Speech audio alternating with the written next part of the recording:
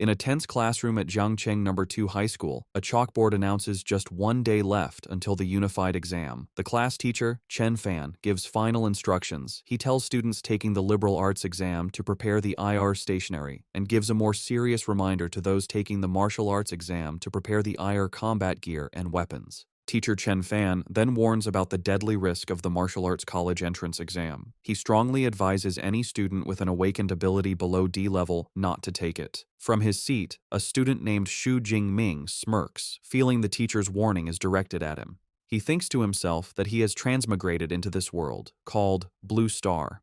It is technologically similar to his old one, but it is also inhabited by ferocious, bloodthirsty beasts. To counter this, some humans have awakened superpowers. In this world, people can awaken various abilities at age 16, which are rated on a scale from F to S. However, the majority of people only awaken skills between F and D. As he considers his own power, a small flash of lightning appears. He reveals that his ability is an E-grade weak electricity, and he notes with disappointment that its power is only comparable to a simple stun baton. As Xu Jingming reflects, a blonde-haired classmate, Huang Tian, taps on his desk. He mockingly asks if Xu Jingming still plans to take the martial arts exam, calling him E-grade trash, who would only shame the school. Huang Tian suggests Xu Jingming should just choose liberal arts and offers him a future as a small clerk in his company. Before Xu Jingming can answer, a female classmate, Lin Qingli, stands up and tells Huang Tian to mind his own business. Annoyed, Huang Tian scoffs at her and promises to show her who is best during the exam. As he walks away, he glances back and adds a cruel remark, predicting Xu Jingming will die on the exam grounds. After Huang Tian leaves, Lin Qingli turns to Xu Jingming with concern. She advises him to ignore Huang Tian's words and suggests that switching to liberal arts might not be a bad option. Xu Jingming listens to her silently, his expression unreadable. Lost in thought, Xu Jingming looks at his Great Xia Unified Exam Registration Form. The form lists his E-level elemental ability. In the Great Xia Kingdom, education is split into liberal arts and martial arts. Those with low-level abilities can choose liberal arts for an ordinary life. The martial arts path is far more dangerous. Students must enter a designated area and fight fierce beasts to the death to pass. Only by surviving can one hope to enter an ability user university. There, with years of training, even an unranked person can become a truly powerful ability user. Xu Jingming understands why his teacher and Lin Qingli are worried. He knows they fear what might happen if he takes the exam. However, he also recognizes that he cannot escape the constant threat of the beasts. This thought triggers a painful memory of a beast tide from his past, where he knelt as a child crying over the lifeless bodies of his parents. The memory strengthens his resolve. He doesn't want to be powerless again. With determination, he holds up his registration form and firmly declares that he will still choose the martial arts exam. As the sun sets, Xu Jingming is in a training hall, practicing relentlessly with a long spear. He channels his electrical ability into the weapon, causing blue lightning to crackle along its length.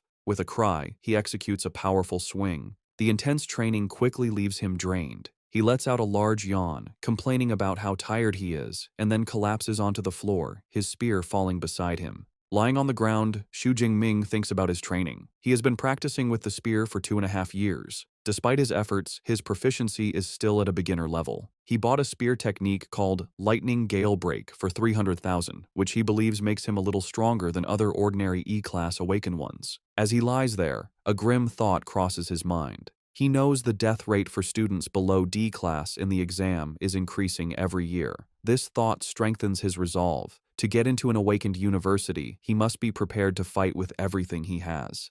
He pushes himself up and approaches a machine, clenching his fist. As his hand nears the machine's panel, a blue holographic interface suddenly materializes, displaying "System Activating." Xu Jingming's eyes widen in shock as he tries to comprehend what is happening.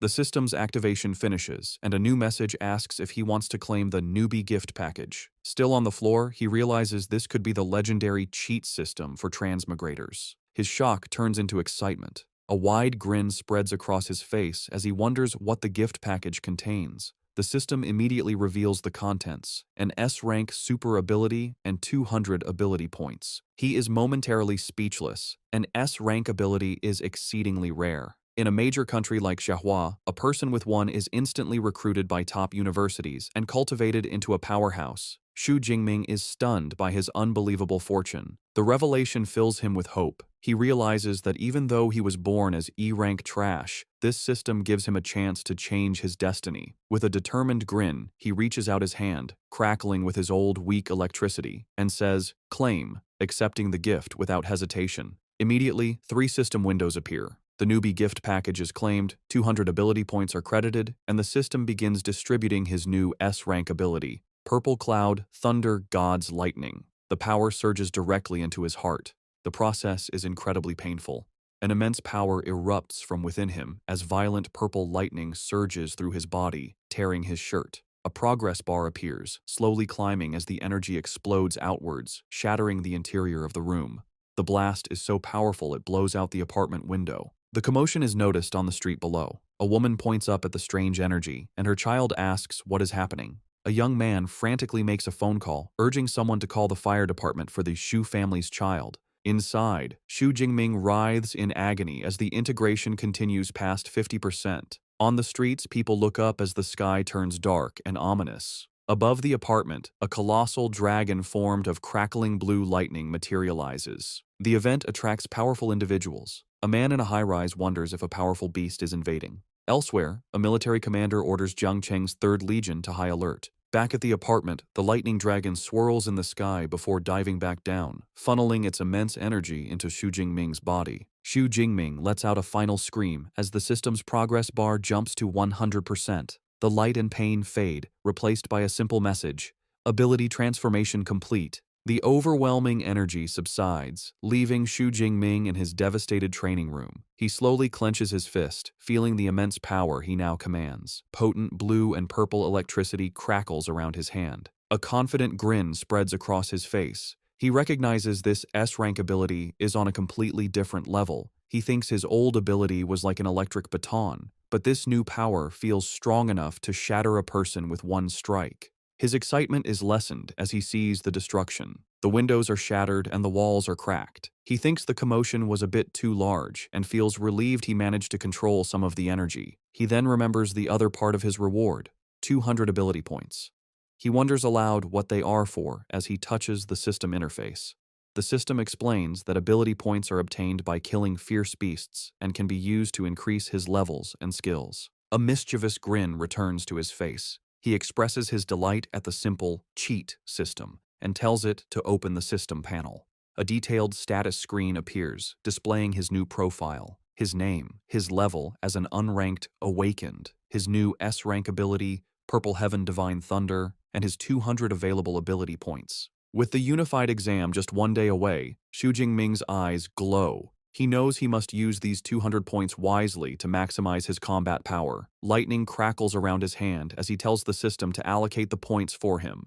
Xu Jingming decides to use his points logically, reasoning that all abilities come from the human body and spirit. He chooses to strengthen these 2 attributes first. As the system processes the points, his stats for physique and spirit quickly increase. A surge of dark purple energy erupts and swirls around him. He looks slightly dazed, marveling at the feeling of his vital energy and thoughts being enhanced. Clenching his fist, he feels the new power inside him. He throws a test punch, and a vortex of blue and purple lightning explodes from his fist, a display of power far beyond what he could do before. He looks at his hand, surrounded by crackling energy, and understands that by raising his basic attributes, his control over his combat skills and powers will also be stronger. The system panel confirms the upgrade, showing his physique is now 141 and his spirit is 160. It explains that each ability point was equal to 0.2 units of vital energy, or spirit energy. A confident grin spreads across his face. He believes that with his current strength, getting into an Awakener university will be easy, but he wonders how he now compares to the other 700,000 candidates in the province, especially the geniuses trained since childhood.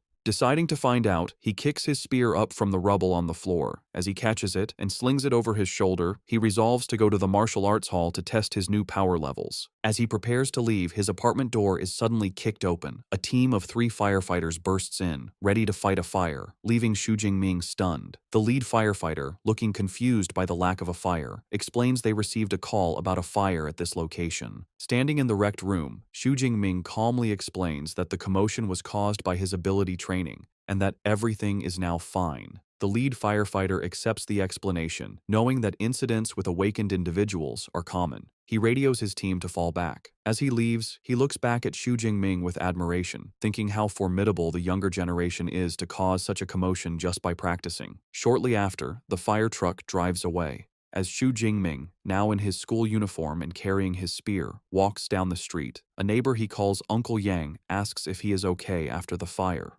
Xu Jingming reassures him everything is under control. Noticing the spear, the neighbor praises him for being so diligent, practicing even with the exam the next day. The story then explains that martial arts halls are important in this world. To advance, an awakened person must train their physique and spirit. The halls provide training grounds, which are essential since not every family can afford a private training room. The two most famous martial arts hall chains are Thunder and Brutal Bear. Xu Jingming arrives at the Thunder Martial Arts Hall. The narration explains that the Brutal Bear Hall is expensive, mainly for students from rich families. The Thunder Hall, however, is free for all high school students, making it very popular. Inside the busy hall, Xu Jingming sees a familiar face in a group of students. The girl, with long black hair and red eyes, is Tang Qi, his cousin. He approaches her and asks why she is at the Thunder Hall. Surprised to see him, Tang Qi replies that she just came with a friend.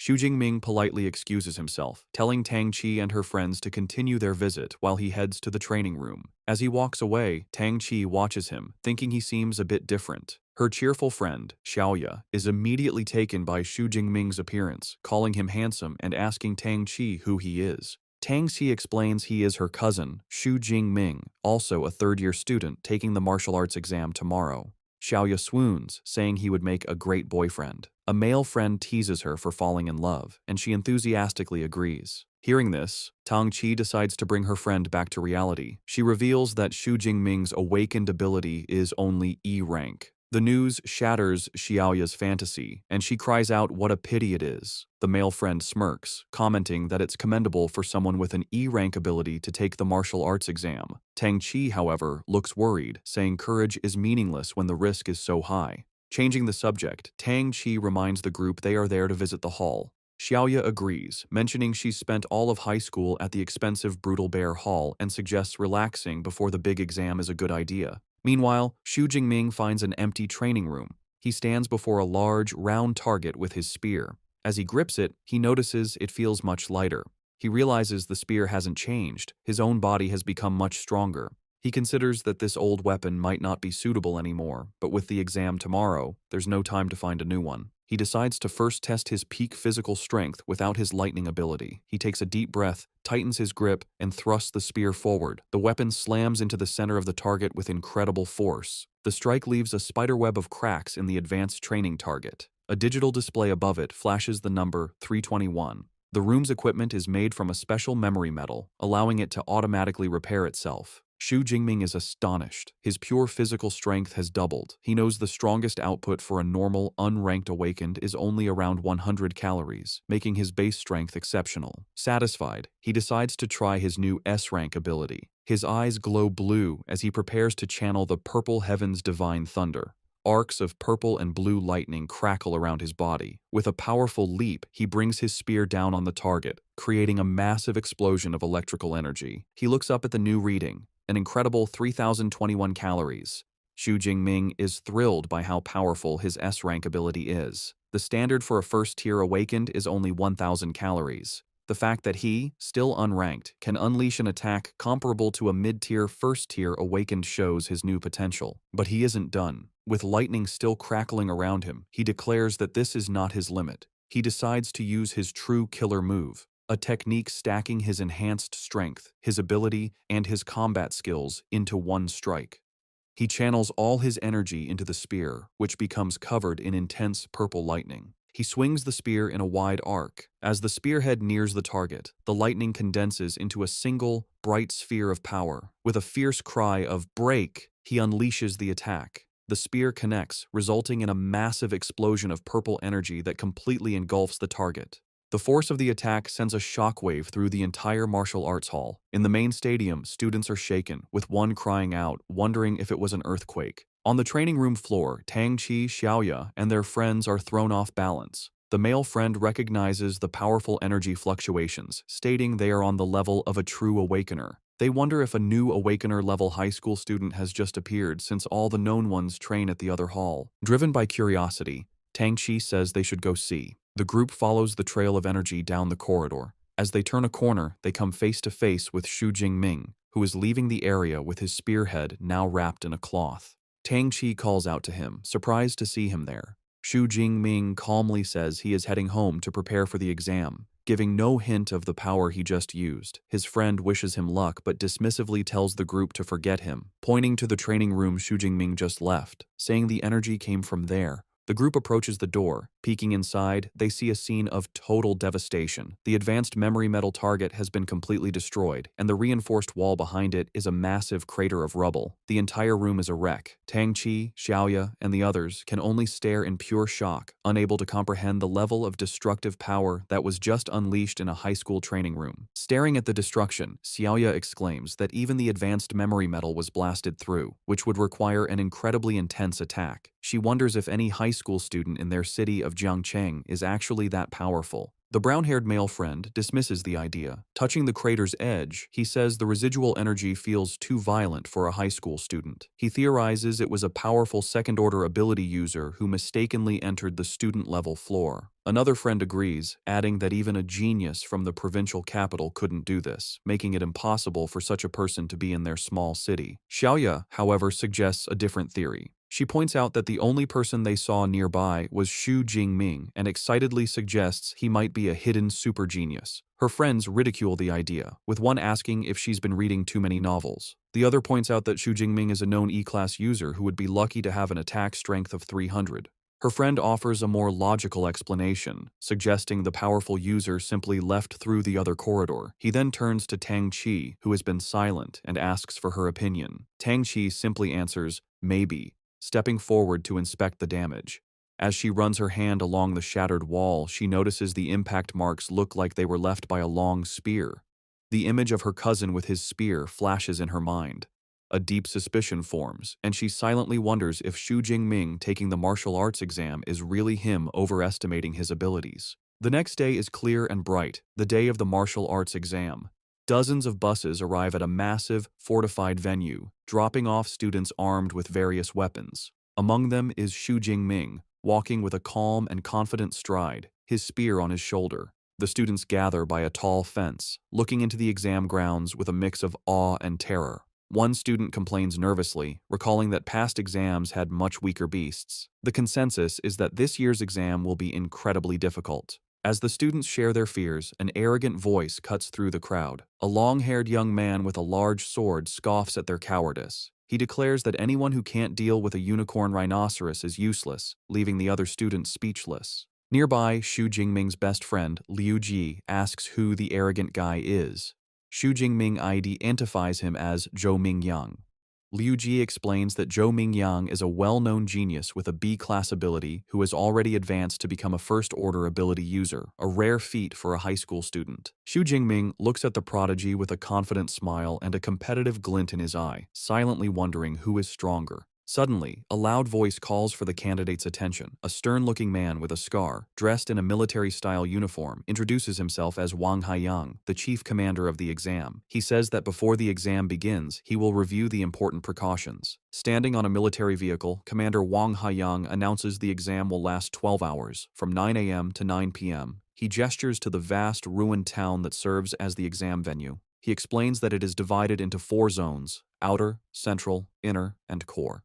Students earn points by killing beasts, with the score increasing based on the beast's rank and strength. The commander's expression turns grave as he gives his final warning. He says the core area is like a bonus question, meant only for the top students. He urges everyone to act according to their abilities and not foolishly risk their lives for a higher score. Listening to the commander, Xu Jingming reflects on his own abilities. Before his power-up, he would have been limited to the outer area, but now, filled with power and ambition, he is determined to charge deep into the inner circle, and perhaps even challenge the core area. An announcement is made for students to get their exam supplies. Xu Jingming and his friend approach their teacher, Chen Fan, who is handing out tactical backpacks. Xu Jingming receives his pack, which contains a smartwatch for tracking points, a backpack with energy bars, a drink, and a medical kit, and a safety ball that can create a high-voltage grid to ward off beasts. As teacher Chen Fan hands Xu Jingming his supplies, he offers one last piece of advice. He reminds Xu Jingming that his life is more important than anything, even if using the safety ball ends the exam early.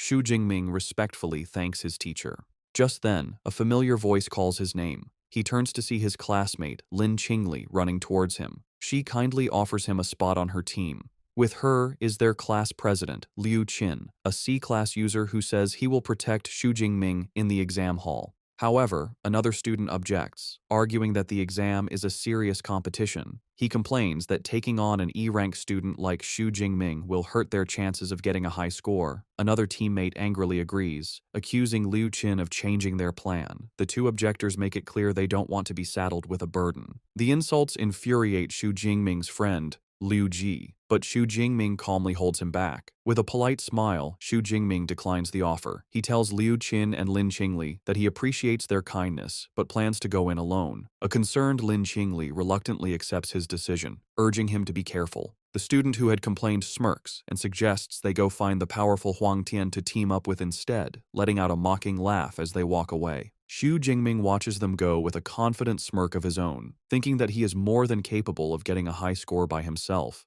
An announcement rings out, declaring the official start of the exam. A fleet of drones swarms into the sky, ready to live broadcast the event. The massive gates open, and a flood of students charges into the ruined city, shouting their goals. Among the crowd are Tang Qi and her friends, a determined-looking girl with a large sword, and the top contender, Zhou Mingyang, who uses his wind ability to leap ahead of the pack. In contrast, Xu Jingming remains calm. He takes a single step, then breaks into a steady run, his spear in hand, thinking that the exam has finally arrived and he is ready. As he runs, he taps his smartwatch. A holographic screen confirms his identity and displays the real-time rankings. The top 3 spots are already filled, with Zhou Mingyang in first place with 7 points, followed by 2 other students. Xu Jingming looks at the leaderboard with a confident smirk. He notes that Zhou Mingyang has already started killing beasts, but the early lead only fuels his own competitive spirit. While others fight in the outer sections, Xu Jingming decides on a bolder strategy. He resolves to waste no time and head straight for the high-risk, high-reward core area. As he moves deeper into the ruined city, he suddenly stops.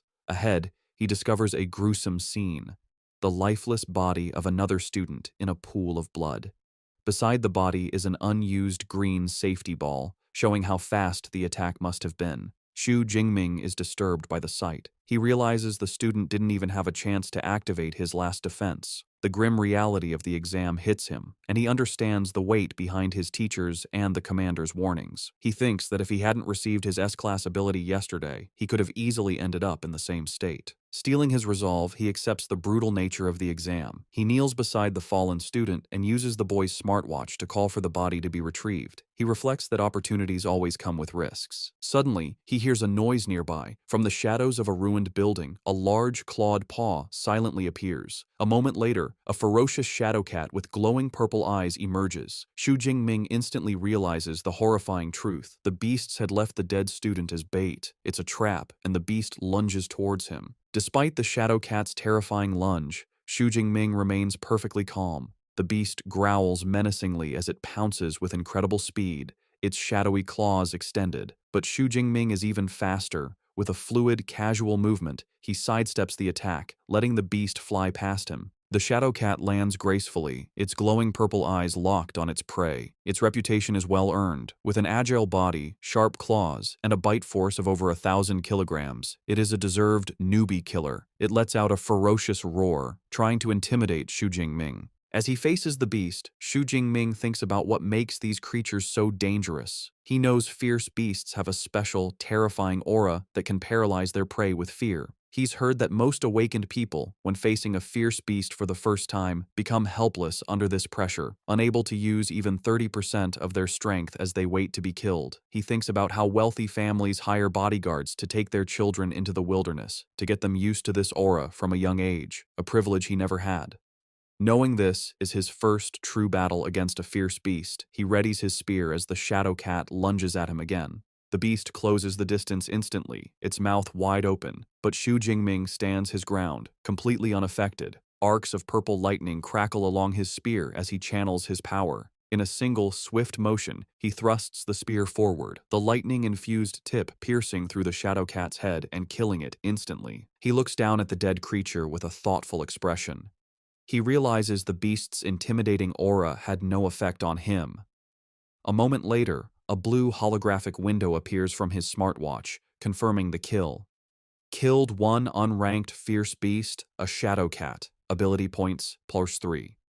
A note explains that fierce beasts are ranked from 1 to 9, and those below rank 1 are unranked, corresponding to unranked human awakened people. Xu Jingming looks at the map of the venue on his watch. He considers that killing beasts grants him ability points, but he seems unimpressed by the small reward, thinking that unranked beasts give far too few points. Realizing he is unaffected by the intimidating aura of fierce beasts, Xu Jingming concludes there is little point wasting time in the outer area. He resolves to get to the more dangerous central area as quickly as possible. He begins his journey deeper into the exam venue, cutting a bloody path through the unranked beasts. He effortlessly kills shadow cats, iron-furred pigs, and wolf-like creatures, gaining a steady 3 to 5 ability points with each kill. However, he identifies a flaw in his approach. While he has gained ability points, he recognizes that he lacks actual combat experience. His new S-rank ability is so overwhelmingly powerful that it kills unranked beasts instantly, preventing him from honing his fighting skills. He also considers the high energy cost of his new power.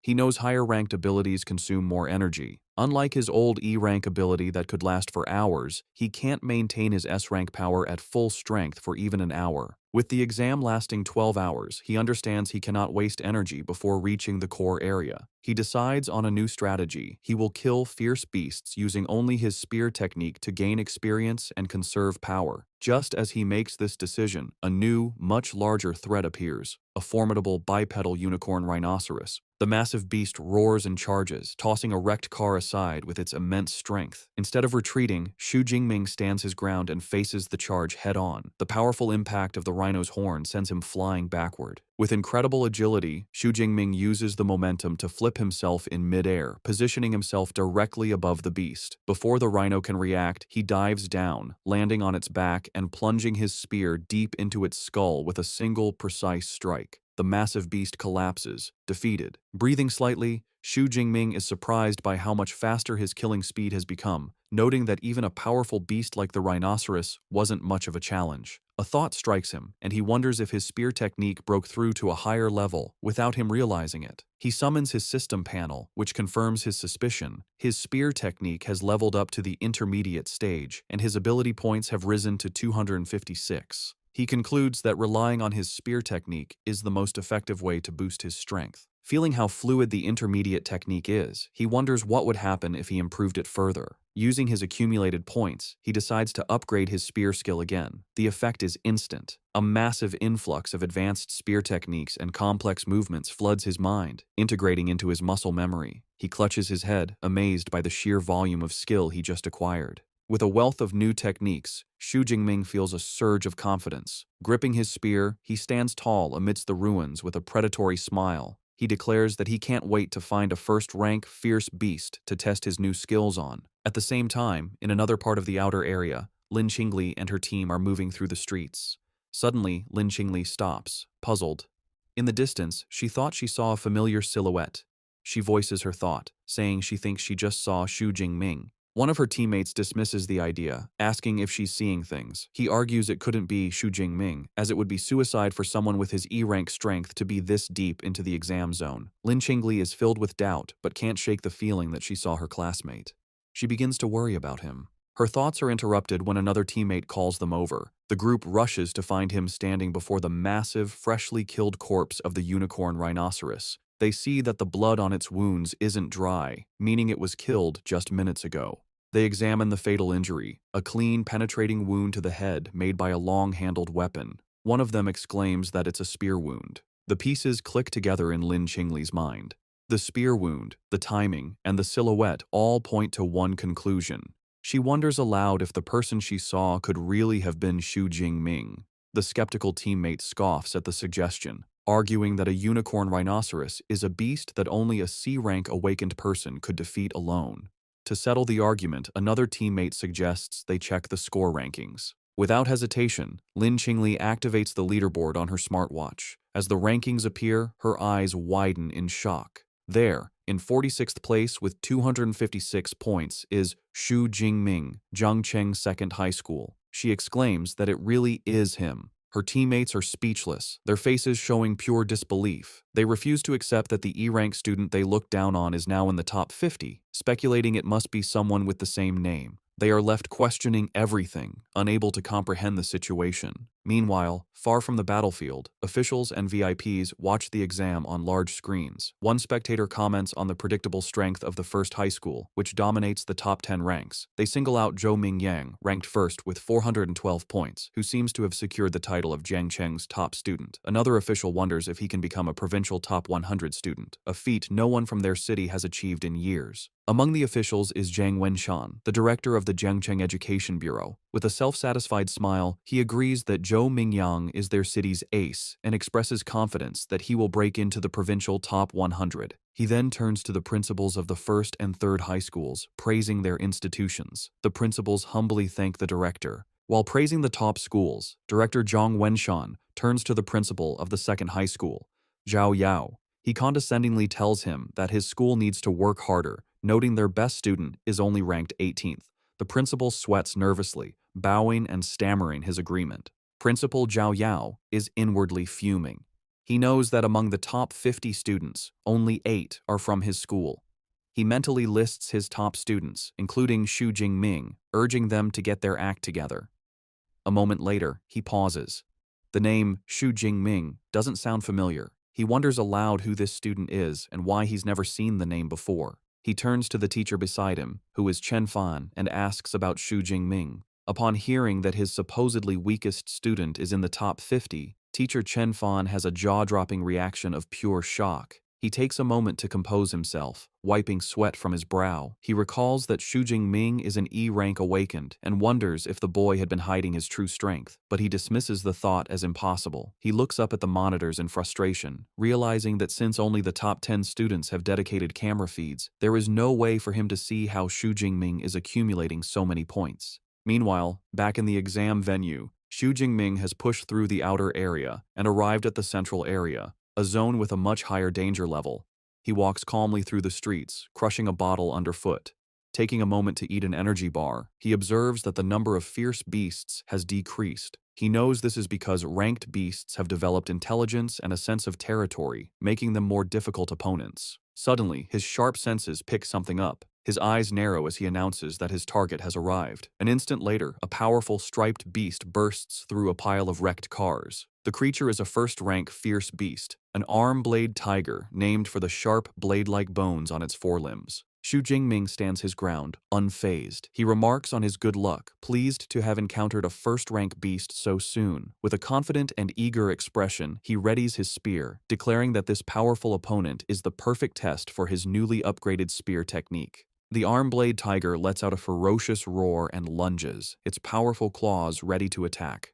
Xu Jingming remains calm and composed, holding his spear defensively. With a graceful spin, he deflects the tiger's initial pounce, expertly parrying the beast's attack with the shaft of his spear. The force of the blow causes the tiger to recoil slightly.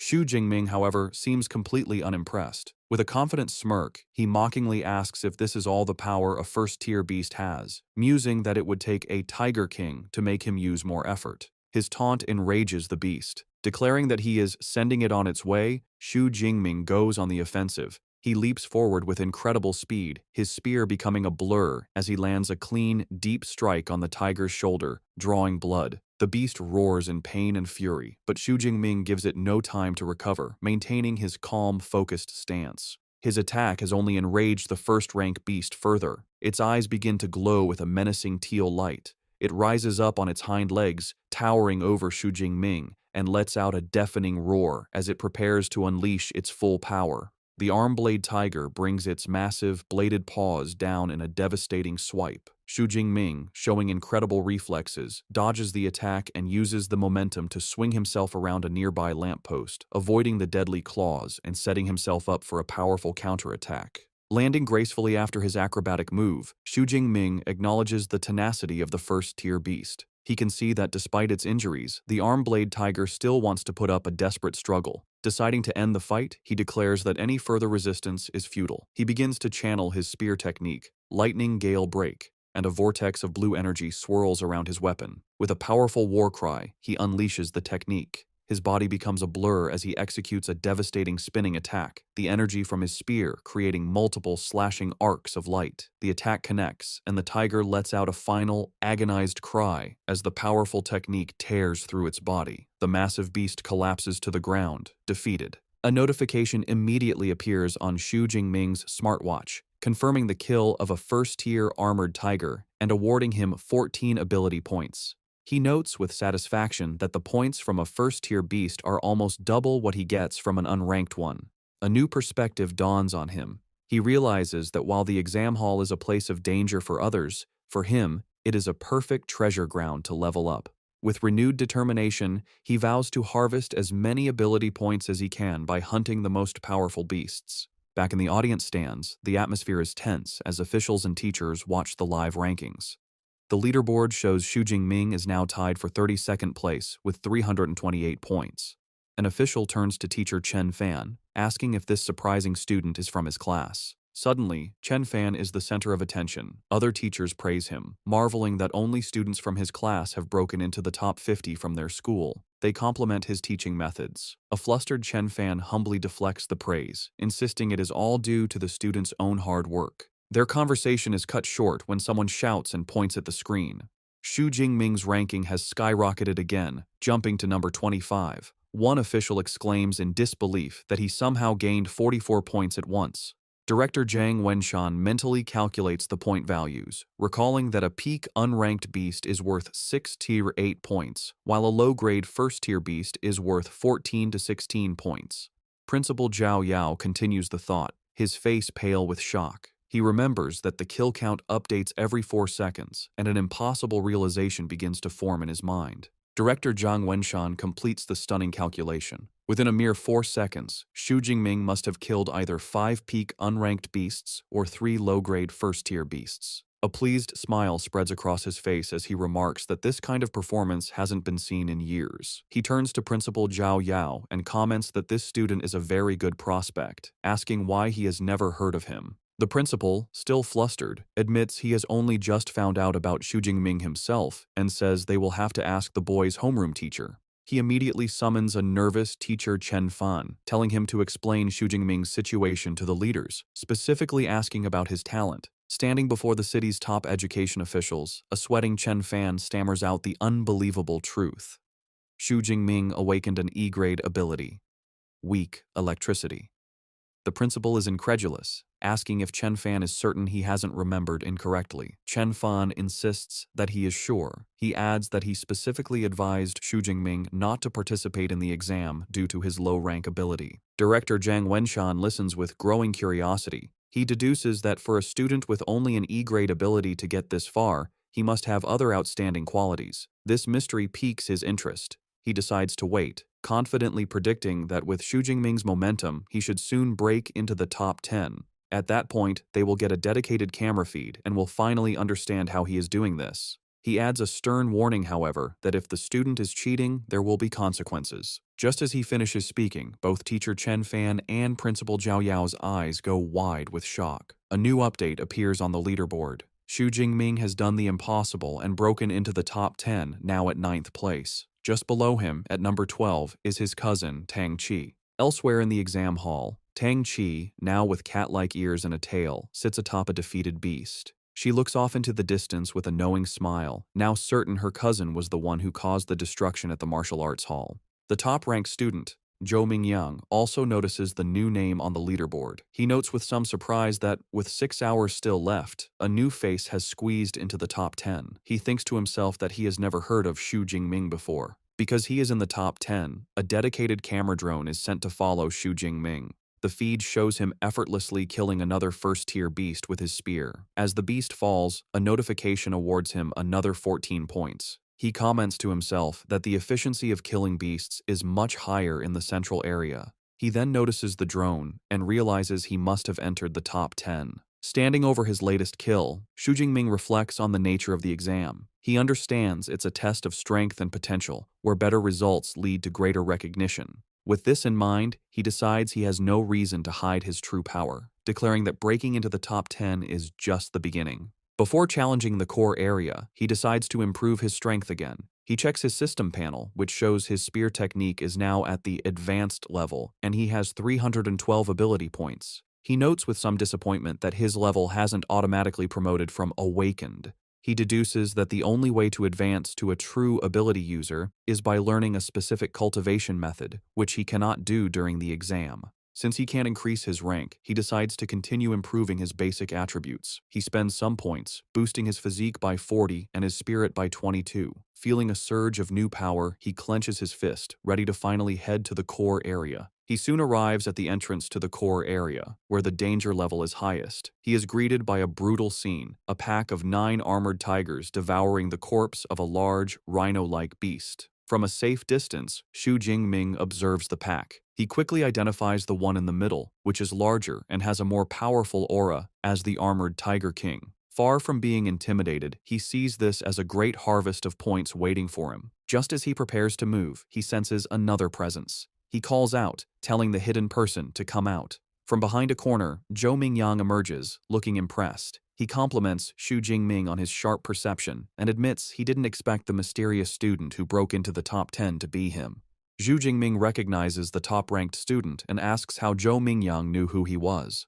Zhou Mingyang explains that he is familiar with every strong candidate who could enter the core area. Since Xu Jingming was an unknown who rose through the ranks, he naturally deduced his identity. Zhou Mingyang then reveals he has been watching the tiger pack and prepares to draw his sword. Xu Jingming immediately becomes wary, asking if he intends to steal his monster. Zhou Mingyang clarifies that he has no intention of stealing the kill. He explains that the armored Tiger King is a powerful mid-grade first-tier beast, and with its pack of 9 other tigers, it's an opponent no single person can handle alone. He proposes they cooperate to take down the pack. However, Xu Jingming flatly rejects the offer with 2 simple words: no need. With a look of absolute confidence, he declares that he is more than enough by himself. Dismissing Zhou Mingyang's offer, Xu Jingming confidently steps out into the open to confront the pack of armored tigers. His sudden appearance immediately draws their attention. They let out warning growls, and the Tiger King, perched on its kill, roars to assert its dominance. Xu Jingming's eyes narrow as he observes his opponents. He notes that, as expected of a group led by a beast king, the tigers have enough intelligence for a simple battle formation, with the stronger ones in front. The pack growls menacingly, preparing to attack as one. One of the tigers breaks from the pack and charges, roaring as it lunges at him.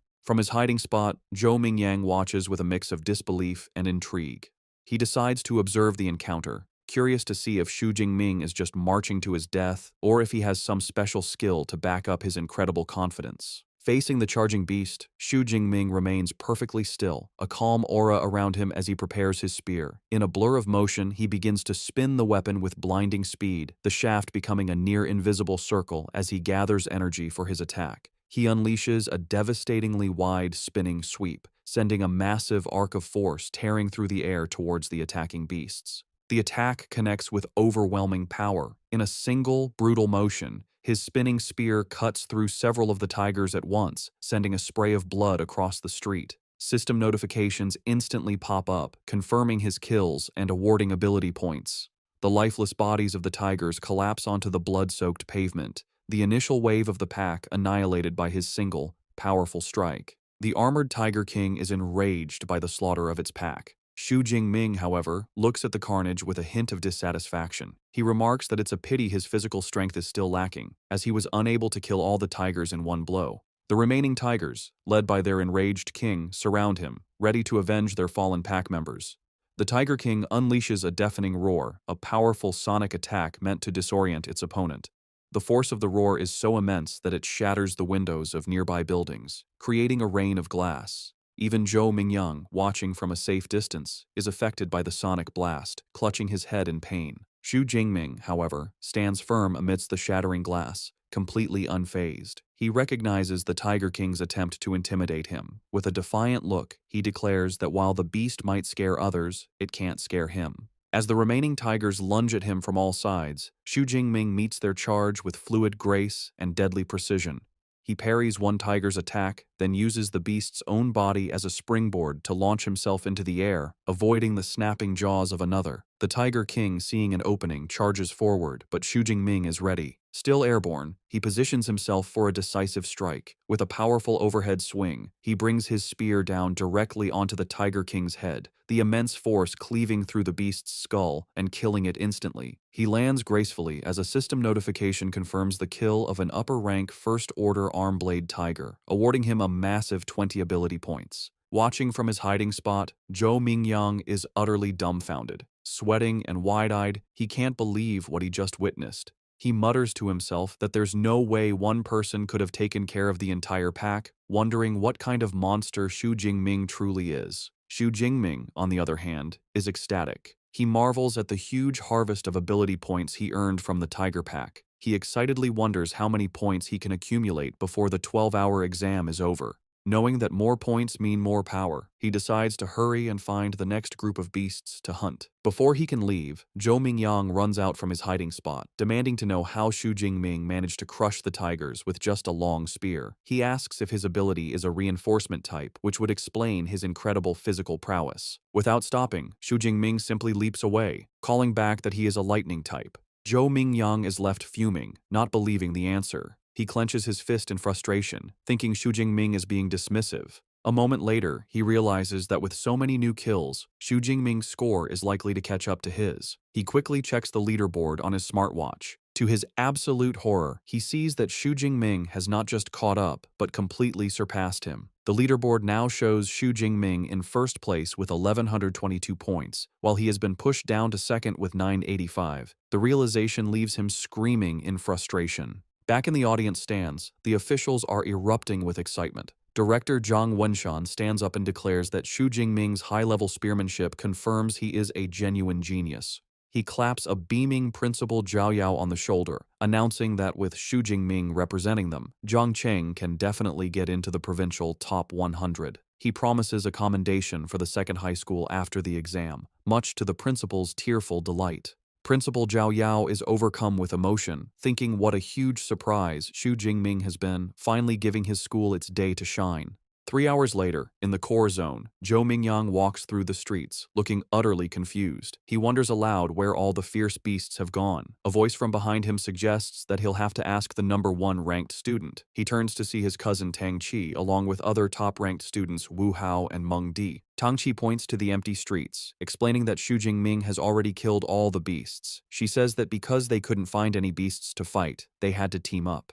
Zhou Mingyang is left stunned, finding it impossible to believe one person could have cleared out the entire core zone. Tang Qi tells Zhou Mingyang that she can tell he hasn't been a ranked ability user for very long. To prove her point, she tells him to look at her cousin's current score. She activates her smartwatch, and the leaderboard appears. Zhou Mingyang's eyes go wide in disbelief as he sees the astronomical number next to Xu Jingming's name. 35 points, more than triple his own score. He can only stammer in shock. Tang Qi calmly explains the math. Subtracting the roughly 700 points Xu Jingming got in the central zone, he still earned over 2,500 points, meaning he must have single-handedly killed almost 200 fierce beasts in the core zone alone. A bead of sweat rolls down Zhou Mingyang's face as he realizes the truth. It wasn't that Xu Jingming was afraid of someone stealing his kills. He had planned to monopolize the entire core zone from the beginning. Wu Hao explains their current situation. With only a few hours left, the remaining top students have formed a team. Their plan is to brave the innermost core zone, a place they know is filled with upper-rank beasts and even a second-order beast king. He acknowledges that going in alone would be a death wish. Meng Di then formally invites Zhou Mingyang to join their team. With no other option, he agrees, shouting, "Count me in." The scene shifts to a quiet, moonlit rooftop.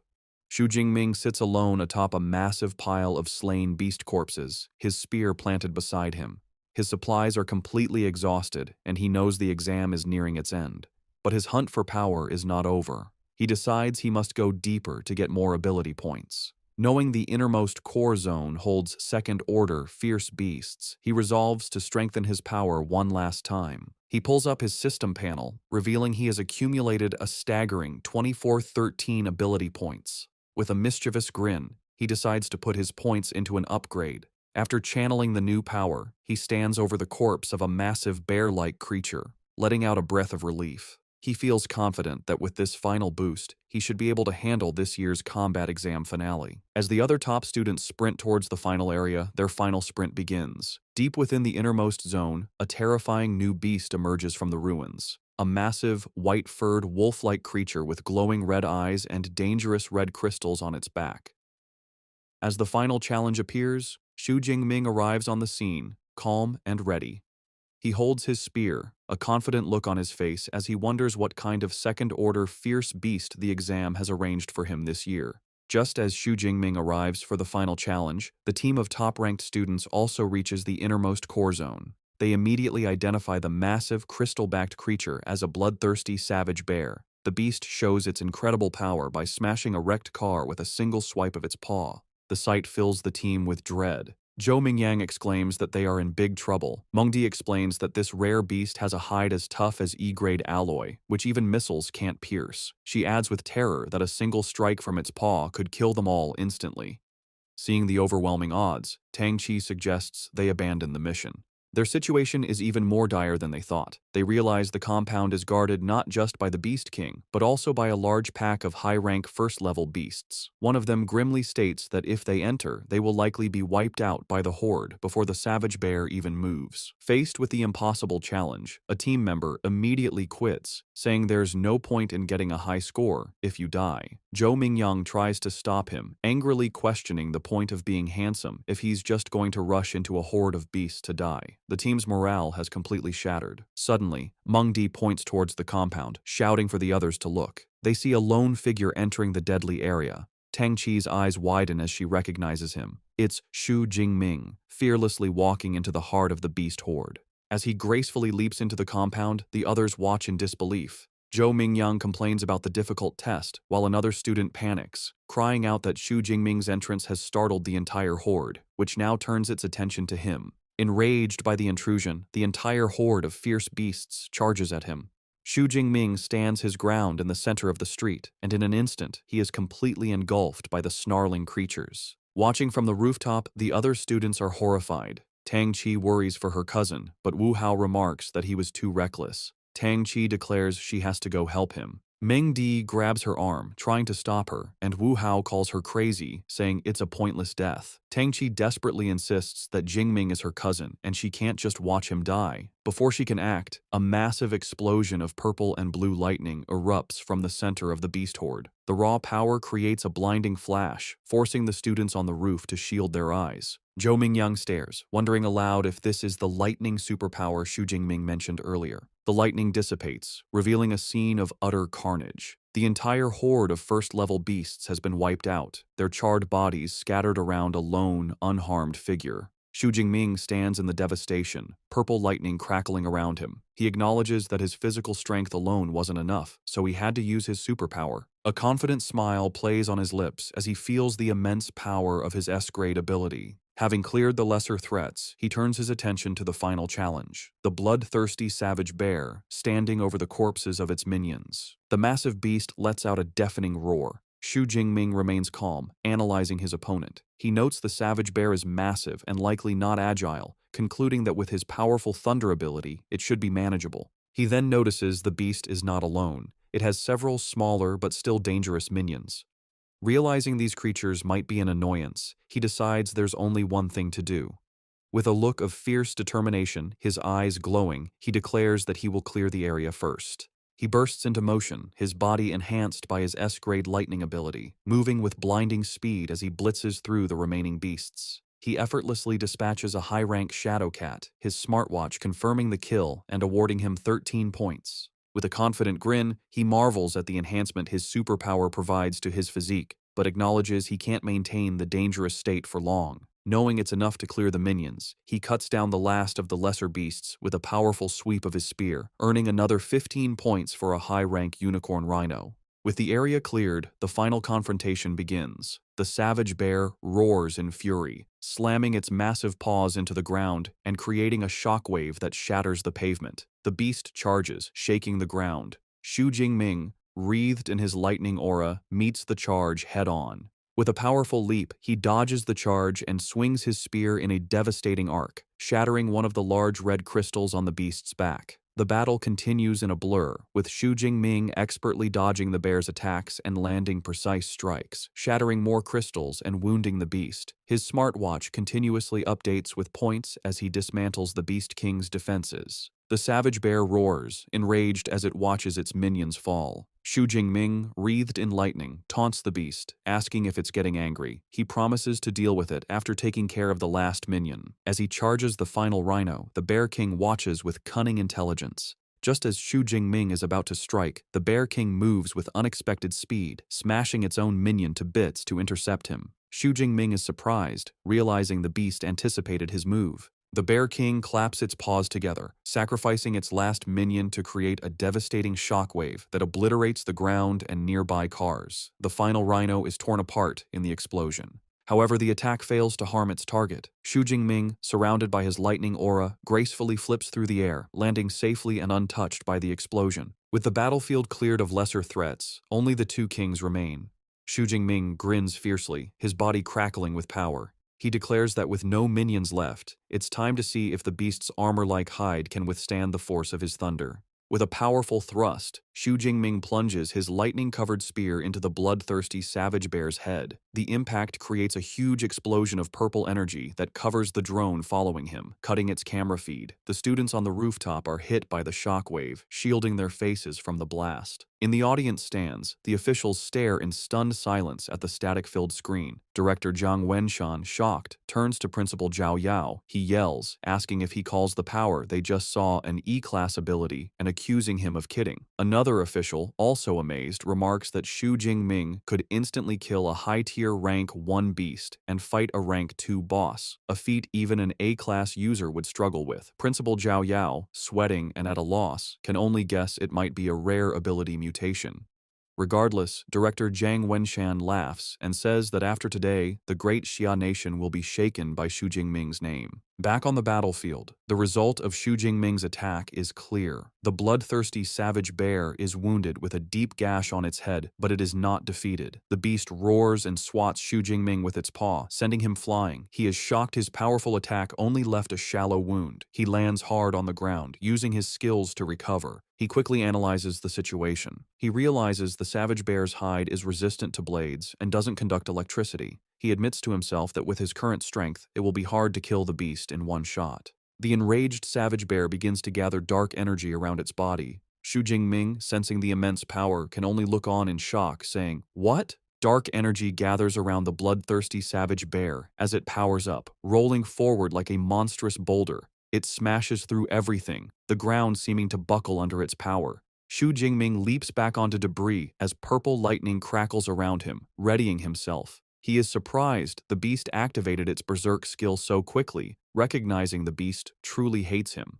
A note explains, berserk is a beast's counter skill, like a human combat technique. The enraged beast, now covered in dark energy, hunches over. It lets out a deafening roar, then charges with greater speed and ferocity. Xu Jingming is impressed, remarking on the astonishing strength of a beast in its berserk state. He knows, however, that the berserk state has a cost. The beast loses its intelligence, acting purely on instinct. He quickly forms a new strategy. He must avoid its attacks and use his superior agility to keep it at a distance. He puts his plan into action, dodging the beast's relentless attacks with incredible speed. He knows he must wait for the perfect chance to temporarily stop it. As the beast lunges, he channels lightning into his spear and thrusts it forward, unleashing a blast of energy that strikes the beast's side. The attack freezes the massive creature for a crucial second, its body shaking from the electric shock. This is the opening he needed. With the beast stunned, Xu Jingming's eyes glow as he prepares his ultimate attack. He raises his hand, gathering a massive amount of purple and blue energy. He calls on the full power of his S-rank ability, shouting, "Nine Heavens Divine Lightning, blast it!"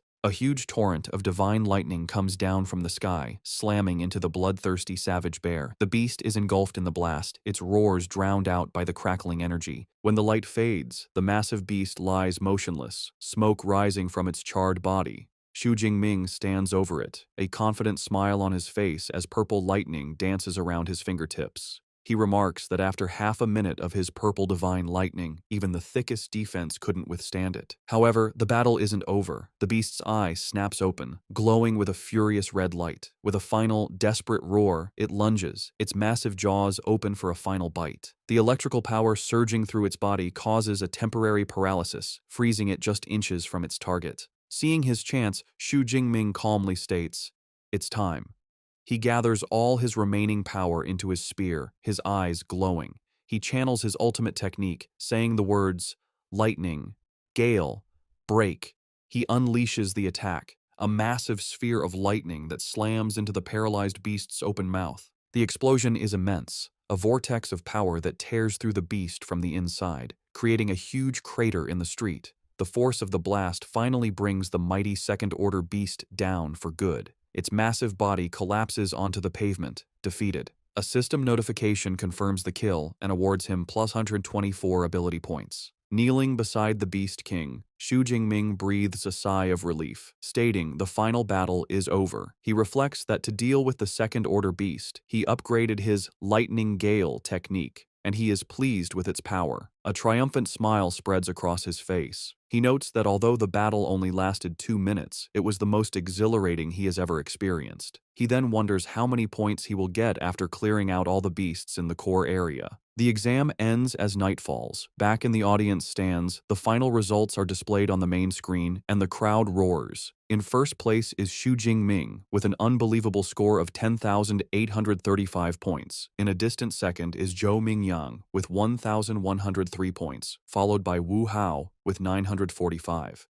The officials are ecstatic. Director Zhang Wenshan, Principal Zhao Yao, and teacher Chen Fan leap to their feet, cheering. They celebrate that Xu Jingming not only broke their city's record, but the entire Jiangnan province record. They call him a genius. They recall last year's provincial champion only scored just over 8,000 points. With his score, they declare Xu Jingming has practically pre-booked this year's champion title. Standing amidst the destruction, Xu Jingming looks at the sky and notes there isn't much time left. He reflects on his accomplishments with a confident smirk. He has killed all the fierce beasts in the inner circle and core area. With time left, he decides to head back to the central area to kill as many remaining beasts as he can. As he walks back, he passes the rooftop where the other top students are gathered. They stare in disbelief. Tang Qi is amazed her cousin killed a Tier 2 Beast King, while Zhou Mingyang is bewildered, wondering why Xu Jingming is going back when he is already in first place. Mingdi correctly guesses he is heading back to the central area. The horrifying realization dawns on her, and she wonders aloud if he is going back to clear out all the remaining beasts. The other students are speechless at his ambition. The reality hits them. Zhou Mingyang realizes that with Xu Jingming's speed, he might actually do it. If they don't leave soon, they might not get a single point in the last hour. He declares their team-up is over and leaves first. The others quickly follow, scrambling to hunt for any remaining beasts. 1 hour later, an official announcement echoes across the exam venue. The 2037 Zhangcheng Martial Arts College entrance examination has concluded. Killing beasts no longer counts, and all candidates are told to return. Throughout the venue, the remaining students react. A tired Tang Qi wipes sweat from her brow, sighing that it's finally over. Elsewhere, one student despairs over being one beast away from passing, while another celebrates just barely making it. In the midst of the carnage, Xu Jingming stands over his final kill, looking unsatisfied. He wonders why the exam had to end so quickly, feeling he wasn't quite finished. As students exit the exam venue, they are greeted by guards, their faces a mix of exhaustion and relief. Outside, Tang Qi's friend Xiaoya is still reeling from Xu Jingming's power. She clings to Tang Qi, asking for the third time if Xu Jingming is really her cousin. Tang Qi, looking weary, confirms he is. Xiaoya's crush has returned. With a blush, she begs Tang Qi for his contact information. Tang Qi reminds her that just yesterday she wasn't interested. Xiaoya quickly says things are different now that he is first in the exam and continues to beg. Their conversation is interrupted by a commotion. Someone shouts that Xu Jingming is coming out. A massive crowd of students swarms the exit, desperate to see the new champion. Xu Jingming emerges from the gate, his expression calm and his spear on his shoulder. He is met with cheers and congratulations. Some jokingly ask him to give them 100 of his points. He smiles and waves, taking in the sudden fame as he walks towards the buses. In the crowd, Wu Hao and Zhou Mingyang look on. Wu Hao remarks that Zhou Mingyang should have been the one in that position, but Zhou Mingyang humbly replies he is content with his score, admitting he never knew the second high school could produce such a monster. Before Xu Jingming can get on the bus, he is stopped by Principal Zhao Yao, who congratulates him and introduces him to Director Zhang Wenshan. The director informs Xu Jingming that he wants to give him a ride himself. Xu Jingming looks at the chaotic crowd and realizes it's for the best, knowing the bus ride would be full of questions. He gets into a sleek black car with the officials, which speeds away. Inside the car, Director Zhang asks Xu Jingming which superpower university he wants to attend. Xu Jingming admits he has been so focused on his strength that he hasn't thought about it. The director assures him that with his results, any university would be within his reach. However, he advises that half of the country's high-level superpower users graduate from the top 3 universities and recommends he consider them. Director Zhang Wenshan details the top 3. First is Qingjing Superpower University, affiliated with the government. Graduates can directly enter the system and serve the country. Next is Modu Superpower University, known for its excellent resources and elite clubs. Finally, there is Jincheng Superpower University, which has a long history and strong faculty. All 3 have top-tier cultivation methods that are not public. Xu Jingming listens intently. He understands awakened individuals need these special methods to become true superpower users. He asks what makes a top-tier cultivation method special. The director explains that with a beginner method, it would take 3 to 4 years to advance. With a top-tier method, it only takes half a year. He reassures Xu Jingming that with his results, he will qualify for special admission from even the top 3 universities. Having dropped off the officials, Xu Jingming arrives back at his apartment late at night. The next day, he is in the shower, feeling refreshed. He checks his system panel and sees he has 2,534 ability points remaining, which he believes is enough for a superpower university. As he dries off, he wonders if there will be beast-killing competitions after he enrolls, deciding he will have to enter the wilderness to continue growing stronger. Meanwhile, his cousin Tang Qi arrives at his apartment with her mother, Xu Qingwan.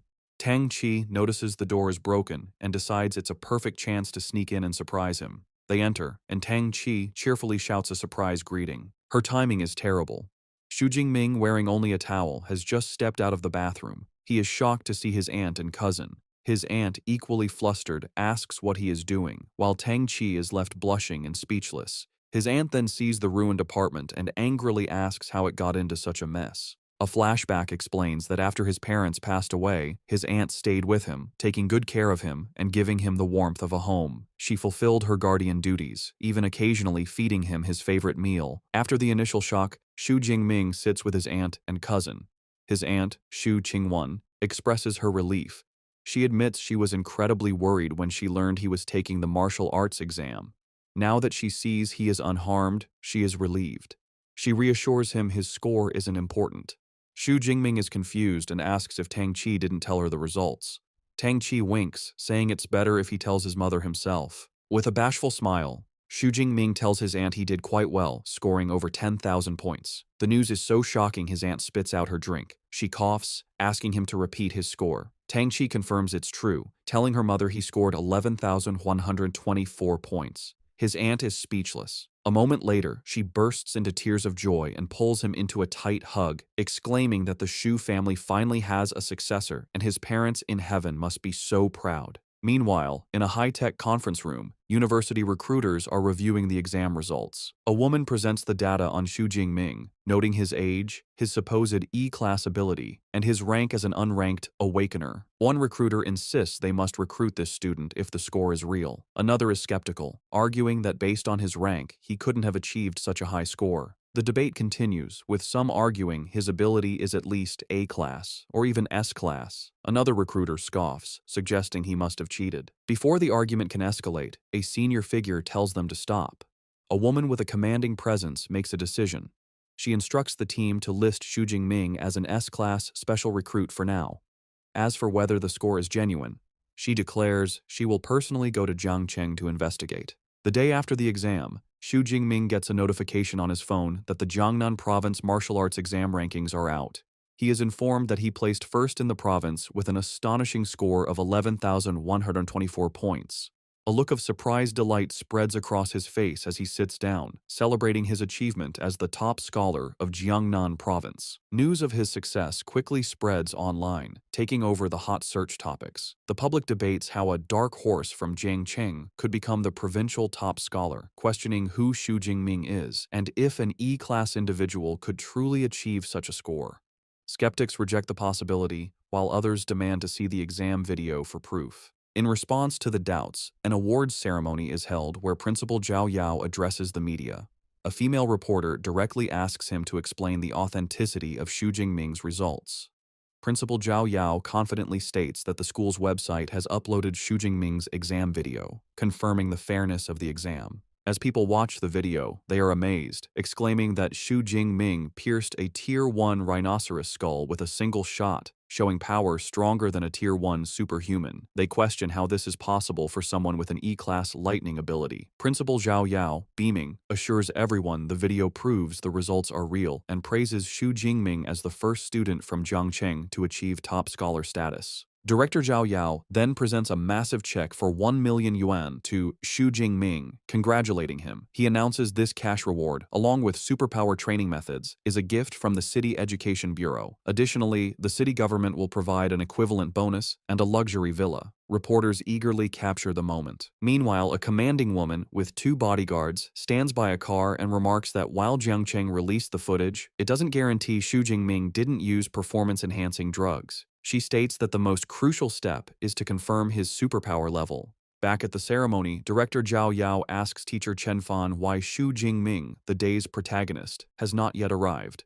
Teacher Chen Fan smiles, explaining that he just spoke with Xu Jingming, who said he is still training at the martial arts gym. The director laughs, finding it extraordinary that the new top scholar is still training after the exam. With Xu Jingming on his way, the scene shifts to a meeting room where Principal Zhao Yao is nervously serving tea to 3 intimidating figures, whom he addresses as teachers. When one of them casually dismisses the tea, Principal Zhao Yao sweats, thinking about the powerful aura coming from these high-level superhumans, which makes his heart tremble. The 3 individuals are recruiters from the nation's top superpower universities, and the air is tense as their immense spiritual pressures seem ready to clash. The woman with short, grayish-purple hair, Zhang Zhaoyue, the director of admissions for Modu Superpower University, breaks the silence. She coyly asks her rivals who they are targeting. A woman in a light blue dress, Su Yun from Qingjing Superpower University, tells Zhang Zhaoyue not to play dumb. She confidently declares that as long as his results are genuine, Qingjing University will have him. A man with long black hair, Wu Yuan from Jin City Superpower University, scoffs at her claim, stating that Jin City University will recruit him. As sparks of energy crackle between them, Zhang Zhaoyue thinks to herself that recruiting top scholars always involves clashing with other academies. Just as the tension peaks, the door slides open, and Xu Jingming enters with his spear over his shoulder. He calmly greets the 3 powerful figures as teachers. His sudden arrival surprises the recruiters. Zhang Zhaoyue observes him with interest, noting his spirit is full and he's still carrying his weapon, a sign he hasn't relaxed his training. More importantly, she is impressed that he did not falter under the combined pressure of 3 high-level superhumans. Principal Zhao Yao formally introduces the recruiters to Xu Jingming, Director Zhang Zhaoyue from Modu University, Director Su Yun from Qingjing University, and Minister Wu Yuan from Jin City University. Director Zhang Zhaoyue speaks first, complimenting him on his stunning combat techniques in the exam video. However, she gets straight to the point, asking why his superpower no longer seems to be the E-class weak electricity, and requests an explanation.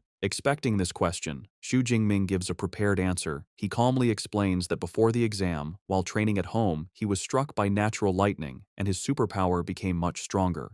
Wu Yuan and Su Yun immediately conclude that it sounds like a superpower mutation. Zhang Zhaoyu then suggests that Xu Jingming probably doesn't know the true level of his mutated superpower. She has brought a superpower detection instrument with her and invites him to try it. She presents a glowing, circular device and tells him to use his superpower on it. Xu Jingming places his hand on the instrument and unleashes his power. A massive, violent surge of purple and white lightning erupts from him, covering the device. Su Yun is visibly shocked by the sheer force of the lightning. The detection device completes its scan, identifying the superpower as Purple Cloud Divine Thunder. but as it tries to assign a rating, it beeps erratically and cracks appear. In a flash of golden light, the instrument overloads and explodes into pieces. The blast sends arcs of electricity across the room, startling everyone. A shocked Principal Zhao Yao asks what is going on. Wu Yuan and Su Yun, however, look thrilled. They state the situation is confirmed. His power overloaded the small device, which means his ability level must be S-class at the very least. With Xu Jingming's S-class potential confirmed, director Zhang Zhaoyue smiles, thinking they bet on the right person this time. The confirmation immediately sparks a fierce bidding war.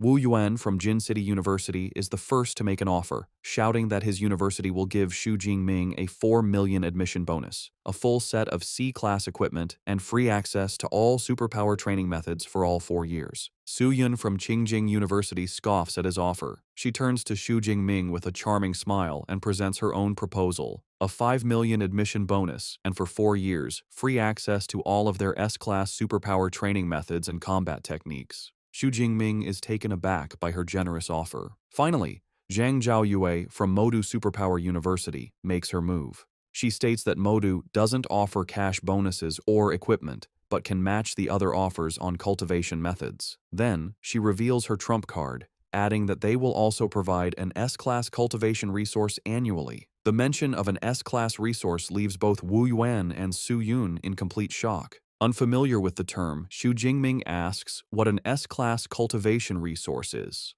Zhang Zhaoyue explains, asking if he has heard of dragon-type fierce beasts. She says they are creatures with innate power, born at a high level of tier 4 or 5, far surpassing other beasts. She then reveals the stunning details. The S-class resources include the heartblood of an 8th-tier adult dragon-type fierce beast. After consuming this dragon blood, one's body would be greatly enhanced, and their physical strength would become comparable to that of a dragon-type beast. She emphasizes that every S-class resource is on the same level as this. The other recruiters are left speechless. Su Yun admits that even she is tempted, remarking on Modu's wealth.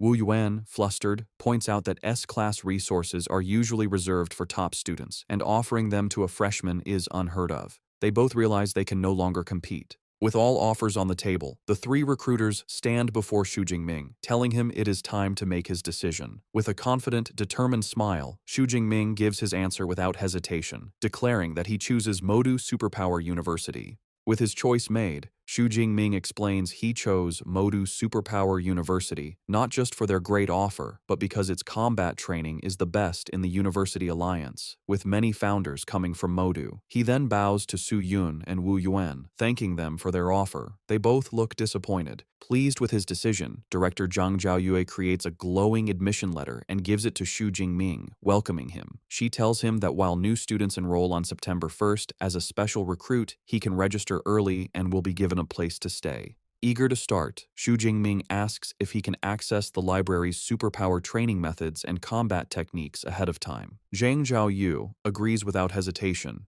adding that the school can provide him with a private study room. She hands him her contact card, telling him to get in touch when he arrives in Magic City. Holding his admission letter, Xu Jingming looks at the smiling director and says he can't wait to go and register. Sometime later, Xu Jingming stands at a train station with his luggage, looking excited as an announcement calls for passengers of the G91 train to Magic City to begin boarding. At the station, his aunt Xu Qingwan is emotional, wiping away tears as her husband Tang Daolin comforts her. He proudly says that their child has grown up and that when Xiaoming leaves, he is going to soar. As Tang Xi looks on, her father reminds her it is time to start filling out her university choices. He suggests that since her cousin is going to Magic City Superpower University, she should also try to choose a university there. Xu Qingwan agrees, adding it would be good for them to look out for each other. A flustered Tang Qi quietly agrees. On the train, with 6 hours left, Xu Jingming is already studying. He thinks to himself that the most important reward from the exam is the Universal C training method.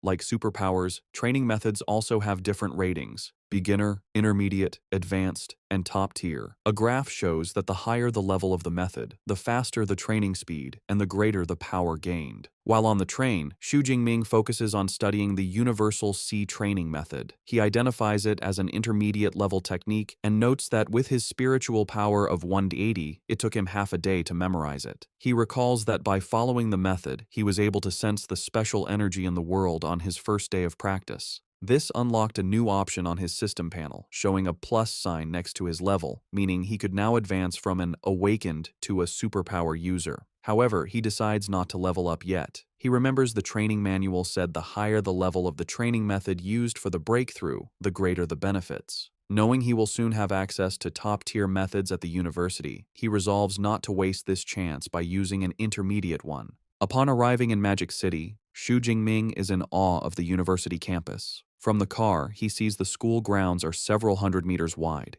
He is greeted by Director Zhang Zhaoyue, who pulls up in a red sports car and welcomes him, telling him to get in so she can take him to handle admission procedures. As they drive through the stunning campus, lined with cherry blossom trees, Director Zhang Zhaoyue boasts about its size, explaining it covers 40,000 mu. She adds that even visiting students can't tour the entire campus in one day. Xu Jingming is impressed, remarking that seeing it is better than hearing about it. After a quick registration, Director Zhang Zhaoyue hands him his new student ID, an all-in-one card he can use to access the dorms. As they approach his new accommodation, Xu Jingming thinks about his past life, where he saw dorms from 4-person rooms to 3-bedroom apartments.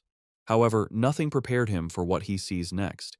He stares in shock at his new dormitory, a magnificent, luxurious villa. Director Zhang Zhaoyue explains that every student at Modu lives in a villa, with the luxury determined by their scores. As the provincial top scorer, Xu Jingming gets the most luxurious model, with an area of over 800 square meters. She informs him the villa is for 2 people, with an upper and lower floor, so he and his future roommate will each have an entire floor. Xu Jingming thinks that having a roommate isn't bad and is better than being alone.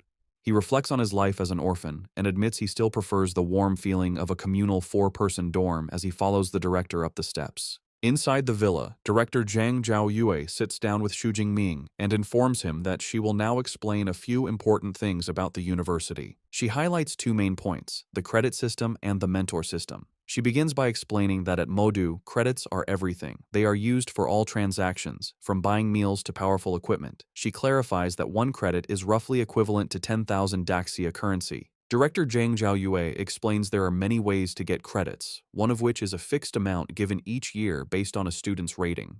As an S-class student, Xu Jingming gets 100 credits for the year.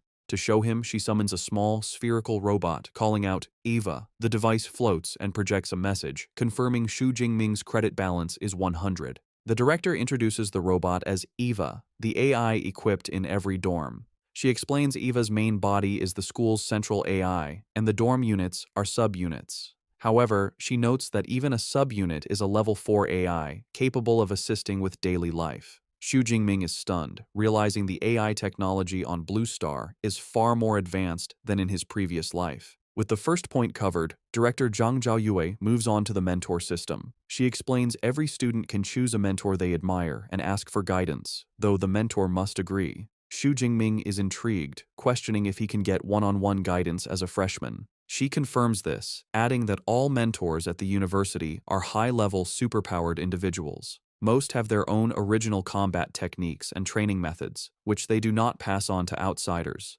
These secret techniques can only be learned after becoming their official disciple. Given Xu Jingming's abilities, she informs him the university has 4 mentors who specialize in the lightning element. Her top recommendation is Yang Zhentian, the dean of the Weaponry Academy. At her command, Eva projects a profile of the dean. It reveals Yang Zhentian is a 52-year-old, Tier 7 high-rank superpowered individual with an A-rank lightning superpower. He is a master of various weapons, especially the spear, earning him the title Thunder Spear. The profile also notes he once fought an 8th-tier demonic whale for 3 days and nights before killing it alone. The director also provides information on the other 3 potential mentors, but tells Xu Jingming the final choice is his. After reviewing the options, a confident smile spreads across Xu Jingming's face. He notes Dean Yang Zhentian is not only a lightning user, but also a spear specialist, concluding he is the best choice for his mentor. Having made his choice, Xu Jingming heads to the mentor's residential area, a serene compound of traditional buildings in a lush forest. As he arrives at the grand gate of Dean Yang Zhentian's residence, he thinks that a mentor's home is far more high class than the student villas. Before he can proceed, a young man with brown hair, leaning against a stone lion, asks if Xu Jingming is also there to seek mentorship. The young man looks surprised when he realizes Xu Jingming is still an awakened, guessing he must be a specially recruited student. After Xu Jingming confirms this, the other student remarks that in previous years, special recruits were typically mid to high-rank Tier 1 individuals. The student introduces himself as Tan Mingyang, a junior from the Weaponry Academy. Xu Jingming introduces himself as a freshman who just registered. Tan seems impressed, commenting that Xu Jingming is quick to seek mentorship. He explains that most freshmen only learn about this after the freshman competition, which interests Xu Jingming. Tan explains that the freshman competition is a university tradition held a few days after registration. All teachers watch, and students who perform well are sought after by academies, with some even being chosen directly by mentors. He clarifies that while it's not impossible for a special recruit like Xu Jingming to seek mentorship early, trying to become the dean's disciple right after enrolling is as difficult as winning the lottery. Xu Jingming politely thanks him for the explanation and asks if Tan is also there to seek mentorship from Teacher Yang. With a sigh, Tan confirms this, revealing he has made several trips over the past 6 months but has always been turned away. He was about to give up, but decided to try one last time. Just as he finishes speaking, the large doors open, and a middle-aged man, likely a butler, appears, startling Tan. The butler's expression softens as he greets them and informs them that Teacher Yang is waiting inside, inviting them to follow him.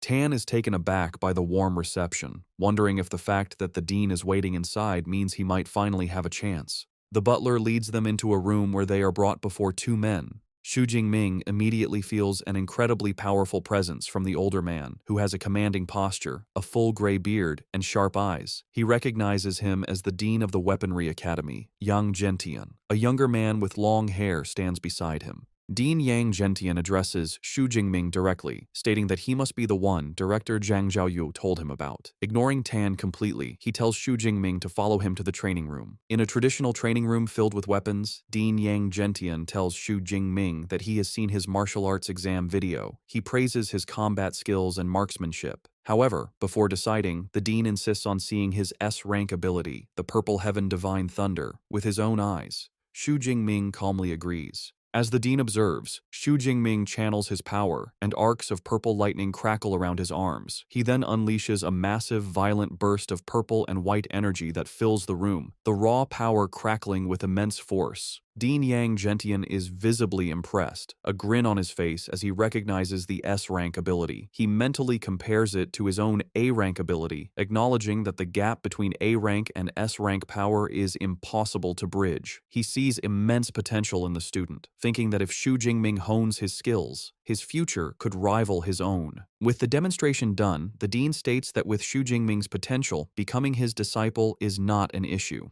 However, he offers a serious warning. He explains that he has made many friends and enemies. He cannot guarantee his enemies won't target his disciples, and asks if Xu Jingming is still willing to accept him as a master, knowing the risks. Without hesitation, Xu Jingming drops to his knees in a formal sign of respect. With a wide, determined grin, he declares that he is willing. He passionately explains that he admires high-level ability users who have grown strong through bloody struggles. He believes the number of enemies his teacher has defeated is proof of his immense combat ability. Pleased with this answer, Dean Yang Zhentian laughs heartily and formally accepts him. He declares that from this day forward, Xu Jingming is his 32nd disciple and his very first S-rank disciple. Telling him to rise, the dean presents Xu Jingming with his first gifts, a top-tier ability training method called Extreme Ability Training Method, and a body-tempering combat technique called Thunder Indestructible Body, both of which he created. Xu Jingming is stunned by the value of the gifts, realizing a body-tempering combat technique that can strengthen his body is far more precious than an ordinary one. The dean explains that while the ability training method is one of only 3 top-tier methods in the school, the real highlight is the Thunder Indestructible Body technique, the culmination of his life's work. He adds that the technique has been certified by 2 major martial arts halls and has been officially rated as S-rank. The revelation leaves Xu Jingming utterly speechless, shocked to learn of an S-rank combat technique. Combat techniques, like abilities, have their own ratings, from F to SSS. The higher the rank, the more difficult it is to master, but the more powerful it will be.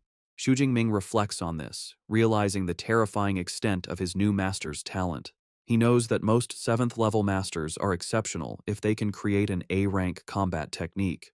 For his master to have created an S-rank technique, his martial arts talent is terrifyingly high. Dean Yang Gentian provides more details about his S-rank technique. He explains that the Thunder Indestructible Body is only for lightning element users and has 13 levels. With each level, the user's body undergoes a transformation. However, he clarifies a crucial requirement. To begin cultivating it, one must first advance from an awakened to a true ability user. He then gives Xu Jingming his first task. He instructs him to use the extreme ability training method to achieve his breakthrough. Once Xu Jingming has advanced, he is to return, and the dean will personally help him build the foundation for the Thunder Indestructible Body. Overwhelmed with gratitude, Xu Jingming bows deeply, thinking how much better it is to have a mentor's guidance. The dean then shares a personal motivation, revealing he has only cultivated the technique to the 10th level. He looks at Xu Jingming with hope, stating that if he is unable to reach the peak of a martial saint, then Xu Jingming will be the greatest hope to prove the technique's potential. His eyes gleam as he reveals his ultimate guess. If one can cultivate the technique to its final level, their body can achieve a state of being eternal and indestructible. As Xu Jingming leaves his master's residence, waving goodbye to the butler, he finds Tan Mingyang sitting dejectedly on the steps outside, holding his head in despair. Xu Jingming approaches him and asks what is wrong. It is revealed that Tan Mingyang's attempt to become a disciple failed. He had to face a test against one of the dean's senior disciples. The condition was to defeat the senior, while the latter used only 1/10 of his combat power, a task Tan found hopeless, leaving him beaten. Now sitting on the steps, Tan looks up at Xu Jingming, assuming he also failed. He remarks that getting into Dean Yang's tutelage isn't easy and asks if Xu Jingming needs him to pass on some experience from his failures. Unfazed, Xu Jingming calmly declines, simply stating that he has already passed. The words hit Tan Mingyang like a physical blow. His bruised face contorts in utter disbelief. He exclaims that he has never heard of a dean-level mentor accepting a disciple before the annual freshman competition. As Xu Jingming calmly walks away, a bewildered Tan Mingyang stares after him, trying to understand what just happened. With a new objective, Xu Jingming returns to his dormitory's training room. Sitting cross-legged, he begins to cultivate using the extreme ability training method from his new master. As he meditates, he is amazed by the effectiveness of the top-tier technique, noting the amount of energy he can sense is far greater than with the intermediate-level method. A confident smirk appears on his face. Knowing he has already mastered the principles, he decides there is no need to practice it step by step. Instead, he will use his cheat system to advance directly. He accesses his system panel and commands it to use his ability points to increase his level. The effect is immediate and intense. A surge of energy courses through him, causing him to grunt in pain. He clutches his clothes as raw energy surges through his veins. The power erupts from his body in a massive blast of light and force that shakes the room. A moment later, the energy subsides. Breathing heavily, Xu Jingming pushes himself up, thinking he has successfully broken through. A notification confirms his new status as a first-tier, lower-rank ability user. He examines his hand, where stable, powerful blue lightning now crackles with ease. As he tests his control, a much larger and more potent torrent of lightning flows from his hand, a clear sign of his increased power. Clenching his fist, he marvels at the result. He can feel the power in his body has increased by at least 4 or 5 times. He confidently thinks that if he were to face the second-tier bloodthirsty tyrant bear again, his thunder ability alone would be enough to defeat it. He pulls up his system panel to check his new stats and understands why all ability users want higher-level cultivation methods. He calculates that if he had used the intermediate method, his vitality and spirit would have only increased by 30 or 40 points. But now, using the top-tier method, they have increased by almost 100 points in one go. The gap in results is undeniable. He notes the advancement only cost him 300 ability points, and he decides to save the rest. He knows that learning a powerful combat technique like the Thunder Indestructible Body is even more important. As an S-rank technique, he expects the consumption of ability points to master it will be incredibly high. With his breakthrough complete, Xu Jingming is ready for the next stage. A new thought enters his mind. Since he's at the university, perhaps it's time to visit the school's library. The next day, Xu Jingming returns to his master's residence. Dean Yang Gentian is utterly astonished to see him, questioning how he could have advanced so quickly. The dean paces, remarking that in his 20 years of teaching, he has seen countless geniuses, but even the best took a significant amount of time to transform into an ability user. He notes it has been less than 24 hours since Xu Jingming received the manual. With a bashful smile, Xu Jingming admits that perhaps the only thing he can be proud of is his advancement speed. He adds that when he tried to begin cultivating the thunder indestructible body, he found even the introductory part to be a challenge. The dean listens and explains the process. Forging the foundation involves using the blood of a lightning element beast as a guide, combined with one's own lightning, to temper the muscles and bones. He emphasizes a critical point. The final strength of the technique is related to the grade of the beast's blood used. Now that Xu Jingming has advanced, the dean declares he will help him forge the foundation that very day. He reveals that high-level lightning beasts are rare, and his original plan was to use the blood of a 7th-tier storm giant bear. However, after learning Xu Jingming was entitled to one S-rank resource every year, he made a special request. He decided to combine the resources and pleaded with the university's principal to grant Xu Jingming an even more precious SS-rank resource. With that, he presents Xu Jingming with a small vial containing a glowing red liquid, the essence blood of a ferocious 8th-tier beast, the Thunder Tyrannosaurus. Xu Jingming is deeply moved that his new teacher and the principal would go to such lengths for him. He accepts the vial and vows to repay this kindness many times over. Pleased, the dean says they should begin immediately. They move to a training room where a shirtless Xu Jingming kneels. The dean uncorks the vial and pours the potent, glowing red blood onto Xu Jingming's head and back. Xu Jingming grits his teeth, groaning as the substance makes contact. The dean warns him to bear with it, explaining the blood is highly toxic to low-level users, and the intense pain is expected. Next, the dean prepares to use his own power to help. He tells Xu Jingming he will now use his A-rank Windfire True Thunder to forge the foundation, adding that the amount Xu Jingming can absorb is up to him. The dean unleashes his power, a torrent of violent, red lightning, and directs it into Xu Jingming's body. The energy surges through him, causing glowing red patterns to spread across his back and chest. The process is excruciating, and Xu Jingming throws his head back, letting out a raw scream of agony as his body is forcibly tempered by the immense power. 5 days into the tempering process, the senior disciple, Liu, is having tea with the dean's butler, Uncle Fu. Liu remarks on how resilient the new junior is to have lasted for 5 days. He reflects with some jealousy that he only lasted 2 days during his own tempering, which used weaker 7th-tier beast blood. He admits Xu Jingming's performance deserves the 8th-tier dragon-type beast's essence blood. Liu adds that with an S-rank lightning ability, he is looking forward to seeing the result of his new junior's thunder indestructible body. Suddenly, a loud crash from the training room startles them. Liu rushes upstairs, wondering if his junior's foundation forging is complete. He cautiously peeks through the door and is met with a terrifying sight. Xu Jingming stands shirtless and splattered with blood, his eyes glowing red.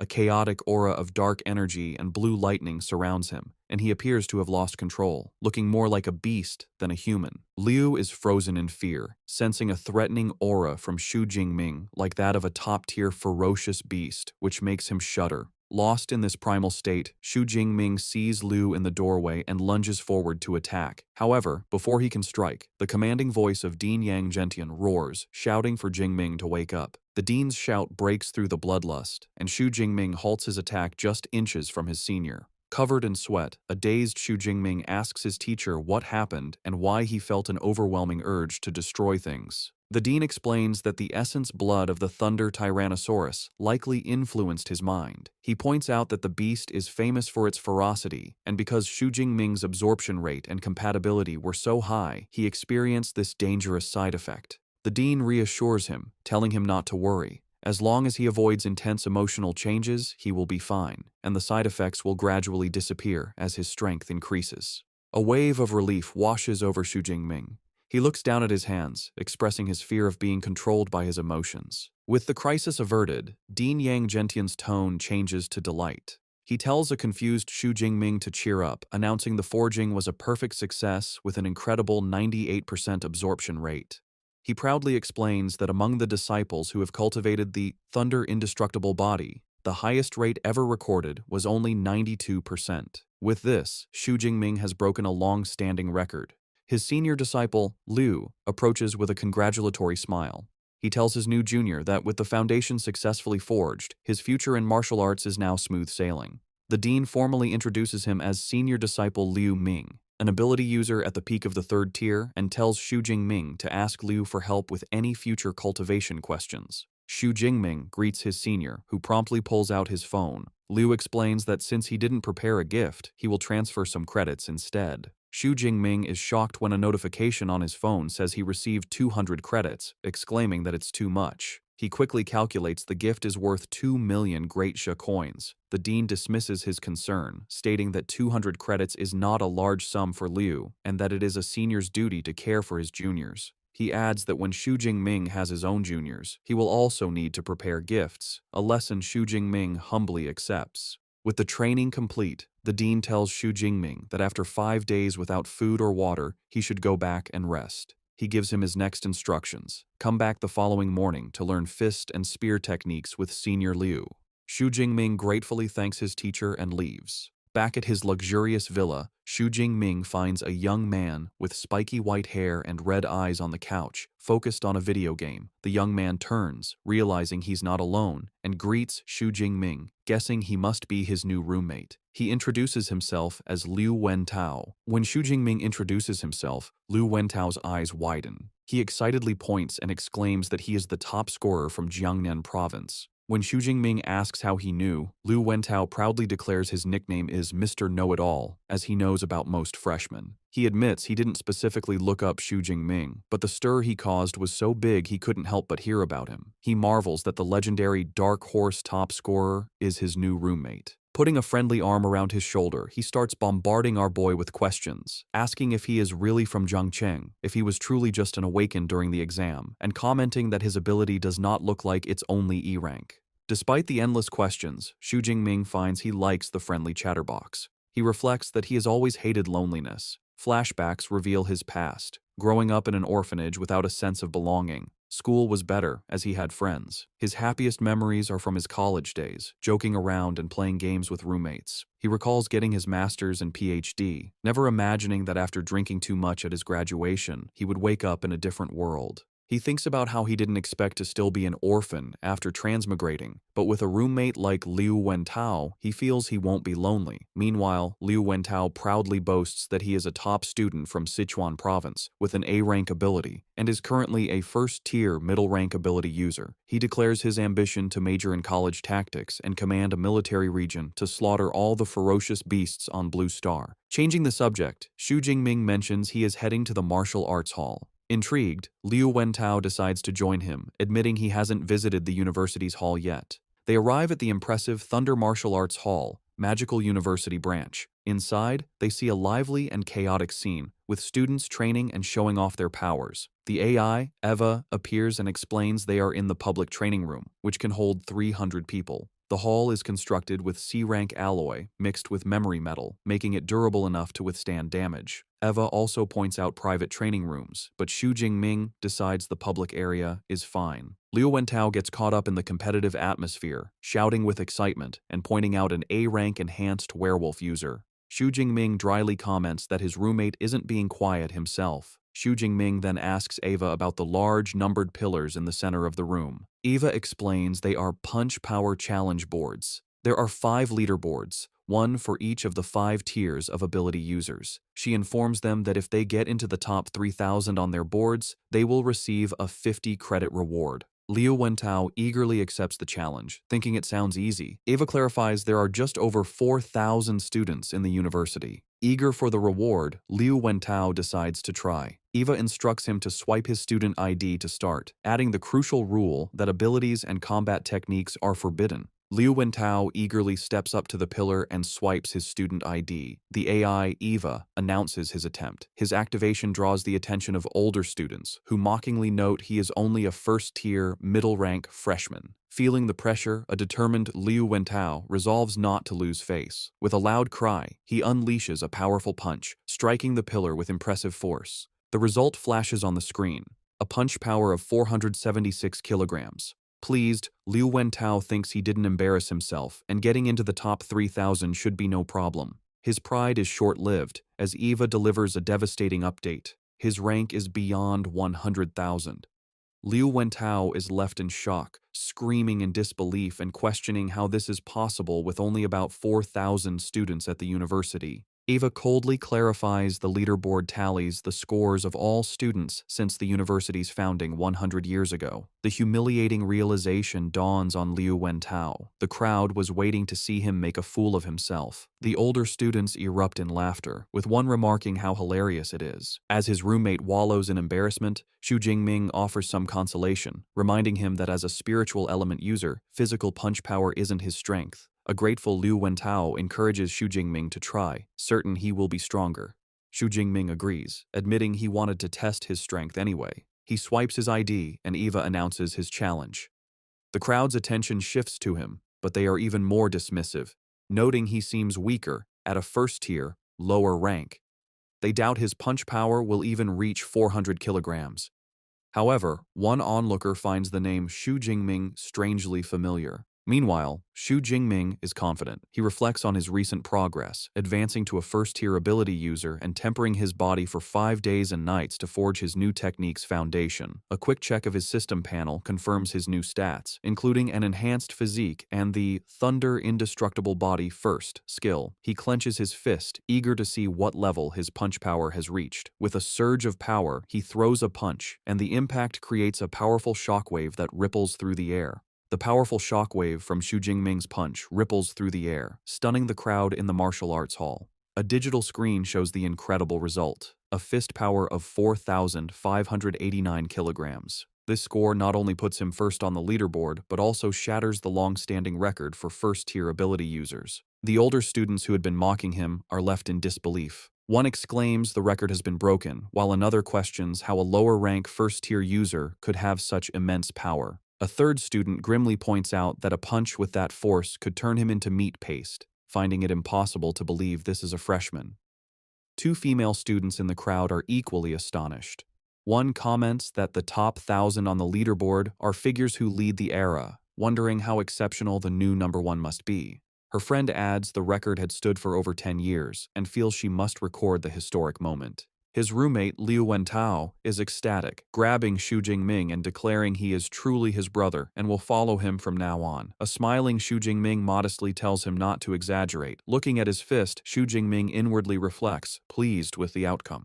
He concludes the Thunder Tyrannosaurus's essence blood is highly compatible with him, and the improvement in his strength was immediate. The AI, Eva, floats nearby and formally congratulates Xu Jingming for breaking the record, announcing a 400 credit reward has been issued to his account. A curious Xu Jingming asks if he can earn more credits by breaking the record again. Eva clarifies the reward is only for the first time, but he can challenge the other level pillars for new rewards. Xu Jingming looks up at the other 4 pillars for 2nd to 5th tier users and decides he will break those records later. Meanwhile, his roommate has become a hype man as a group of impressed female students gather around Liu Wentao, who points out his amazing roommate. The girls quickly swarm a bewildered Xu Jingming, with some offering to teach him how to use equipment and others trying to recruit him for their club. Overwhelmed, Xu Jingming is pulled away by Liu Wentao, who suggests they escape to a private training room. Elsewhere, at his master's residence, Dean Yang Gentian is enjoying tea.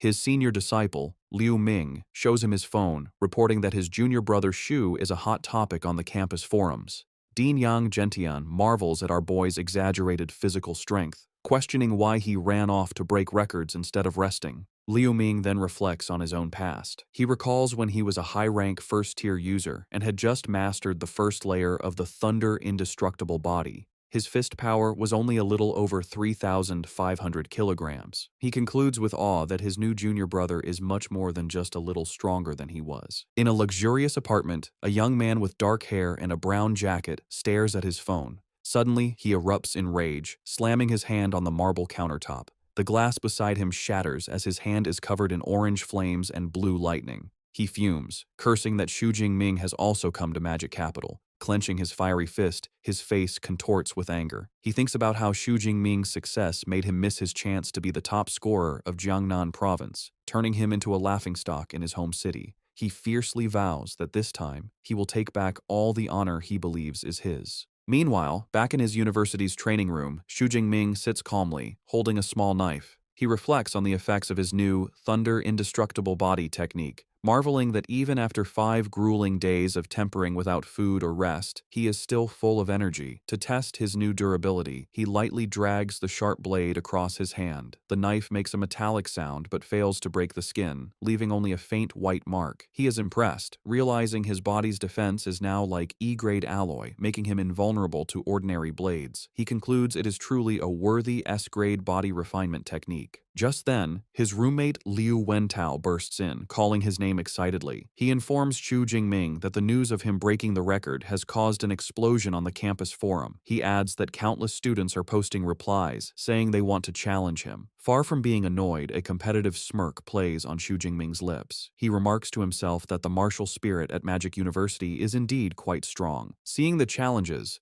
a protective Liu Wentao holds up his phone and angrily offers to help his roommate by crushing the self-overestimating guys online.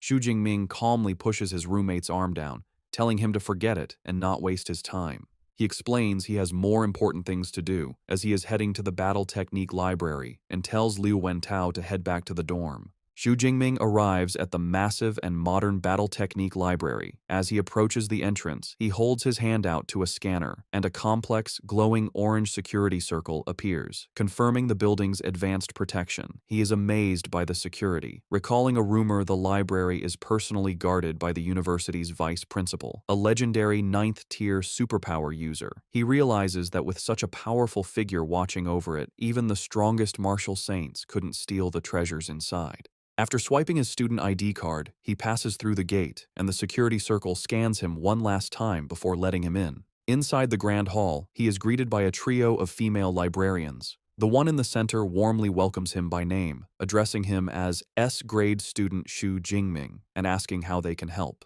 Surprised they know him, Xu Jingming asks how they knew his name. The librarian politely explains that students with S-grade authority, like him, are special and have access to all battle techniques. Their system automatically notified them when he scanned his ID. The librarian's thoughts reveal her true motivation. She understands that S-grade authority means his future is destined to be at least that of a Grandmaster-level user. She makes a mental note to befriend him. Xu Jingming tells the librarian he is interested in lightning element superpower battle techniques and asks which floor he should go to. The librarian informs him that techniques of B grade and below are on the 2nd and 3rd floors, but the more precious ones are in a special reading room on the 4th floor. She adds that he can get in by swiping his card. She then personally leads him to the 4th floor, into an elegant private reading room. Inside, a small floating AI device hovers over a table. The AI explains that once he selects techniques online, the original secret manuals will be delivered to him. She kindly warns him to be careful when handling them. Left alone, Xu Jingming commands the AI to display all lightning element battle techniques of B grade and above.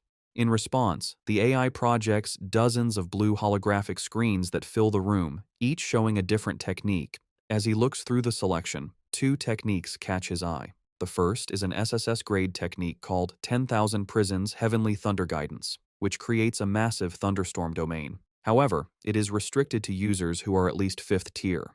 The second is an SS-grade technique named Wrath of the Thunder God, which summons powerful thunder. This one is also restricted, requiring a user to be at least 4th tier. Xu Jingming is in awe of the quality of the techniques, seeing SS-grade and even SSS-grade options. He marvels at how rich the university's collection of secret manuals is, and wonders if he can view them for free. His excitement fades as he realizes the cultivation of these powerful techniques has strict requirements. With his current status, he can only learn A-grade battle techniques for now. He sees countless A-grade options, noting that choosing would be incredibly difficult without his teacher's guidance. Fortunately, he came prepared.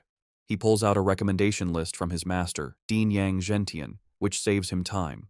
Using the list, he interacts with the holographic displays, pointing out his desired techniques. He makes his final decision, choosing 4 specific A-grade techniques. The first is Thunder Spear, an offensive technique. The second is Chain Thunder Gun, a sustained attack. The third is Thunder Flash, a movement technique. The final one is Thunder Prison, a control technique. He mentally categorizes his new skills. Thunder Spear for ranged strikes. Chain Thunder Gun for sustained attacks, Thunder Flash for movement, and Thunder Prison for crowd control. He confidently believes that with these 4 battle techniques and his S-rank Thunder Indestructible body, his combat style will have hardly any flaws. The AI, Eva, analyzes his selection, informing him the average time to learn each A-grade technique to an elementary level is 6 months. It recommends mixing in lower-level techniques for a more balanced approach. However, Xu Jingming confidently dismisses the advice. A short while later, the librarian returns, presenting him with the 4 physical manuals for his chosen techniques. As he reaches for them, Xu Jingming marvels at how luxurious they are. He reflects on their market value, knowing even C-grade secret manuals cost millions, making these 4 priceless A-grade originals an incredible treasure. As he opens the first manual, a golden light shines from its pages. He is struck by the profound artistic conception and powerful aura, realizing it is an experience a copy could never reproduce. He settles down and begins to study the manuals intently. As hours go by, his focus turns to frustration. Sweat beads on his forehead as he clutches his head, struggling to comprehend the complex content. Despite the difficulty, he perseveres, turning page after page. After a long study period, he leans back, having finished all 4 manuals. He then calls out to his system, Deep Blue, and commands it to add points. The system responds instantly. 4 notifications appear, confirming 200 superpower points have been consumed for each technique, and all 4 have been successfully learned to the elementary level. He then pulls up his system panel to view his updated status. His new skills, Thunder Spear, Thunder Flash, A-grade Chain Thunder Gun, and Thunder Prison, are all listed at the elementary level. His body refinement technique, Thunder Indestructible Body, remains at the first layer, and his available superpower points have decreased to 1434. Standing up, Xu Jingming clenches his fist, a faint aura of power around him. Having acquired so many powerful battle techniques, he looks upward with a confident and predatory expression, wondering which lucky person will be the first to taste the power of his new arsenal. In their luxurious villa at night, Liu Wentao sits on the couch and tells Xu Jingming about a notification from Eva. The freshman assembly is the next day at Training Ground 1. He also mentions a new group chat for the freshmen and suggests Xu Jingming should join. Xu Jingming calmly agrees. Liu Wentao then asks what level of combat techniques Xu Jingming chose at the library. Xu Jingming casually replies that he picked up 4 A-rank combat techniques. This answer shocks Liu Wentao. He exclaims that learning 4 A-rank techniques would normally take a student until their sophomore or junior year. He concludes that his roommate doesn't take the usual route. Liu Wentao's curiosity grows. He realizes that to browse A-rank techniques, Xu Jingming must have A-rank permission. Xu Jingming corrects him, stating his permission level is S-rank. The revelation stuns Liu Wentao, who jumps to his feet.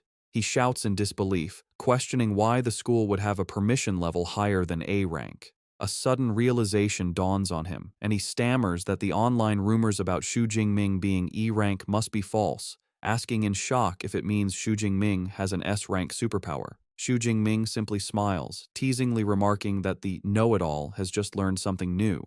The confirmation leaves Liu Wentao in awe. He exclaims that he had guessed Xu Jingming's rating was high, but he never expected it to be S-rank, especially since other provincial top scorers are only A-rank. A wide, happy grin spreads across his face. He gives a thumbs up, thinking it was the right decision to become a fan now, solidifying his status as an old fan. Later, Xu Jingming is in the second-floor training room. He holds a practice spear but finds it too light. He thinks that now that he has the combat techniques he needs, he also needs the right equipment. He reflects that his original F-rank obsidian spear is back home and would no longer be suitable for his current strength.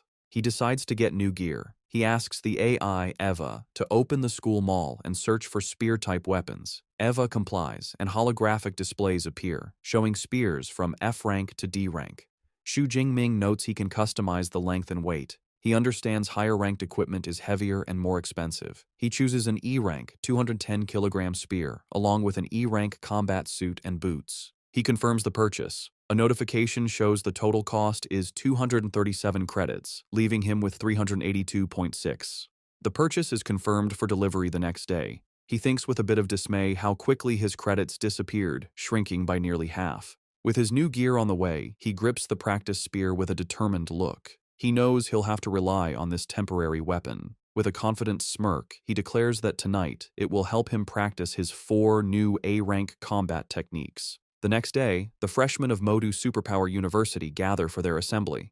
As Xu Jingming arrives, he immediately draws the attention of the other students. Murmurs spread as they recognize him as the one who broke the school's punch power record. They also identify him as the Jiangnan province top scorer, marveling at his strength and handsome appearance. Before he can find a seat, he is confronted by a tall, imposing young man named Lei Zhou, who aggressively points and loudly issues a challenge. Onlookers immediately recognize him as the second-place scorer from Jiangnan province, who scored over 9,300. They gossip about his privileged background, noting both of his parents are powerful Tier 4 superpowered beings. They sympathetically remark that it's a shame no one remembers second place, making his unwillingness to accept his loss understandable. Despite the public challenge, Xu Jingming is unfazed. He calmly declines, stating he is not interested, a response that shocks his roommate Liu Wentao. Lei Zhou, however, smirks and tells him not to refuse so quickly. He then brings up a personal matter, recalling that Xu Jingming's aunt's family runs a business selling rare plants. Leaning in with a menacing grin, he reveals his family is his aunt's biggest customer, and she also owes them a large loan. He then delivers a thinly veiled threat, suggesting that if the payment isn't made on time, his aunt's family might find themselves in trouble. The threat instantly changes the atmosphere.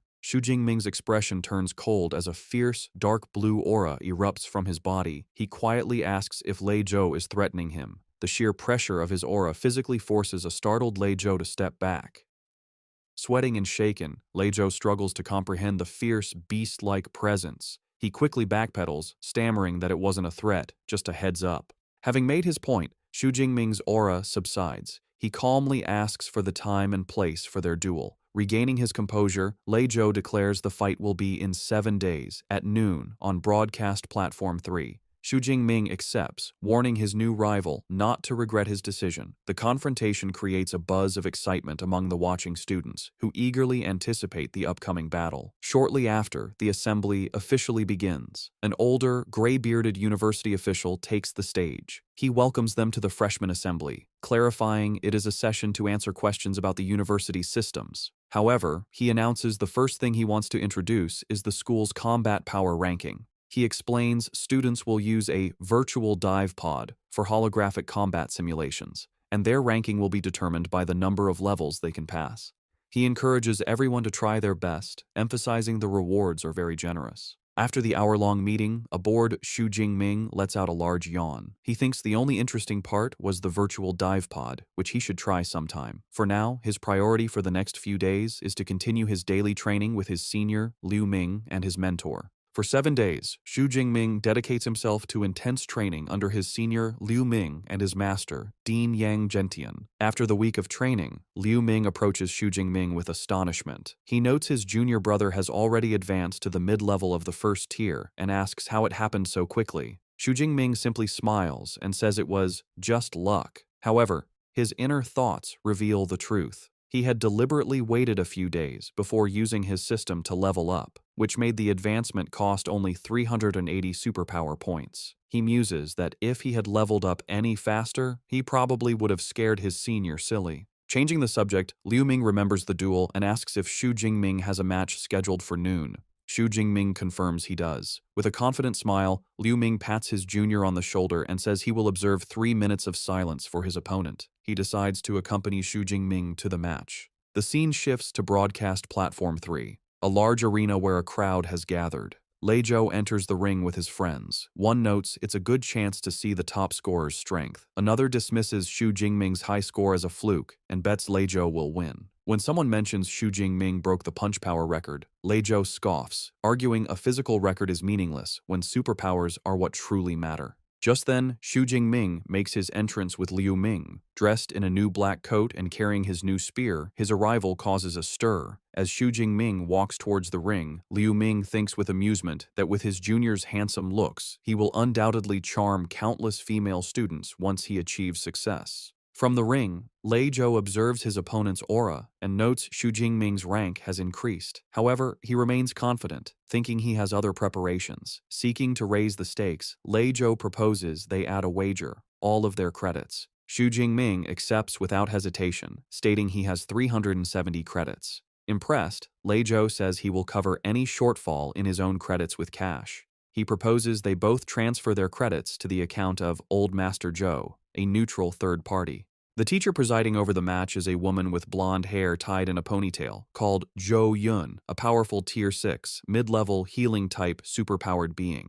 As he completes the credit transfer, Xu Jingming notes the presence of the high-tier healer, Teacher Jo Yun. He understands battles between superpowered beings are dangerous and realizes the school has taken precautions to prevent deaths. He agrees to the terms. The crowd buzzes with excitement as the massive wager, worth 3.7 million in currency, is confirmed. Teacher Jo Yun steps forward to officiate. She confirms she has received the credits and instructs them to prepare. She lays out the rules. If one person admits defeat or loses consciousness, the other is forbidden from continuing the attack. Both Xu Jingming and Lei Zhou calmly acknowledge they understand. The two opponents face each other. Xu Jingming stands ready with his spear, while Lei Zhou draws his sword. With grim determination, Lei Zhou unleashes his A-rank fire ability, Dense Pine Industry Fire. A vortex of intense orange flames erupts around him as he declares he will take back all the honor Xu Jingming made him lose.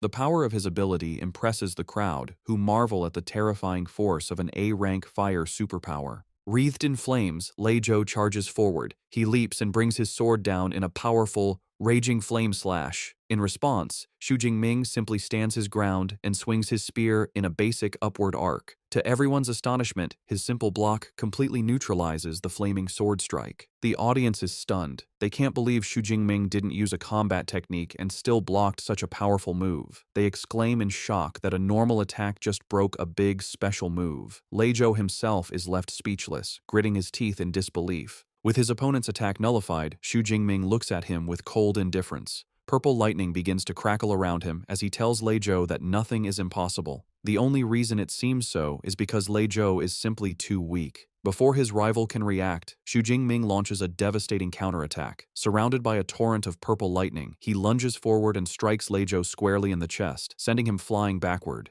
The purple lightning from Xu Jingming's attack courses through Lei Zhou's body, making him cry out in agony. The force of the blow sends his sword flying amidst a spray of blood as he is thrown backward. He lands hard on the floor of the ring, slumping over in defeat as smoke rises from his body. The crowd is stunned by the swift and decisive outcome. Lei Zhou's supporters are in disbelief, with one exclaiming that the fight is over after only 2 moves from Xu Jingming. Another angrily questions the claim that Lei Zhou was stronger now that he's been instantly defeated. The onlookers agree that Xu Jingming's strength is on a completely different level from the other freshmen. Watching from the sidelines, Liu Ming looks completely unimpressed. He thinks to himself that the match was too boring and didn't even make his junior brother use 1/10 of his real power. Back in the ring, Teacher Jo Yun begins to announce the winner. However, a wounded Lei Zhou struggles to his feet, calling out to her. He grits his teeth, insisting he is not lost, and the match is not over. In a desperate move, he pulls out a small, red pill. Teacher Jo Yun immediately recognizes it, shouting in alarm and identifying it as a rampaging blood pill. She warns him against taking it, telling him this is just a match and not worth risking his life. The audience also recognizes the dangerous item. They murmur that while the pill can boost a user's strength several times over for a short period, it has severe side effects that could leave him bedridden for months. They question if the risk is worth it. With a major university competition only a month away,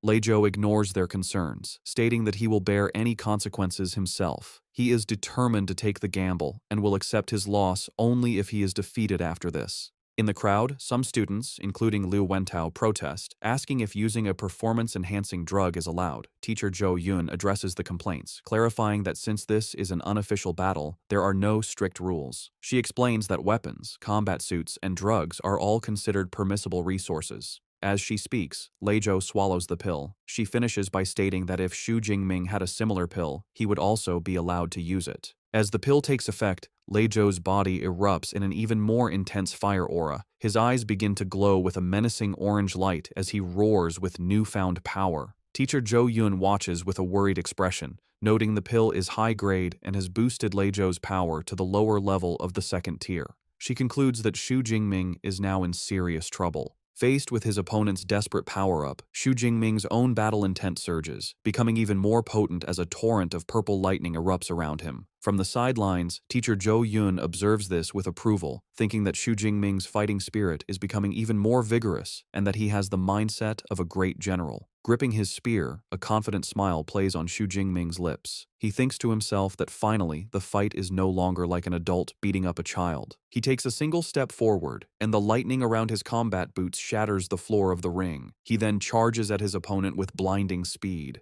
Lei Zhou is shocked by his incredible velocity. The two fighters clash in the center of the ring, their superpowered attacks meeting with explosive force. Lei Zhou blocks Xu Jingming's initial thrust, but the raw power behind the attack is overwhelming. The force of the blow sends Lei Zhou staggering backward, forcing him to his knees to absorb the impact. Still surrounded by his wavering flames, he grits his teeth in disbelief. He can't understand how, even with his strength boosted to the second tier, he is still no match for Xu Jingming. He wonders what kind of monster he is facing. Realizing a head-on fight is useless, Lei Zhou changes his strategy. He decides that if he can't win a direct clash, he will attack from a distance. He leaps back and launches a volley of powerful fireballs at Xu Jingming. However, his ranged attack is met with casual disdain. Xu Jingming effortlessly swings his spear in a wide arc, creating a vortex of lightning that deflects all the fireballs. He mockingly asks if that is all Lei Zhou has. Frustrated and sweating, Lei Zhou curses his opponent's flawless lightning ability. He desperately clings to a new hope, thinking that he can no longer get close, but if he can exhaust Xu Jingming's power before his drug boost wears off, he might still have a chance.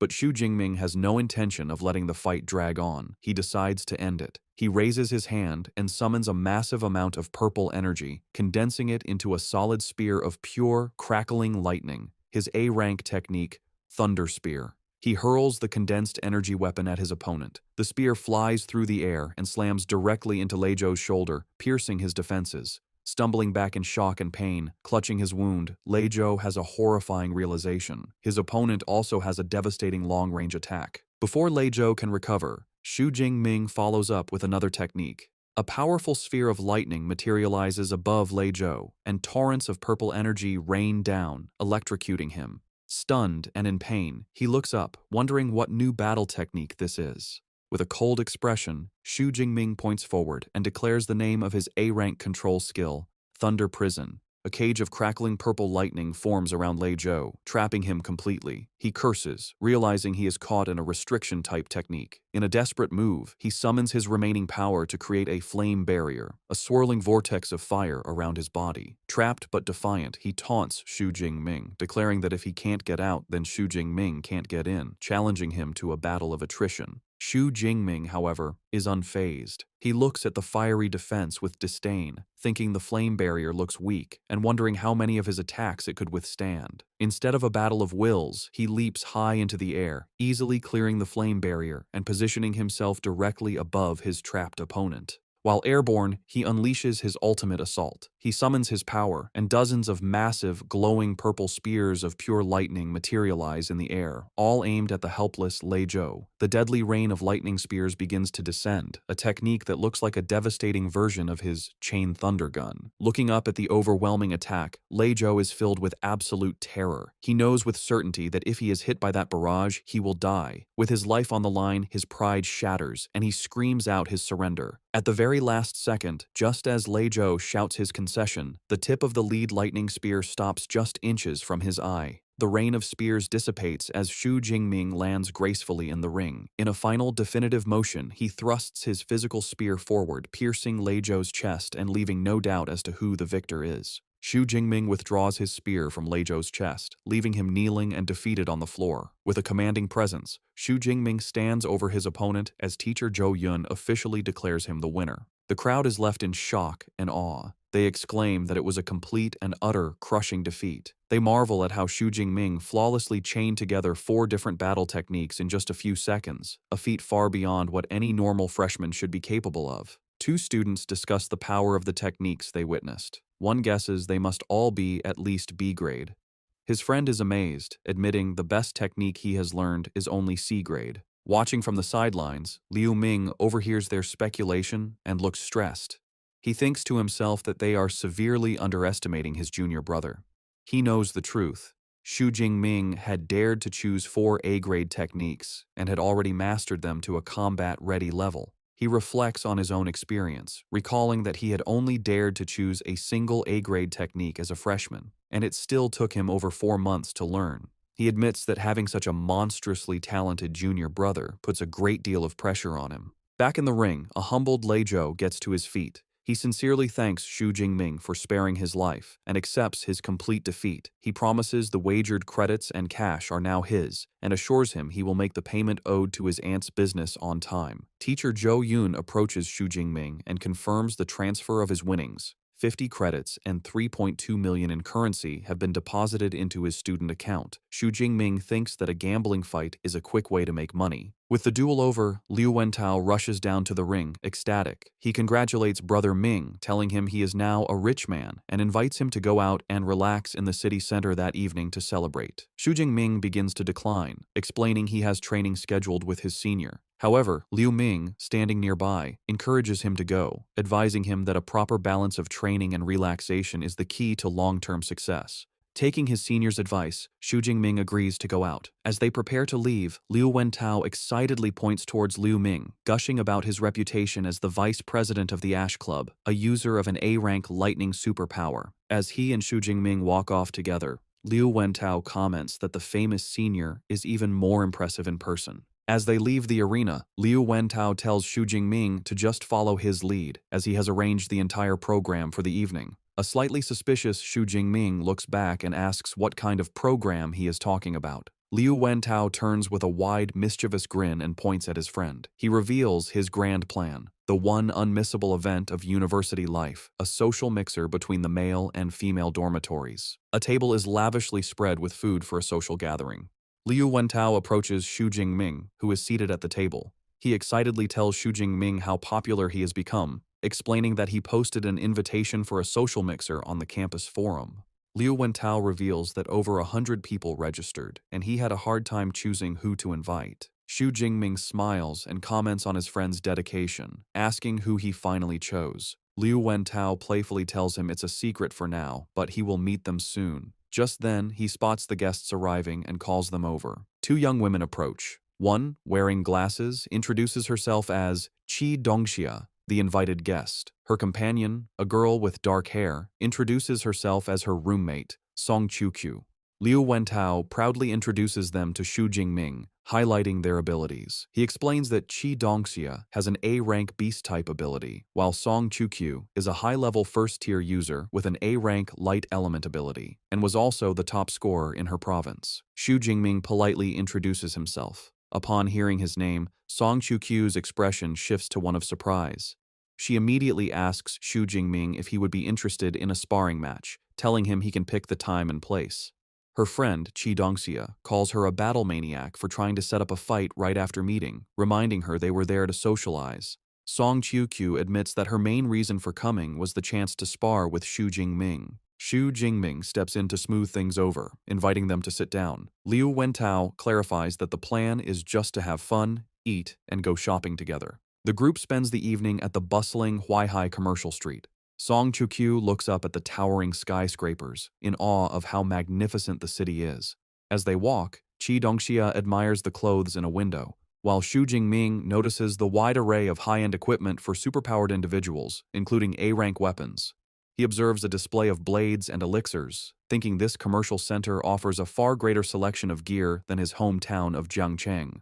Their outing continues as they enjoy some street food together. Later, they browse a clothing boutique. As the girls shop, Xu Jingming offers to hold Song Qiuqiu's shopping bag, and their hands briefly touch as he takes it. Afterward, Xu Jingming watches as the two girls walk ahead, looking at a jewelry display. By the end of the evening, Xu Jingming is holding many shopping bags, surprised they spent several million in just a few hours. Liu Wentao remarks that despite Song Qiuqiu's simple style, she is quite a wealthy young woman. When Xu Jingming seems curious, Liu Wentao leans in to explain that her family background is also incredibly powerful. Just then, Qi Dongxia cheerfully calls out to them to help carry one final bag, while Song Qiuqiu thinks it is probably time to head back. The night ends with Xu Jingming and Liu Wentao walking the girls back to their impressive villa. Song Qiuqiu tells the boys that they had a lot of fun. Both Xu Jingming and Liu Wentao wave goodbye as the girls head towards their home. However, before leaving, Song Chu-kyu stops and faces Xu Jingming with a serious expression. She tells him she was serious earlier and promises that one day she will formally challenge him to a sparring match. Her determined declaration surprises Xu Jingming for a moment, but he quickly recovers, a confident smile on his face as he accepts her challenge, saying he is looking forward to it. Song Chu-kyu seems pleased before turning to go inside. Once inside, Chi Dongxia begins to tease her friend. She remarks that she has never seen Song Chu-kyu show a pleasant expression to any boy since they started university, with Xu Jingming as the only exception. She happily concludes it was a great idea to bring her. Song Chu-kyu explains the reason for her usual coldness. She reveals her A-rank light element ability lets her perceive the inner thoughts of others, so she is constantly exposed to the impure thoughts of the boys around her. However, she says Xu Jingming is different. Her ability revealed he only holds a sense of appreciation with no impure intentions. She concludes thoughtfully that he is special. Hearing this, Chi Dongxia gets a mischievous look, teasingly concluding that Miss Song has developed a crush. Meanwhile, as the boys walk back, Liu Wentao sighs with satisfaction, commenting that it's nice to relax once in a while, and Xu Jingming quietly agrees. Xu Jingming, however, is lost in thought. He reflects on Song Chu-kyu and her high-level status, realizing he still has a long way to go. The thought motivates him to work hard and grow even stronger. 15 days later, Xu Jingming is meditating in his training room. Sensing he is ready, he decides it is time to level up and commands his system, Deep Blue, to use his points for an upgrade. A violent surge of purple lightning erupts from his body. System notifications confirm he is undergoing a dual advancement from a mid-level to a high-level first-tier user, while also leveling up his Thunder Indestructible Body technique to its second level. As the energy subsides, Xu Jingming reflects on his progress. He notes the rank up has significantly increased his power, and that the second level of his body tempering technique is focused on strengthening his bones and muscles. He then consults the training manual, which reveals that upon reaching the third level, he will unlock a special ability called the Thunder Extreme State, which provides a temporary but immense boost to power and speed. He pulls up his system panel to check his new status. While pleased, he is disappointed to see he only has 62 ability points left, not enough to reach the next level. He realizes it is time to ask his master for leave to go to the wilderness, hunt beasts, and get more ability points. Later, when Xu Jingming visits his master's residence, Dean Yang Gentian is shocked by his rapid advancement, asking if he has broken through again. Xu Jingming calmly confirms his progress from the previous night, also mentioning his body tempering technique has reached the second level. The dean is inwardly amazed, thinking his student speaks of difficult breakthroughs as if they were simple. He concludes that with an S-rank ability and such hard training, there is nothing Xu Jingming cannot achieve. His senior disciple, Liu Ming, remarks that his junior brother is a monster, recalling it took him half a year to make the same advancement. Dean Gentian tells Xu Jingming that leveling up is important, but he must not neglect combat training. To test his new strength, the dean suggests a sparring match against his senior, Liu Ming, which Xu Jingming eagerly accepts. In the training room, Liu Ming says he will suppress his own power to that of a low-level second-tier user, instructing Xu Jingming to fight with full strength. After a countdown, the match begins. Both warriors leap forward, and their spears meet in the center with a powerful clash, erupting in a brilliant explosion of purple and green energy. The force of their clash leaves Liu Ming surprised. He thinks to himself that his junior brother's power is incredibly strong, almost on par with his own, even with his power suppressed. Xu Jingming, covered in purple lightning, feels a thrill of excitement. He realizes that for the first time since getting his system, he is facing an opponent of equal strength. Deciding to press his advantage, Xu Jingming concentrates a sphere of lightning in his hand and unleashes his Thunder Prison technique. The massive orb of electricity flies across the room, forcing Liu Ming to defend himself. Before his senior can recover, Xu Jingming leaps and follows up with another attack, throwing a volley of lightning spears in a move like his Chain Thunder Gun technique. Liu Ming recognizes the combination of skills. With a smirk, he notes that this is the same combination that defeated Lei Zhou, but declares that he is no mere freshman. He gathers his own power and unleashes a devastating counterattack, a massive torrent of teal-colored lightning called Jade Pivot True Thunder. 20 minutes later, the intense battle is over. An exhausted Xu Jingming leans on his spear for support. He concedes the match, admitting that his divine thunder energy is depleted and that he has lost. Liu Ming, however, reassures him. He explains that Xu Jingming did not lose because of skill, but was simply at a disadvantage due to lower energy reserves. Their master, Dean Yang Gentian, approaches them, praising the fight as an exciting spectacle. He admits Xu Jingming's performance far exceeded his expectations. He had thought Liu Ming would win easily, but instead they were so evenly matched, the outcome was decided by a battle of attrition. Liu Ming then asks his junior brother if he is aware of the true level his combat power reached during their fight. When Xu Jingming looks back, puzzled, Liu Ming makes a stunning declaration. His power is now unrivaled in the second tier.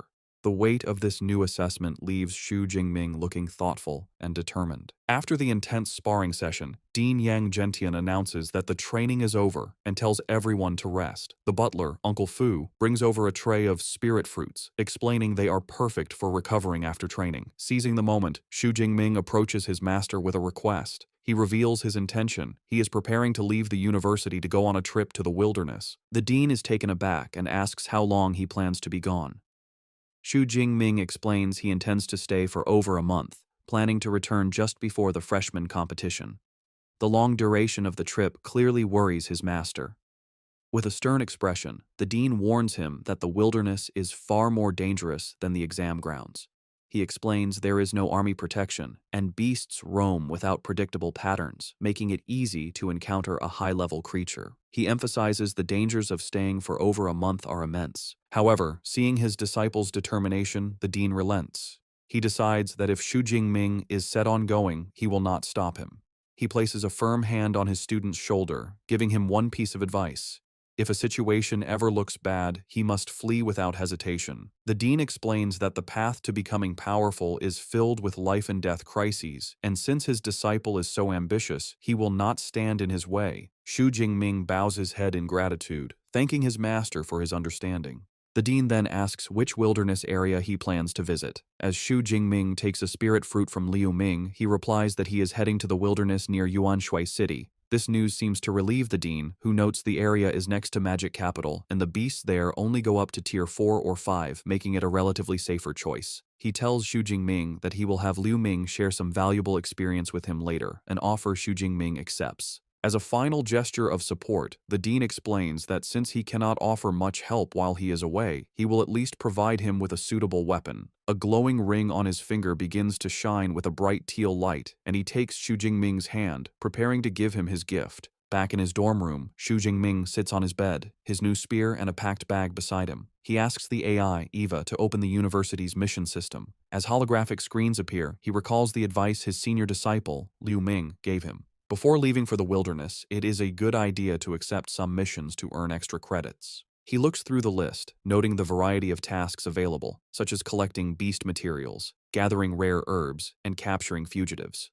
The rewards vary by difficulty, with C and D rank missions offering modest credits, while S and A rank missions offer much more. Xu Jingming observes that all the high-reward missions involve combat, remarking to himself that this must be the training model of Modu University, pushing its students into dangerous situations to grow stronger. He remembers a saying that the most outstanding students are not found on campus but out in the world. With this in mind, he selects 1 A rank and 3 B rank missions for his trip. With his preparations complete, Xu Jingming puts on his new combat attire, slings his backpack over his shoulder, and prepares to leave. As Eva wishes him good luck, he thinks to himself that there is no time to waste and he must set out immediately. His journey takes him to the Yuanshui City Supply Base, a bustling town in a mountainous region that serves as a forward base for those venturing into the wilderness. The streets are filled with adventurers trying to recruit members for their beast hunting teams. Xu Jingming arrives, taking in the lively atmosphere with satisfaction, thinking that he has finally made it. He walks through the streets and enters a grand building that serves as a registration hall for adventurers. The hall is filled with other armed individuals. A woman in an elegant red dress who works as a receptionist greets him warmly and asks how she can assist him. Xu Jingming states his purpose, explaining he wants to register as an adventurer. He holds up his identification, knowing that to enter the wilderness, one must first register for a nationally recognized adventurer identity. The receptionist takes Xu Jingming's university ID and is impressed that he is a student from Modu Superpower University. She remarks that it is rare to see a first-tier user like him venturing into the wilderness so soon. She informs him it will take a little while to process his registration and suggests he rest in the hall while he waits. As Xu Jingming waits, he walks through the hall, observing the other adventurers. Suddenly, a commotion erupts near the entrance. A group of men exclaim in excitement as a newcomer arrives. They recognize her as the goddess Jiang Chuxuan, commenting on her beauty and powerful aura, noting that such a presence is expected from a student of Modu University. The center of attention is a stylish woman with long white hair and sunglasses, who walks through the hall with confidence, followed by two large bodyguards and a cameraman. She is Jiang Chuxuan, a second-year student from Modu Superpower University. The onlookers gossip, speculating she must be there to film new material for her online videos. They praise her content and marvel at her popularity, with one man stating she has at least 10 million fans. Another corrects him, claiming she has over 15 million followers and passionately declares he would trade 10 years of his life to be her boyfriend. From a distance, Xu Jingming observes the scene. He recognizes she is a fellow student, and internally notes her beauty is on par with Song Chukyu's. His observation is interrupted when the receptionist calls him over.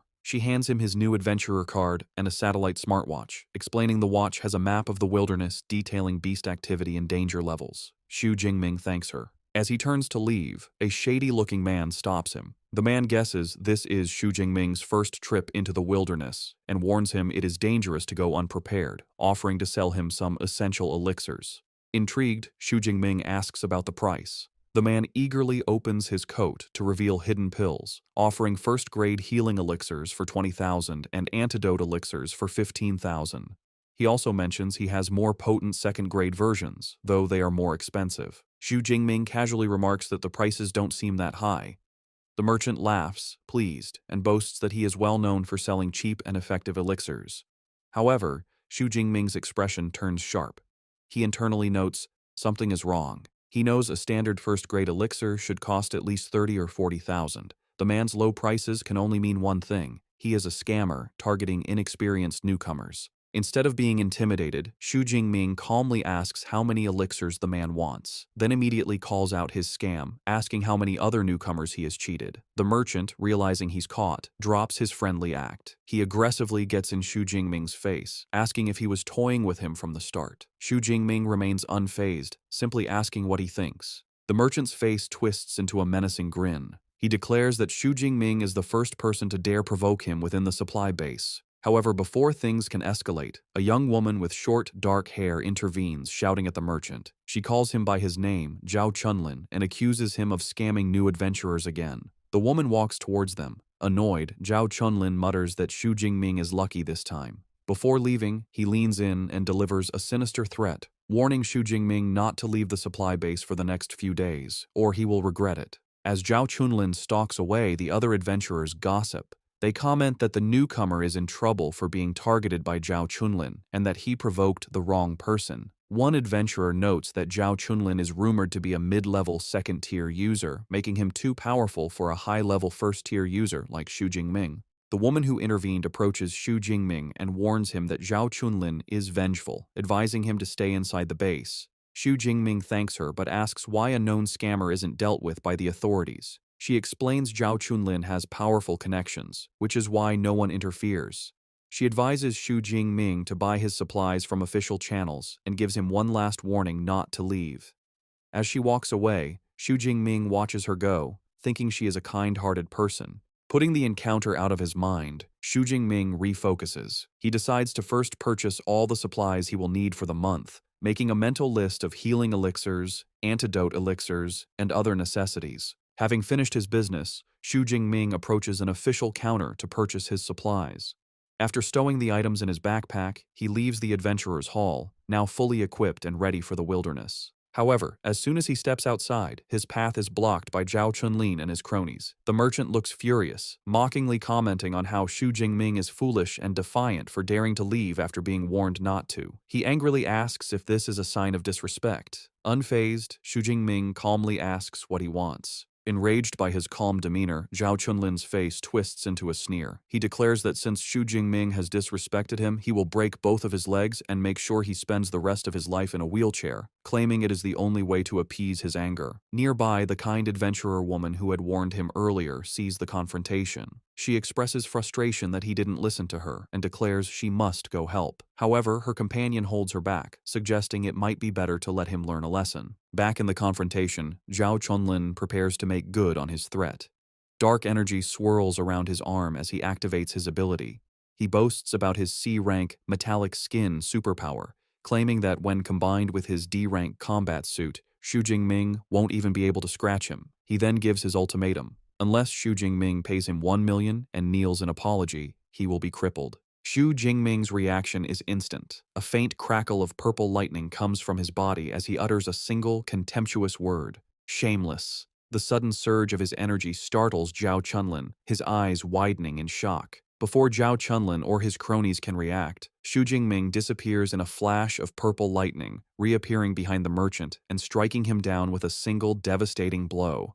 The force of Xu Jingming's single, lightning-fast attack sends Zhao Chunlin flying backward, his body battered and bloody. Zhao Chunlin is slammed with such force that he crashes through a nearby stone wall, shattering it.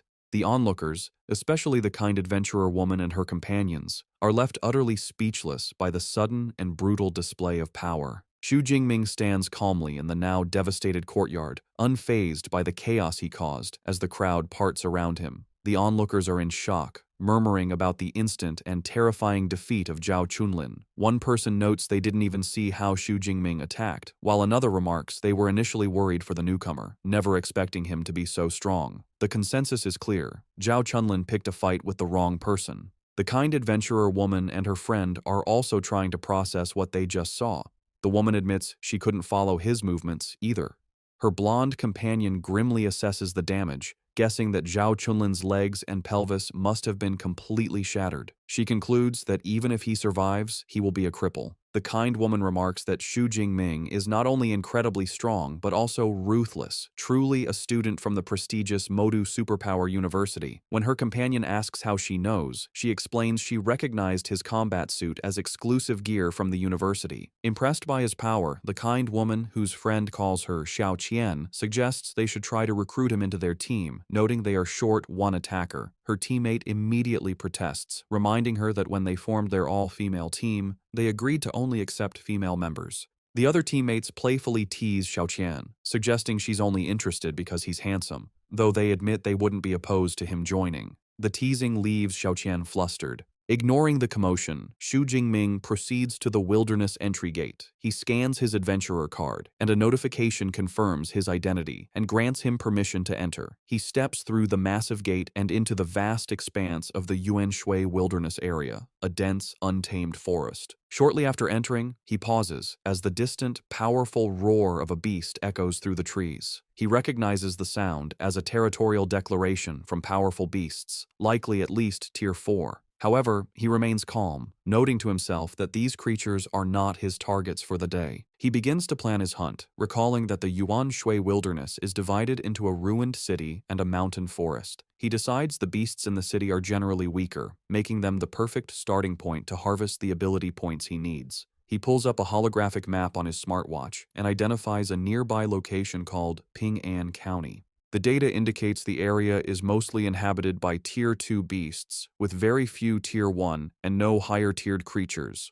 With its large area and an estimated 500 to 600 beasts, he concludes it is the ideal hunting ground. With a determined cry, Xu Jingming declares his arrival in Ping'an County and breaks into a full sprint, his body covered in a faint blue aura as he moves with incredible speed through the forest. He soon enters the desolate, ruined streets of the county, where his presence immediately attracts a ferocious, wolf-like beast that lunges at him from the shadows. Xu Jingming calmly identifies his attacker as a Tier 2 Shadow Cat, seeing it as a timely delivery of ability points. However, as he prepares to fight, he suddenly clutches his chest in pain. He feels the violent, negative emotions from the Thunder Tyrannosaurus blood stirring within him, filling him with an overwhelming urge to kill. He realizes the more he tries to suppress this impulse, the stronger it becomes. A savage, manic grin spreads across his face as he decides he has had enough of holding back. Unleashing a torrent of purple lightning, he embraces the bloodlust, his sudden transformation and terrifying aura leaving the Shadow Cat frozen in fear.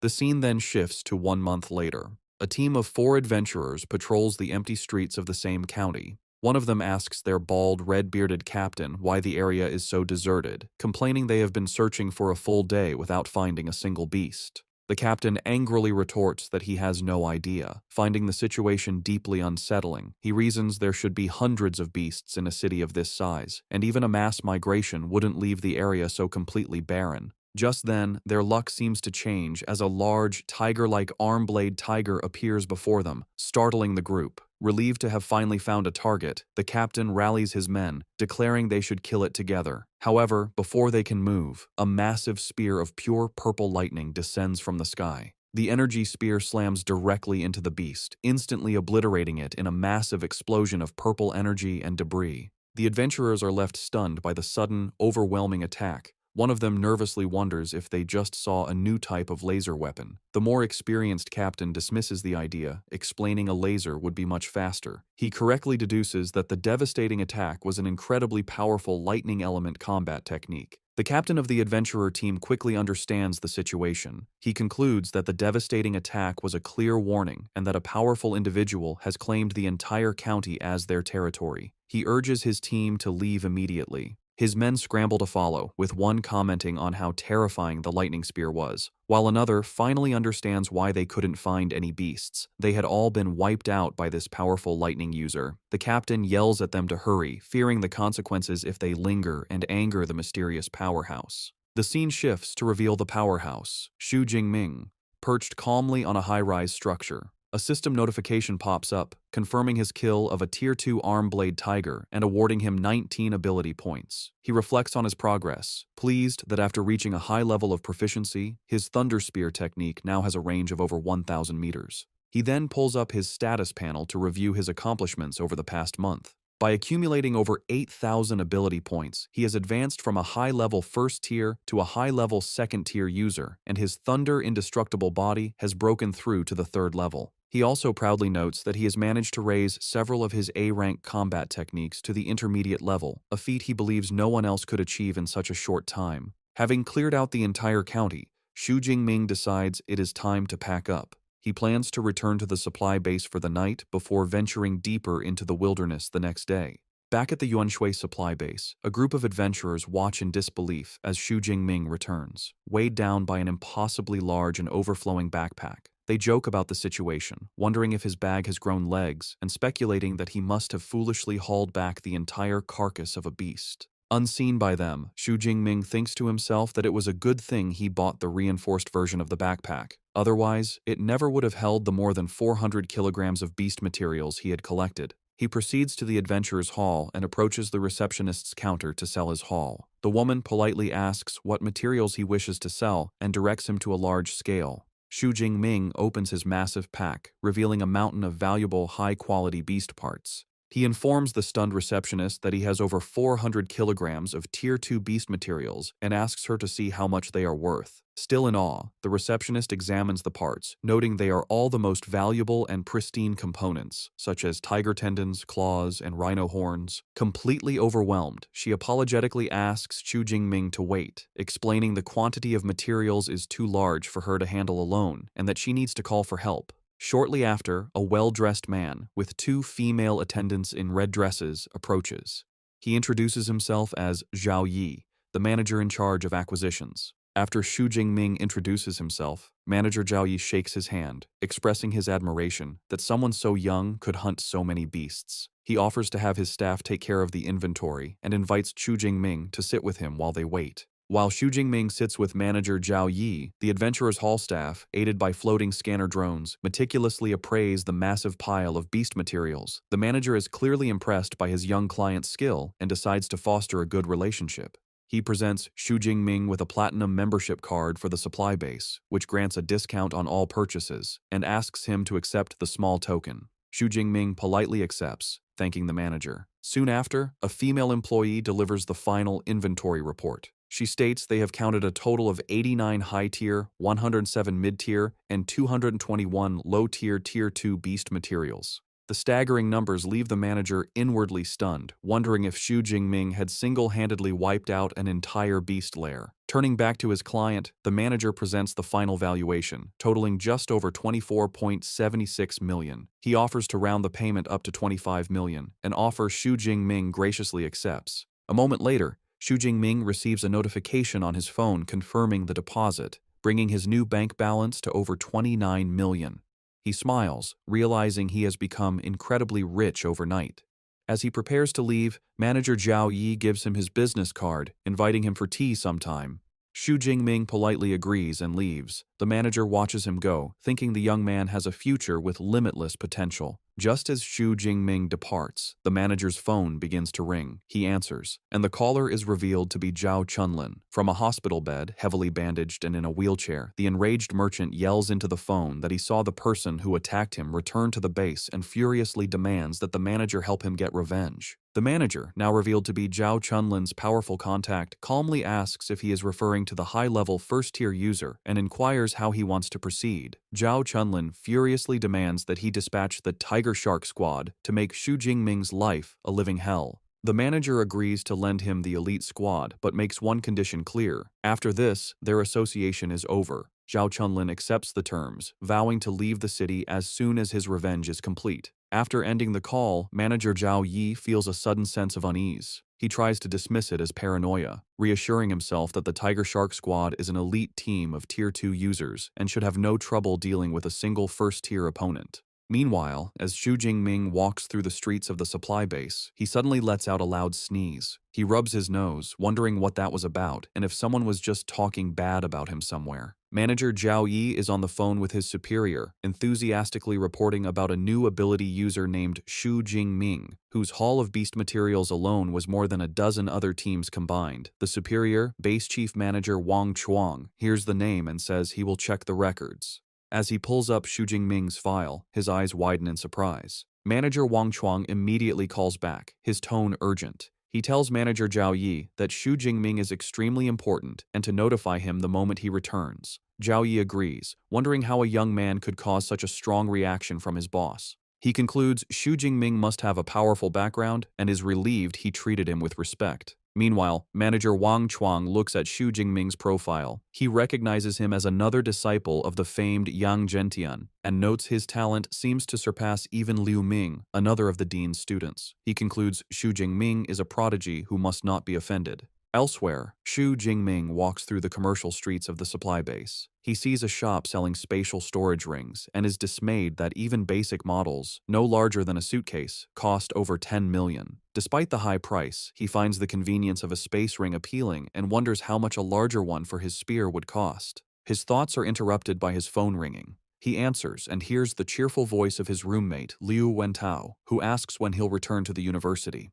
Xu Jingming says he will be back in about half a month and asks if something is wrong. He doesn't know he is being watched. From a hidden alley, a vengeful Zhao Chunlin sits in a wheelchair, surrounded by mercenaries, the Tiger Shark Squad. The squad leader, a man with a blonde buzz cut and an arm in a sling, points out their target. He orders them to break Xu Jingming's hands and feet, then bring him to Zhao Chunlin. A female squad member coolly acknowledges the command. As Xu Jingming continues his phone call, Liu Wentao starts telling him about an arrogant new freshman at the university. Suddenly, Xu Jingming pauses, sensing hostile gazes. Liu Wentao asks what's wrong, but Xu Jingming, aware of the ambush, looks over his shoulder and calmly tells his roommate it's nothing, and to continue. As Xu Jingming walks into the deserted alley, the Tiger Shark Squad is waiting.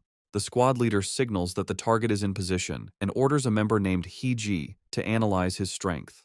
Another member remarks their captain is being too cautious about a single upper first-rank user. As He-ji uses her psychic ability to scan their target, her expression turns to shock, and she exclaims that what she is seeing can't be possible. The captain asks what is wrong, sensing something is amiss. He-ji shares her psychic perception with the team, letting them see what she sees. Their view of the alley shows their auras as small flickers of energy, but Xu Jingming's is a colossal vortex of immense purple power that dwarfs them. The team is horrified. realizing his power is far stronger than an upper second-rank user and he could easily destroy them. The leader's face twists in fury as he realizes their intelligence was wrong and Zhao Chunlin sent them on a suicide mission. He immediately aborts the operation, ordering a retreat and vowing to settle the score. From the alley, Xu Jingming watches the squad members suddenly leap away and vanish, leaving him confused by their sudden withdrawal. He quickly deduces the only person in the base with a grudge against him is Zhao Chunlin and assumes this was a failed revenge attempt. He dismisses it, thinking people like that never change and he will teach him a lesson next time. The enraged Tiger Shark squad returns to Zhao Chunlin. The squad leader storms up to the merchant and slaps him powerfully across the face. The force sends Zhao Chunlin flying from his wheelchair. Stunned and in pain, he demands to know why he was attacked. The leader looks down with contempt, yelling that Zhao Chunlin's faulty intel was a death trap. He reveals the shocking truth. Their target wasn't an upper first-rank user, but a powerful upper second rank. The news leaves Zhao Chunlin speechless, unable to understand how Xu Jingming grew so powerful in just over a month. The squad leader, his face cold with disgust, declares he doesn't care. He terminates their mission, leaving Zhao Chunlin broken on the ground as his team departs. The Tiger Shark squad leader reports back to manager Zhao Yi, who is surprised to see them return so soon. The squad leader confirms the mission was terminated. He explains that Zhao Chunlin's intelligence was wrong. The target was an upper second-rank user. He corrects himself, saying it's worse. Their scanner showed his combat strength is at least third rank, which is why they retreated. Manager Zhao Yi is enraged, wondering how Zhao Chunlin could make such a huge mistake. A sense of dread dawns on him, and he asks for the target's name. The leader says Zhao Chunlin only gave a description, a muscular man, about 1.9 meters tall, who carries a long spear. The description clicks, and manager Zhao Yi's face turns pale with horror as he realizes who the target was. The scene cuts to manager Wang Chuang's office, who slams his hands on his desk, sending books flying. He yells at Zhao Yi, demanding to know who gave him the audacity to ambush Xu Jingming. A terrified Zhao Yi nervously points out he's just an upper second-rank kid and questions if such a strong reaction is needed. Manager Wang Chuang calls him a fool and has a drone project Xu Jingming's records. As he reads, the horrifying reality hits him.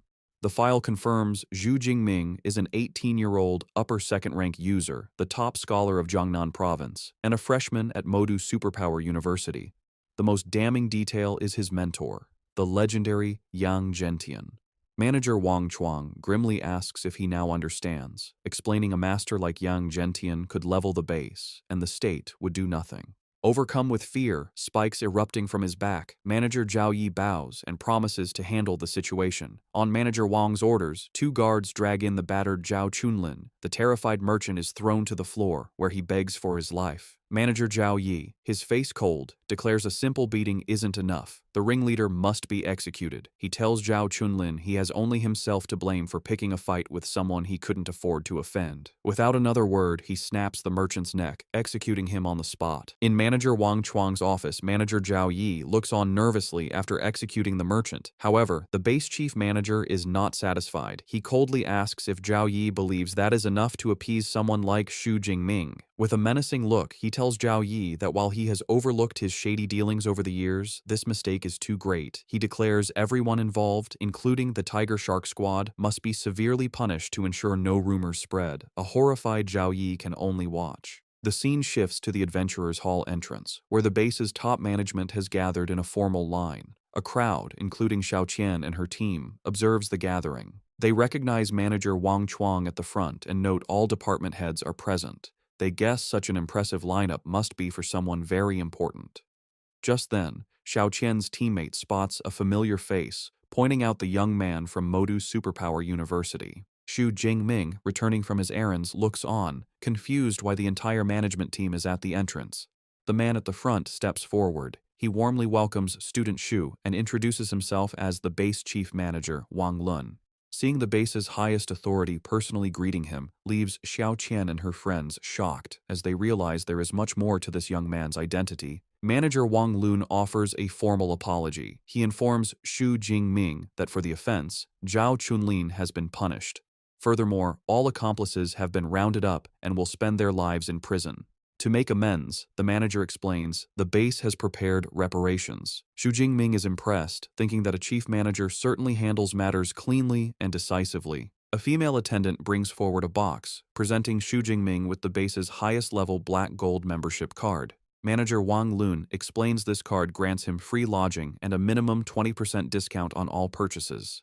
Another attendant then presents a second gift, a small box containing a 1 cubic meter space ring. The incredible value of this gift leaves Xu Jingming completely stunned as he realizes what he is being offered. Holding the space ring, Xu Jingming notes its incredible value, saying it would cost at least 50 million on the market. He accepts the gift, acknowledging manager Wang Chuang's sincerity. Manager Chuang praises Xu Jingming, commenting that his boldness is what he would expect from a student of Yang Zhentian. He mentions that Xu Jingming's senior disciple, Liu Ming, also trained at the base. Before Xu Jingming leaves, manager Wang Chuang assures him that if he runs into trouble in the city, he should contact him, as his influence is significant. Xu Jingming understands this special treatment is entirely due to his master's powerful backing. Later, in the luxurious room from his new black gold membership, Xu Jingming finally relaxes.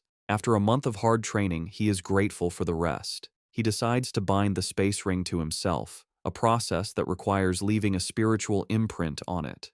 With his strong spiritual power far surpassing an average user of his level, he completes the task easily. Testing the ring, he finds he can retrieve items with a simple thought and store them with a touch. Although it can't hold living things, he finds it very convenient. His rest is interrupted by a call from his master, Yang Zhentian. Xu Jingming informs him he just returned from the wilderness and has something important to report. Upon learning someone sent mercenaries to attack his disciple, Yang Zhentian becomes enraged. He shouts over the phone that a space ring is too light a compensation for an assassination attempt and threatens to destroy the base if anything had happened to Xu Jingming. Once calmer, he asks why the elite squad retreated. Xu Jingming speculates they realized his strength was much greater than they expected, seeing him as an upper-tier second-rank user, forcing them to fall back. The news leaves Yang Zhentian speechless. He shouts into the phone in disbelief that Xu Jingming has already reached that level in just 1 month. His master's shock quickly turns into a proud laugh. He praises Xu Jingming, stating his cultivation speed is even faster than his was, and eagerly asks when he plans to return so they can celebrate. Xu Jingming tells him he will be back just before the semester begins, as he plans to use the remaining time to explore more dangerous areas. His master warns him to be careful, and Xu Jingming assures him he will. After the call, Yang Zhentian is still beaming with joy. His butler, Uncle Fu, remarks it has been a long time since he's seen him so happy. The dean can't contain his admiration for Xu Jingming's astonishing speed of improvement. He reflects that life and death crises, which are catalysts for others, seem to work like a powerful cheat device for his talented disciple, speeding up his growth at an incredible rate. Following his plan, Xu Jingming ventures into the forest mountain range, a more advanced part of the wilderness. As he walks, the air is filled with the roars of fierce beasts. He notes this area seems much richer in resources than the ruined city he had cleared. His keen senses pick up on an attack just as his boot snaps a twig, alerting his foe to his position. Suddenly, invisible energy slashes tear through the air, aimed at him. Reacting with incredible speed, Xu Jingming dodges the assault, the blasts narrowly missing him and slicing through the trees. The attacker reveals itself, a large, ferocious Gale Dreadwolf. Xu Jingming calmly analyzes it, guessing that most third-rank beasts have special abilities. He identifies the wolf as a wind element creature, likely at a mid-tier third-rank level, and wonders how many ability points its defeat will give him. As Xu Jingming prepares to fight the beast, he senses another group approaching. It is the popular streamer Zhang Chuxuan, with her bodyguards and a cameraman. One of her men points out the Gale Dreadwolf, suggesting it would be perfect for Miss Zhang to defeat on camera. The team leader orders his subordinate to block the wolf's escape, intending to claim the beast for themselves. Xu Jingming observes this, thinking they are trying to steal his kill, which is against the wilderness rule where the first person to find a resource has claim to it. However, Zhang Chuxuan expresses her disapproval. She states that she dislikes taking another's prey just for filming content. The leader tries to frame it as a heroic rescue for their stream. Zhang Chuxuan is not convinced, saying she doesn't need fake praise and pointing out that Xu Jingming appears calm and capable, not needing help. Following her wishes, the team leader complains quietly but agrees to find another beast. He orders his team to leave. Xu Jingming watches them go, thinking Jiang Chushuan's character is surprisingly decent for a famous online personality. However, he also notes the team leader seemed to have little authority. He dismisses the thought and refocuses on his hunt. The Gale Dreadwolf, annoyed that Xu Jingming stood his ground, lunges in a furious attack.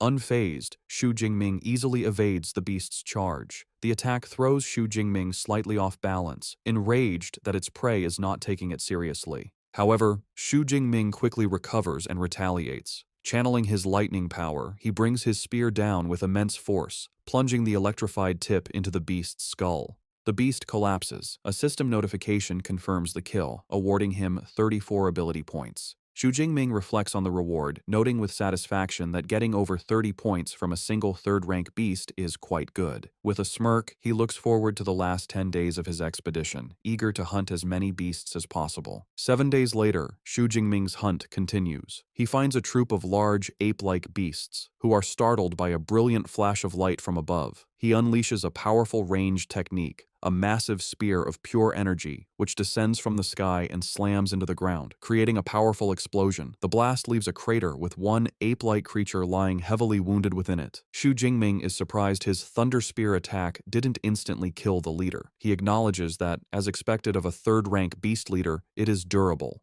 With a menacing look, purple lightning crackling around him, he decides not to waste time on the lesser beasts. He resolves to finish them all off quickly. He charges into the remaining group, his body covered in lightning. He moves like a blur, weaving through their attacks and striking them down with his spear. Standing over the defeated ape-like beasts, Xu Jingming's hunt in this area is a success. He checks his system panel, a satisfied smile on his face as he sees he has over 3,000 ability points.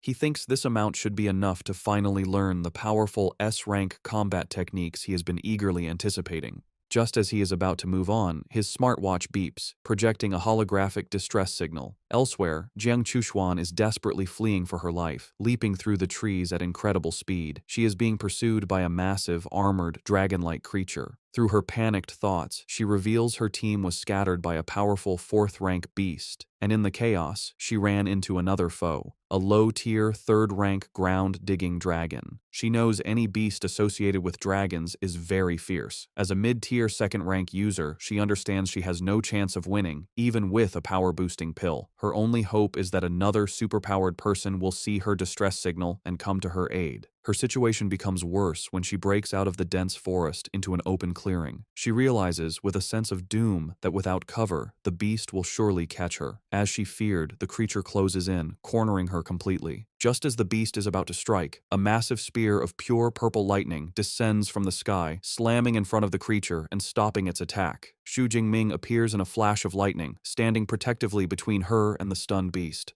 Jiang Chushuan looks on in utter shock, immediately recognizing her savior. Seeing him stand his ground, Jiang Chushuan frantically tells him to run, explaining that the creature is a low-tier, third-rank, ground-digging dragon he can't defeat. However, Xu Jingming ignores her warning, planting his spear in the ground as he calmly faces the beast, leaving her stunned. Frustrated that he won't listen, she feels responsible. She thinks it would be one thing if she died alone, but she can't bear the thought of getting an innocent person killed. Making a selfless choice, she sprints past him, shouting for him to escape while she tries to hold off the creature. The ground-digging dragon roars and charges at them both.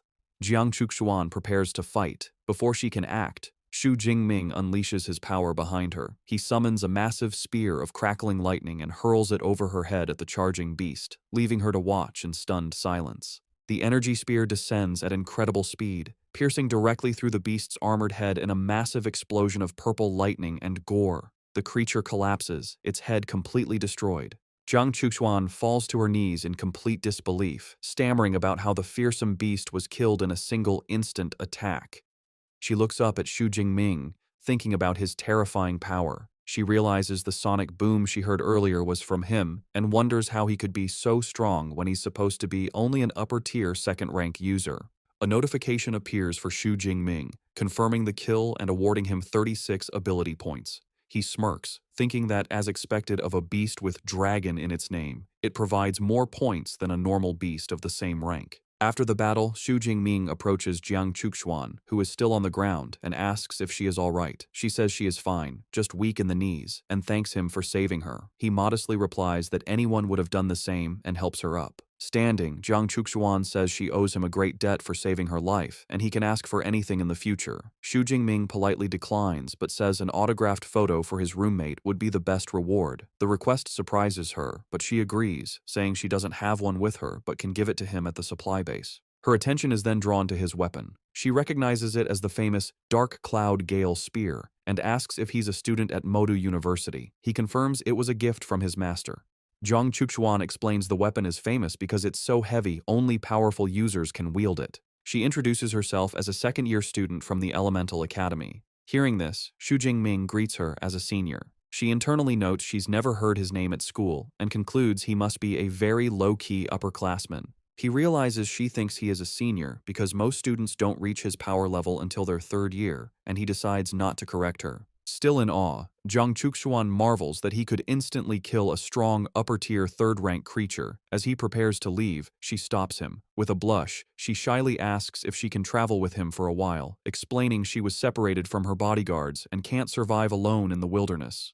Xu Jingming agrees to escort her to the ruined city, from where she can get back safely. She happily thanks him. As they walk, she suggests they check the beast's cave for valuable items, which is why it attacked her. Xu Jingming agrees it's worth a look. On the way, she asks which academy he belongs to. When he says he is from the Weaponry Academy, she comments that she knows their dean, Yang Zhentian, has a very fierce nickname. Xu Jingming calmly informs her the dean is his master. The revelation leaves Jiang Chuxuan flustered and embarrassed, and she apologizes profusely for speaking badly of his teacher.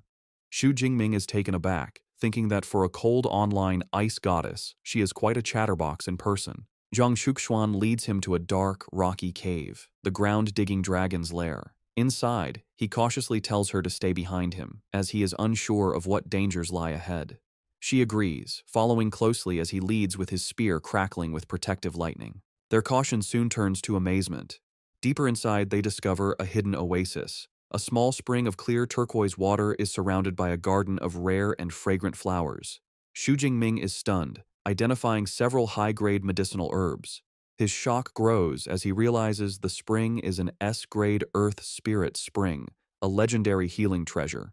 He turns to Jiang Chuan in disbelief, asking if she is certain. She confirms it, explaining the spring nourishes the surrounding plants, turning them into rare and powerful herbs. Xu Jingming is impressed by her deep knowledge. She proudly reveals she is a certified second-grade pharmacist, a qualification he knows is very difficult to achieve. After assessing their find, Jiang Chuxuan estimates there is enough spring water for at least 5 portions of S-grade healing liquid. As thanks for saving her life, she selflessly offers the entire treasure to him. However, Xu Jingming proposes a fairer deal. He suggests they split the spring water, with him taking 4 parts to her 1, and divide the herbs equally. Delighted by his generous offer, she happily accepts. As Xu Jingming and Jiang Chuxuan are dividing their findings, her team of bodyguards arrives at the cave entrance. One man is skeptical, questioning what could be valuable in an unguarded cave. The team leader corrects him, pointing out traces show it's the lair of a third-rank ground-digging dragon, and dragon nests often contain rare treasures. As they enter, they are surprised to find Jiang Chuxuan and Xu Jingming inside.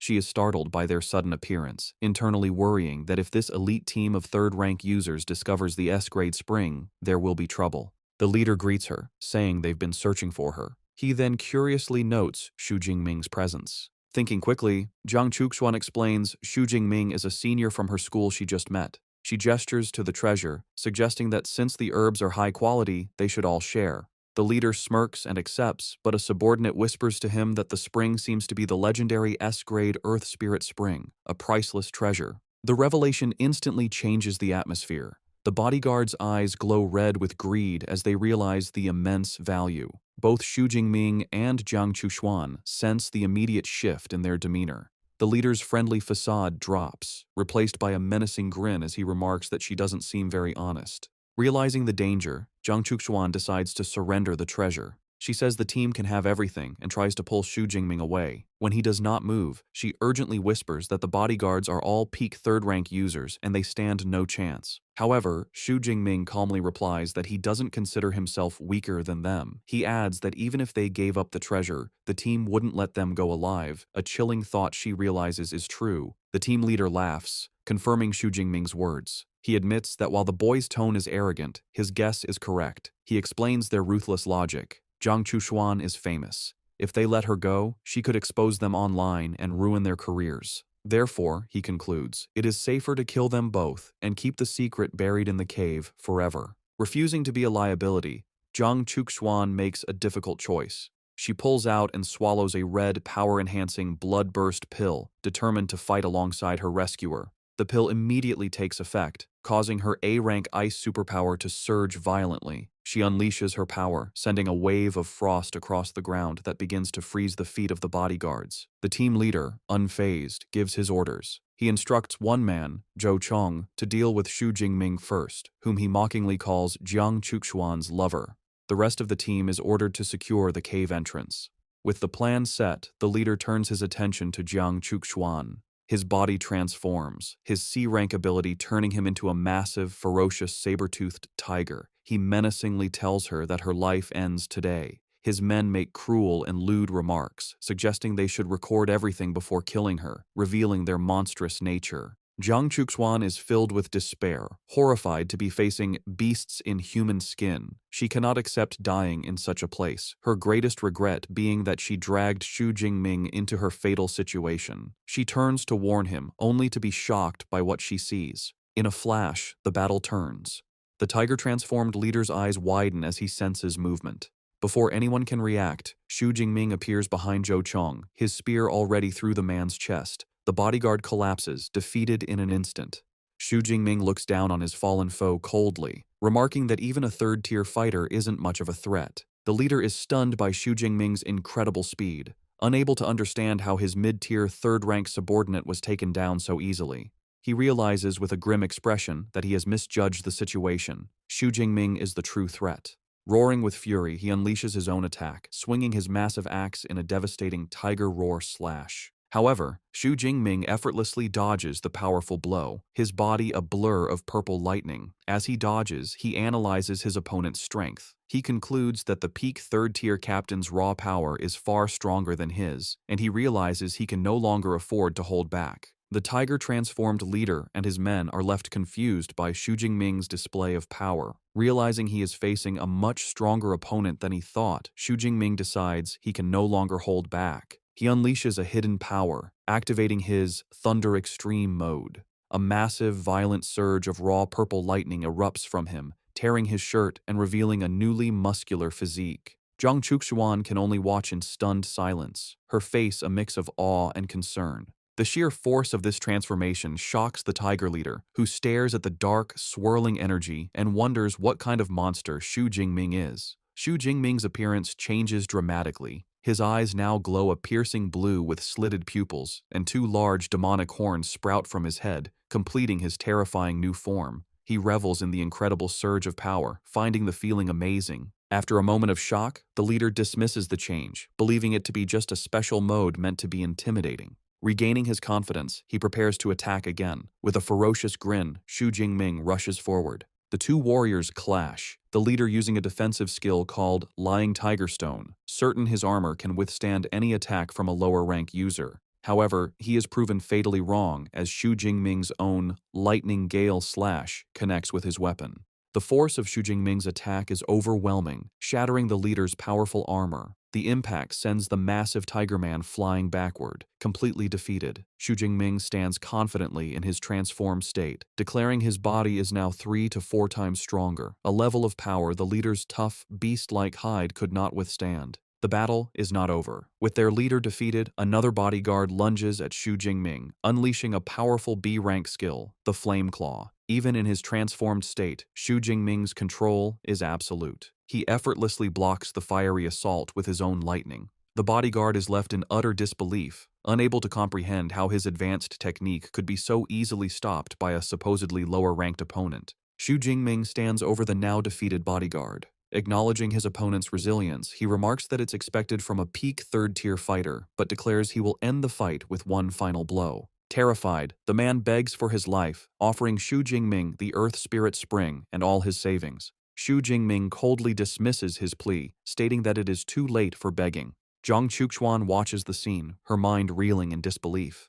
She thinks that the team she hired, who cost a fortune and whose captain was rumored to be invincible, was utterly dismantled. She has never heard of any student from her university with such a powerful record, leading her to wonder if his ability might even be S rank. With the others defeated, Xu Jingming turns his attention to the remaining bodyguards. In his transformed state, he feels the violent, bloodthirsty urges from the Thunder Tyrannosaurus blood resurfacing, and he menacingly tells them it is their turn. The two men are frozen in terror, calling him a demon. Xu Jingming scoffs, retorting that compared to murderers like them, he considers himself far more human. Realizing they are outmatched, the remaining men make a desperate final stand. On their leader's command, they all consume their own blood-burst pills, preparing to fight to the death. The battle that follows is swift and brutal. The scene cuts to the aftermath, where Xu Jingming, now back in his normal form but shirtless, stands victorious amidst the defeated bodies of the entire team. The immense power of his Thunder Extreme mode has taken its toll.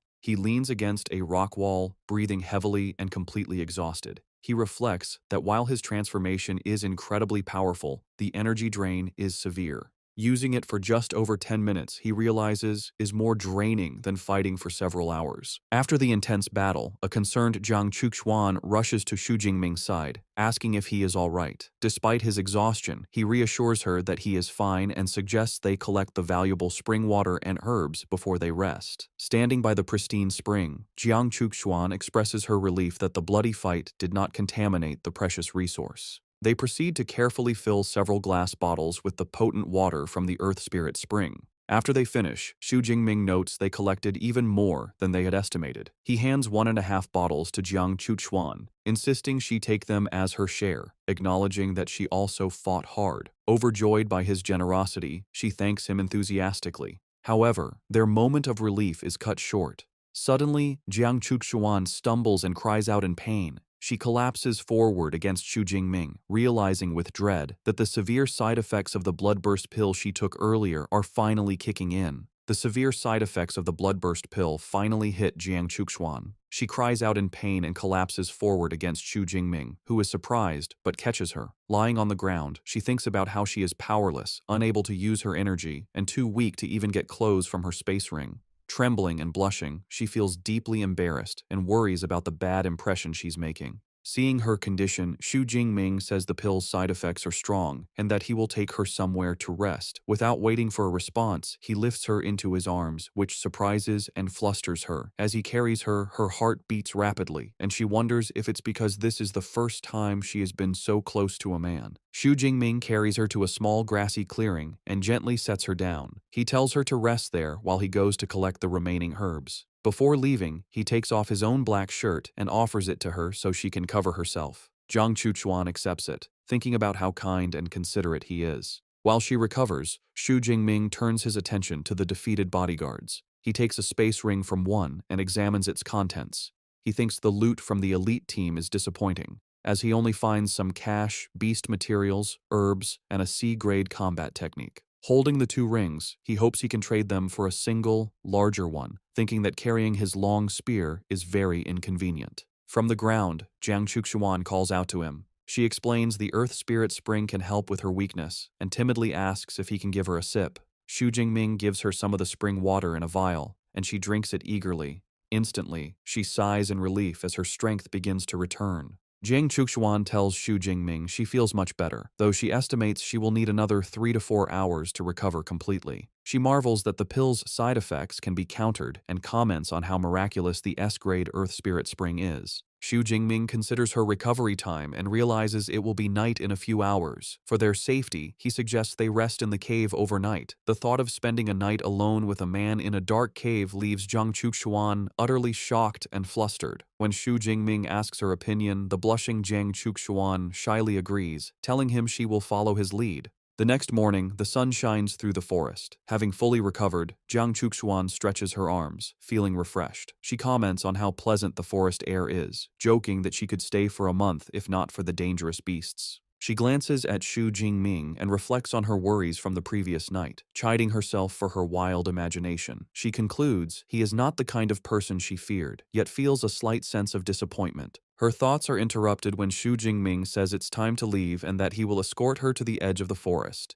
Surprised, she quickly agrees, The two then begin to run through the woods, with Xu Jingming in the lead. Suddenly, he comes to an abrupt stop, putting his arm out to prevent her from going further. A moment later, a massive, flaming creature leaps over their heads. Jiang Chuxuan looks up in terror, identifying it as a powerful fifth-tier blazing tiger. The great beast lands far ahead and continues to flee. Peeking from behind a tree, Xu Jingming wonders if the tiger didn't notice them, but Jiang Chuxuan observes its panicked state and suggests it is running for its life. Her eyes widen as she realizes what must be chasing it. A massive horde of gray, wolf-like beasts with red eyes rushes past.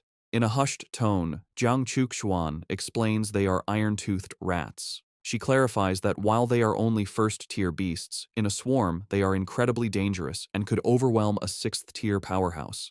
Now she understands why the blazing tiger was forced to flee. Faced with the swarm, Jiang Chuxuan panics and urges Xu Jingming to flee. Reacting instantly, Xu Jingming grabs her hand, and they turn and run, with the horde of rats in hot pursuit. As they sprint, Xu Jingming knows the rats have incredible stamina, making a simple escape impossible. With the supply base 90 kilometers away, he realizes they need to move faster. His spear slows him down, and he declares he must abandon it. However, Jiang Chuxuan quickly offers a solution, telling him her space ring is large enough to hold it. She effortlessly stores the heavy spear, freeing him. Now much lighter, Xu Jingming notes that holding hands is still too slow. He suggests it would be more efficient for him to carry her on his back, a proposal that leaves a stunned Jiang Chuxuan speechless. Before she can object, he swiftly lifts her onto his back and continues their escape at an even greater speed. He eventually breaks out of the forest and into a ruined city. However, their relief is short-lived. They see the swarm devouring another beast's corpse. Xu Jingming grimly realizes their worst fear has come true. The rat tide has overrun the entire area. Cornered, he declares they must fight. He activates his Thunder Extreme mode, his body erupting in purple lightning as demonic horns sprout from his head. He tells a frightened Jiang Chuxuan to hold on tight as he charges into the horde. He becomes a blur of destructive energy, cutting through the rats and earning ability points for each kill. Meanwhile, at a military outpost, Manager Wang Chuang and his team are monitoring the crisis. An official reports the rat tide is over 300,000 strong. Wang Chuang, looking grim, remarks it will be a devastating blow to the ecosystem. A subordinate shows a map of trapped ability users, lamenting that most will likely be devoured.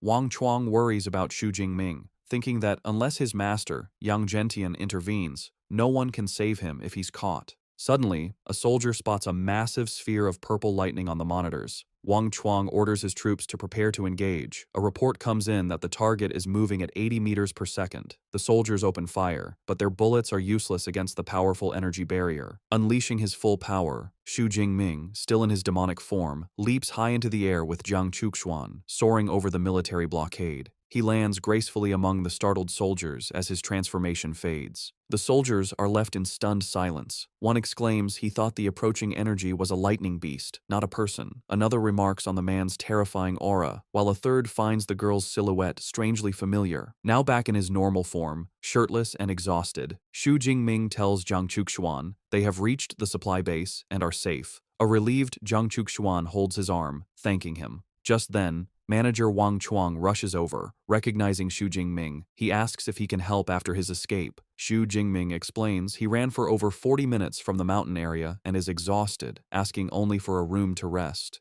Internally, Wang Chuang is astounded, knowing the mountains are over 90 kilometers away. He thinks even a fourth-tier ability user would struggle to break through the horde from such a distance. Eager to help, Wang Chuang offers to arrange a room, but Jiang Chuxuan steps in, stating she will take care of him. As she supports the weary Xu Jingming, nearby soldiers begin to gossip. They recognize her as Goddess Jiang and comment on how lucky the young man is. They speculate about their relationship, with one soldier lamenting that his goddess has been stolen. 2 full days and nights later, Xu Jingming finally awakens in a comfortable bed. He finds Jiang Chuxuan by his side, who greets him with a cheerful smile. She tells him he has been asleep for a long time and she was about to give him some Earth Spirit Spring to help him recover. Surprised he slept so long, Xu Jingming asks about the wilderness. Jiang Chuxuan informs him the rat tide has not yet receded, so the area is under lockdown. She adds that after it's over, there will likely be very few beasts left. Realizing there is no reason to stay, Xu Jingming decides to return to the university. As the semester is about to begin,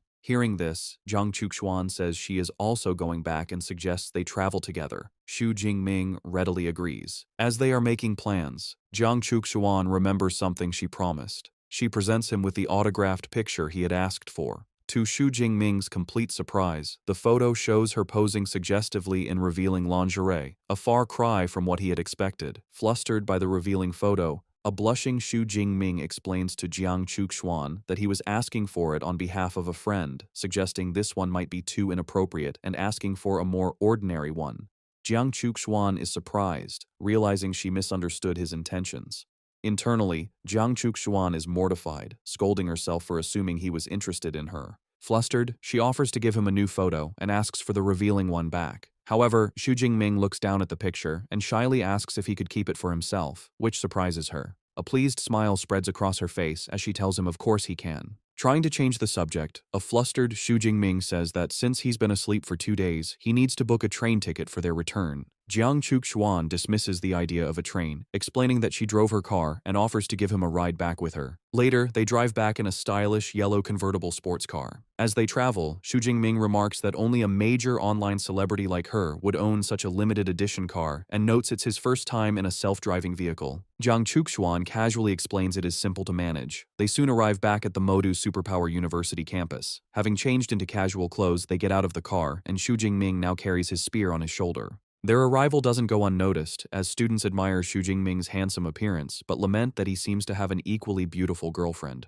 Walking through campus, Xu Jingming reflects on how much his strength has changed in the month and a half he has been away. Jiang Chuxuan asks which district his dorm is in. He tells her District 3. Since she lives in District 2, she suggests they should part ways there. Before they leave, Jiang Chuxuan tells Xu Jingming not to hesitate to ask if he ever needs anything. He agrees. Just as they are about to part, Jiang Chuxuan quickly steps forward, surprising Xu Jingming. She leans in and gives him a quick kiss on the cheek. With a playful smile, she tells him it is a small thank you for saving her life. She then waves goodbye and walks away, leaving a blushing Xu Jingming behind. He touches his cheek, still processing the gesture, and thinks to himself that he was just forcefully kissed. Later, in her luxurious dorm, Jiang Chuxuan sits on her bed, thinking someone as powerful as Xu Jingming can't be unknown. Deciding to investigate, she opens her laptop to search for his information. She muses that all the recent campus buzz is about freshmen. Soon, she finds his detailed file. As she reads, her expression turns to pure shock. She discovers Xu Jingming is a freshman, an upper-tier second-rank user. With a pout, she realizes she has been calling him senior the entire time and calls him a big liar. She playfully vows to tease her junior brother next time they meet.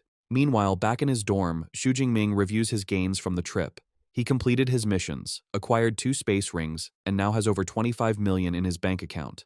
He regrets that the rat tide cut his hunt short, preventing him from collecting more ability points. His system panel confirms his new status as an upper second-tier user with an S-rank ability, and he has 3,712 ability points. He feels confident this is enough to learn powerful S-rank combat techniques. His thoughts are interrupted as his roommate, Liu Wentao, bursts into the room. He exclaims that Xu Jingming is finally back and scolds him for not giving a heads up, saying he was worried after hearing about the rat tide. Xu Jingming confirms the tide happened but assures him the military is now handling it. As he speaks, Liu Wentao suddenly senses a change in his roommate's aura. His eyes widen in shock as he realizes Xu Jingming has broken through to the second tier. Xu Jingming calmly corrects him, stating he is an upper second-tier user now. Liu Wentao is amazed. Xu Jingming explains he had a few near-death encounters but was lucky enough to survive and achieve a breakthrough. Liu Wentao is impressed, saying Xu Jingming is no ordinary person and wonders if he should also try a life-or-death situation to get stronger. Xu Jingming immediately advises against it, telling his friend his situation was special and the wilderness is too dangerous for him.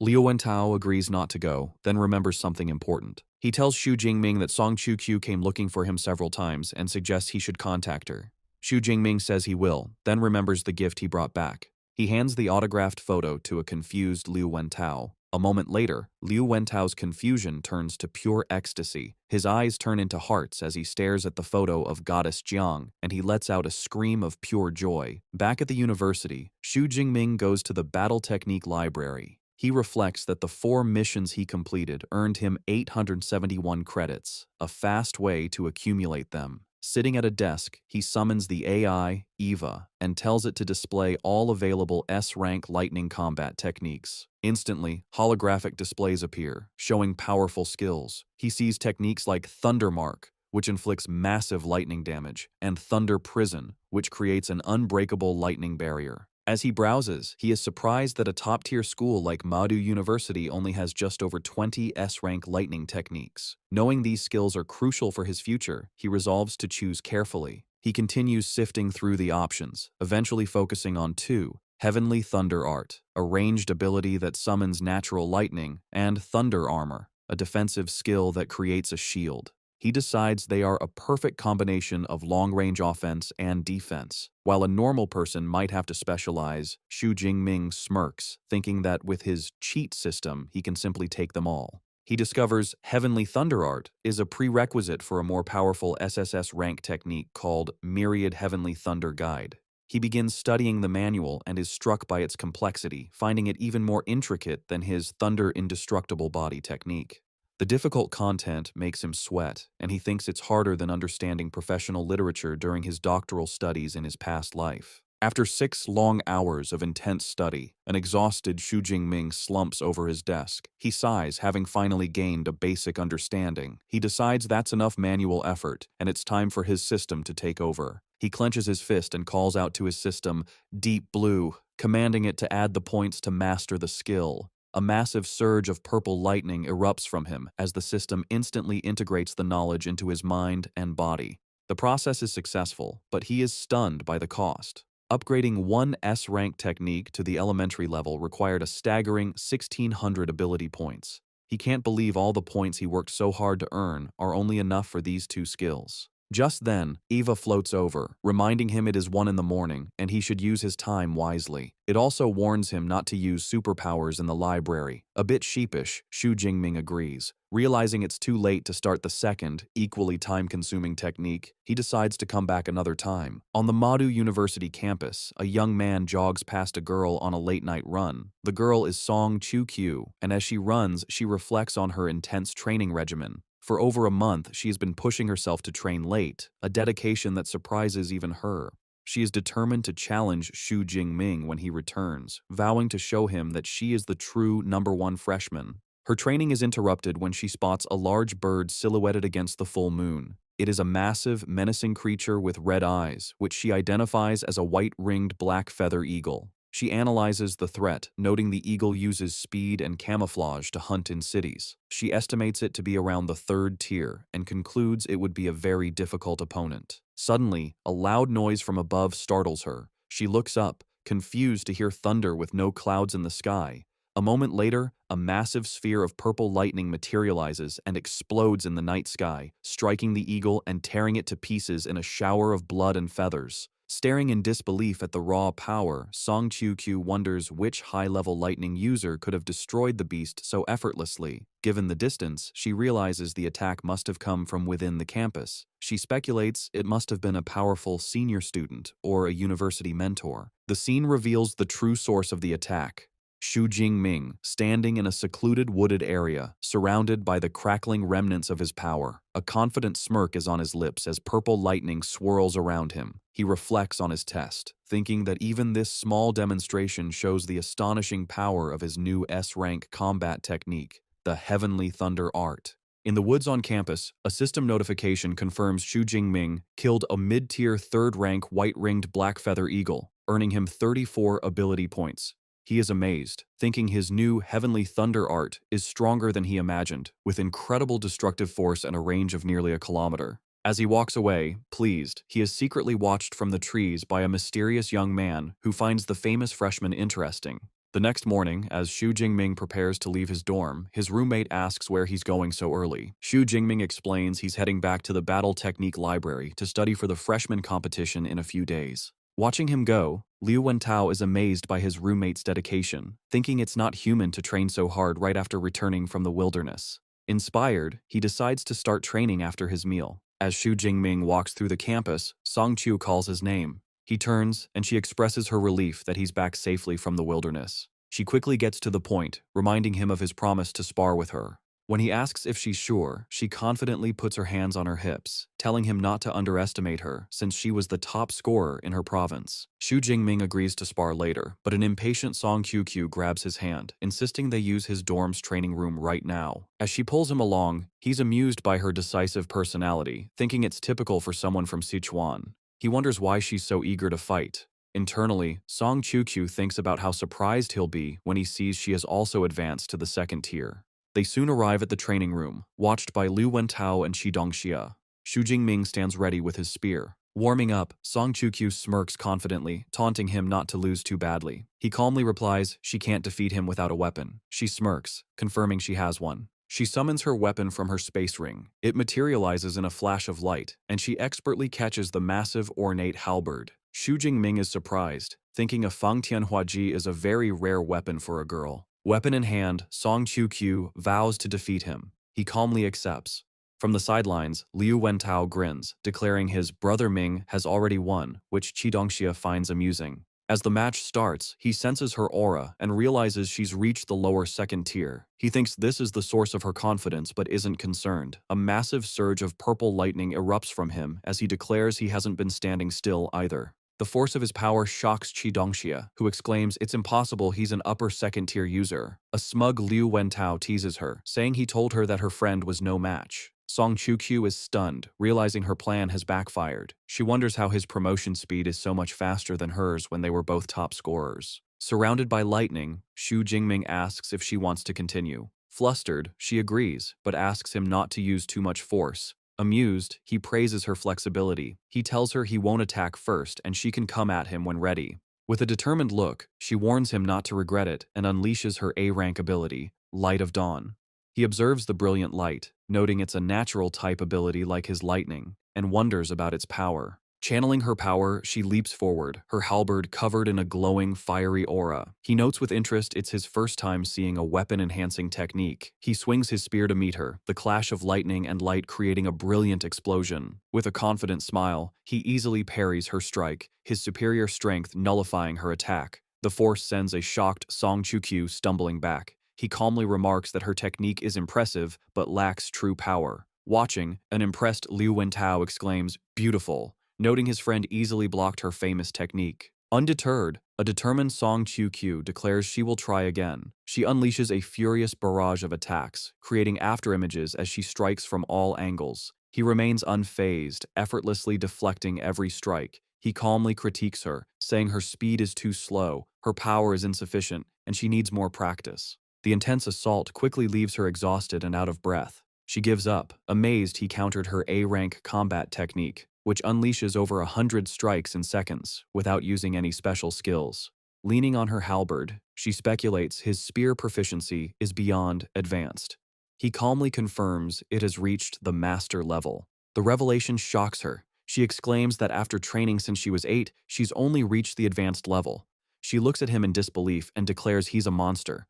Turning away, she concedes the match, admitting that with his S-rank ability and talent, she has no hope of surpassing him. He asks if she wants to test his other techniques, but she declines. She explains that with his superior power, her techniques would be useless against his defenses. As a thank you, she invites him to lunch, and he accepts. She says she'll see him at noon and leaves with Qi Dongxia, who remarks that he seems to be the stronger one. After they leave, Liu Wentao gives him a thumbs up, praising him for being the strongest. Xu Jingming modestly replies that Song Qiuqiu isn't that strong, but her advancement speed is impressive. Liu Wentao smiles, saying Xu Jingming only thinks that because of his own power. He then reveals a shocking truth. Song Qiuqiu is the great-granddaughter of Song Daoyuan, a legendary S-rank grandmaster from the history books. The news leaves him speechless, recalling an entire chapter dedicated to the man 80 years ago. Liu Wentao explains that since her family is in Sichuan and she is the Grandmaster's most beloved great-granddaughter, her rapid advancement is expected. Xu Jingming now understands her background and how she could afford expensive items. Feeling a new urgency, he tells Liu Wentao he must get back to training and quickly leaves. Back in the library, Xu Jingming masters his second S-rank skill, Thunder Armor. He tests it, his body covered in a shield of purple lightning.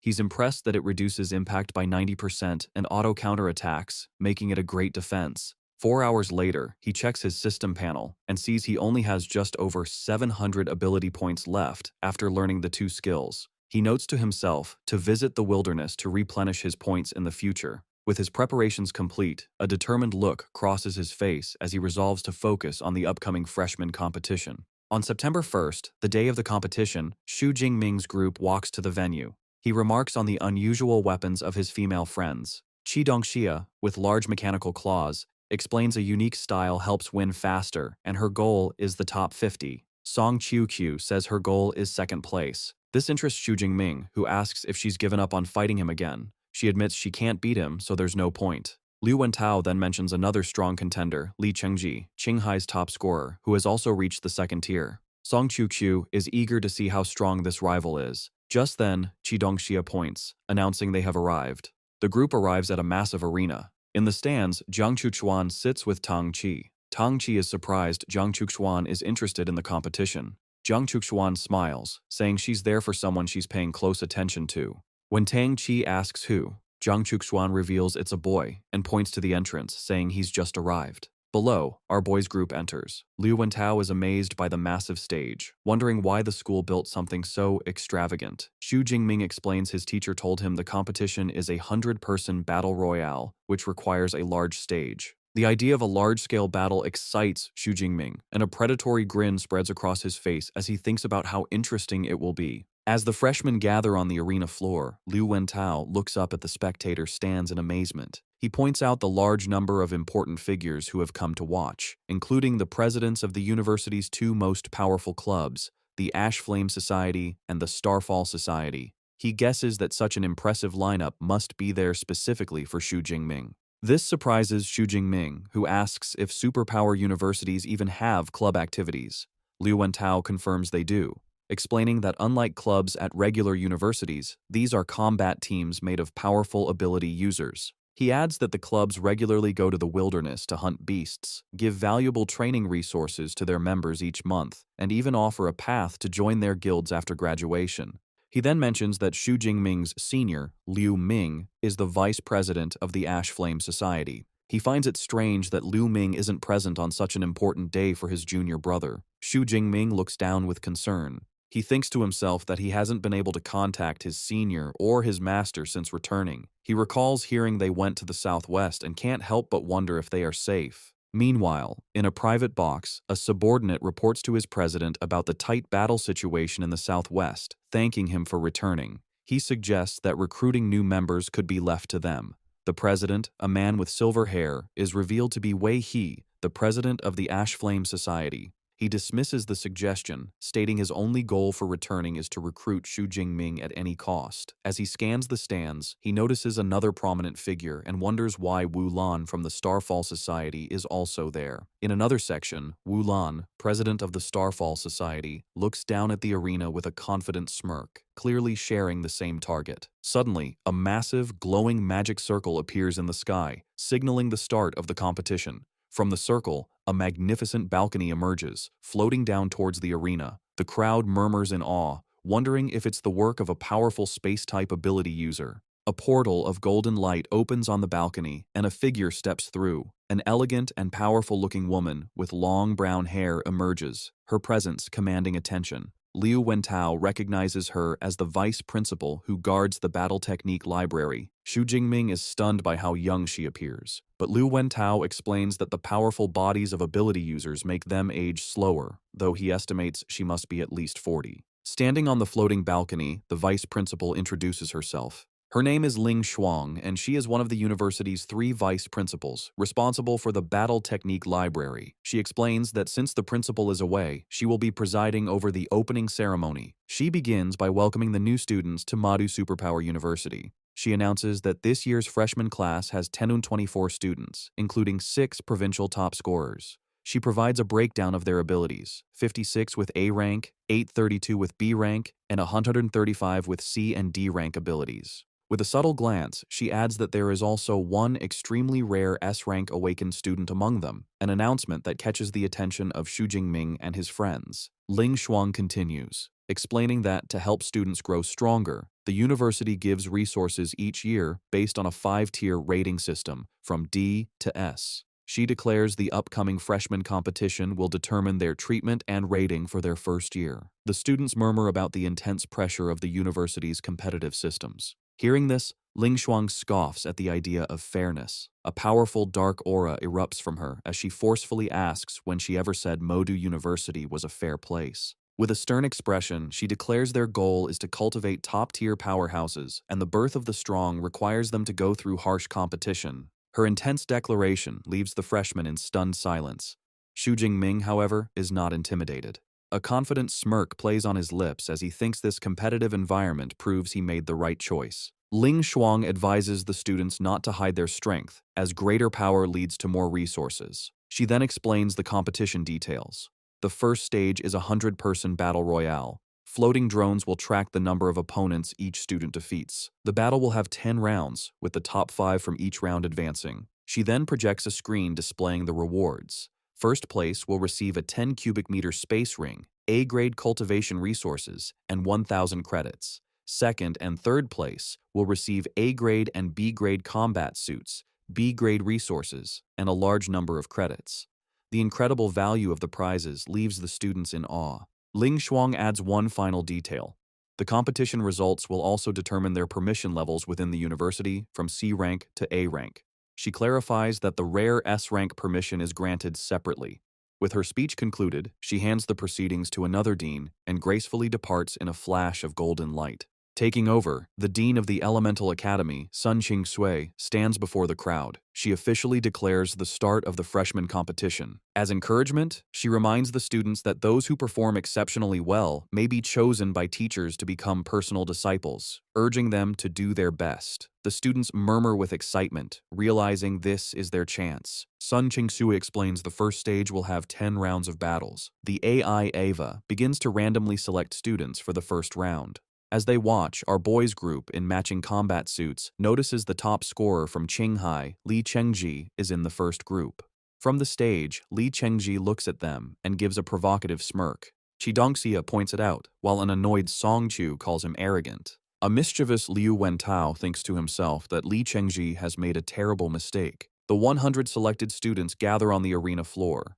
Dean Sun Qing Shui reassures them they do not need to worry about dying, as Eva will generate a protective shield if anyone's life is in danger. She adds that a medical team is on standby. With a countdown from 3, the battle begins. The arena erupts into a chaotic free-for-all. In the stands, spectators are drawn to a powerful, sword-wielding student who is dominating the fight, noting he has already broken through to the second tier. They identify him as Li Chengji, the top scorer from Qinghai Province. On the battlefield, Li Chengji effortlessly cuts down opponents, calling his fallen foes weaklings. The first round ends swiftly. An AI drone announces Li Chengji has taken first place by defeating 36 people. As he steps down, he looks up at Xu Jingming and issues a challenge, wondering if Xu Jingming can surpass his score. Watching Li Chengji's arrogant display, Liu Wentao sweats and declares the guy is beyond saving, remarking he has never seen someone so determined to court disaster. In the stands, a member of the Starfall Society points out Li Chengji's breakthrough to their president, Wu Lan, and asks if they should make him their primary target. Wu Lan calmly dismisses the idea, stating their number one target remains Xu Jingming. When his subordinate asks if he has inside information, Wu Lan replies it's not a secret, but something he witnessed himself. A short while later, Eva announces the start of the second round and calls the selected students to the stage. To his friend's excitement, Xu Jingming is among them. Liu Wentao and Song Chuqiu cheer him on, telling him to show Li Chengji his true power. Xu Jingming calmly agrees. As Xu Jingming steps onto the stage, the other contestants are filled with dread. They complain about their terrible luck and immediately give up on first place, deciding to fight for the remaining 4 spots. Xu Jingming stands confidently, thinking his opponents are naive if they believe they are safe just by keeping their distance. From the VIP section, the deans observe. One dean asks Dean Sun Qing Shui if Xu Jingming is Dean Yang Gentian's new disciple. She confirms this, identifying him as the S-rank user. The dean comments on his impressive aura. However, as Xu Jingming reveals his power, another dean is so shocked he spits out his drink, exclaiming in disbelief that Xu Jingming has reached the second tier when he was only an awakened a month ago. The other deans share his shock, marveling at his terrifying advancement speed. Dean Sun Qing Shui thinks to herself that Dean Yang is good at keeping secrets. The countdown for the battle begins. As soon as the match starts, Xu Jingming unleashes a massive, swirling vortex of purple lightning that instantly engulfs a large part of the arena, leaving the other students stunned. Standing at the center of the storm, he spins his spear with blinding speed, a predatory grin on his face. He thinks that compared to slaughtering beasts, he still finds fighting against other humans to be far more enjoyable. Xu Jingming's immense display of power shocks the other contestants. A blast of energy pushes them back, and one realizes with horror that the aura is from a second-tier ability user. Standing in a swirl of purple lightning, Xu Jingming confirms their fears, as the students shout in disbelief that he is a second-tier user. The other competitors look on in despair, complaining about the unfairness of facing a freshman who is already a tier above them. From the stands, Wu Lan, president of the Starfall Society, calmly observes. His subordinate asks if he already knew about our boy's true strength. Wu Lan replies that he did, commenting that Xu Jingming's potential is now clear to all. In another section, Zhang Chuxuan smiles, realizing she's been calling her junior a senior, and playfully vows to get even with him. Meanwhile, Li Chengji grits his teeth in frustration. He had planned to use Xu Jingming's fame to make a name for himself, but now his plan is useless. He curses his bad luck for being in a different round than Xu Jingming and wonders what to do now. In the arena, one student seizes the opportunity. He tells the others that Xu Jingming is too strong to face alone and proposes they team up to eliminate him first. The suggestion is met with enthusiastic agreement, as everyone knows it's their only chance. Xu Jingming, still in his lightning storm, senses a persuasive force in the speaker's voice, realizing he must be a spiritual type ability user. A young man with purple hair named Shai Ying reveals himself, unleashing his A-rank psychic ability to unite the students. He assures them that if they follow his orders, they have a rare chance to defeat an S-rank ability user. Motivated, the other students rally to his cause. In the VIP box, the deans comment on the event. Wu Wen notes that Xiying has united the freshmen, while Sun Qingxue recognizes Xiying as a disciple of Dean Long Ke. Dean Long Ke, head of the Tactics Academy, smiles smugly, though he thinks the students' unity is due to our guy's strength, not Xiying's leadership. Still, Sun Qingxue believes Xu Jingming is in trouble, thinking it would be a huge joke if an S-rank user were eliminated in the first round. Below, Xu Jingming watches his opponents group up. Xu Ying taunts him, saying he lost his chance to attack and asking how he plans to face 102 opponents. Instead of being intimidated, Xu Jingming smirks with confidence, asking why Xu Ying assumes he is at a disadvantage. He summons his power, materializing a spear of pure lightning in his hand. In response, Xu Ying orders his new army to attack, sending close combat fighters to the front while ranged and support types prepare. With the chance to defeat an S-rank user before them, the students charge forward as one, their battle cries filling the arena. From a safe distance, Xu Ying creates a rock barrier, taunting Xu Jingming that he should focus on surviving the onslaught before trying to reach him. Xu Jingming, however, remains unimpressed. He coolly thinks that their numbers mean little against his power. He decides to act, hurling the massive lightning spear not at the students, but directly at Xu Ying's defensive wall. The spear connects with devastating force, shattering the rock barrier instantly. The resulting explosion of purple energy sends a powerful shockwave out, repelling the closest attackers. The raw energy continues to surge across the arena floor. Caught in the blast, Xu Ying and the others look on in terror, screaming that the energy is about to explode and they are all going to die. A moment later, their fears are realized as the energy detonates in a massive explosion, covering a huge section of the battlefield. Onlookers are stunned by the scale of the blast, with one student exclaiming he just saw a mushroom cloud. Others worry that Xu Ying and his group have been killed. The university's safety system kicks in. An AI drone announces that a life-threatening impact triggered the defense grid, encasing several students in protective bubbles. It then delivers the verdict. They have all been eliminated by Xu Jingming.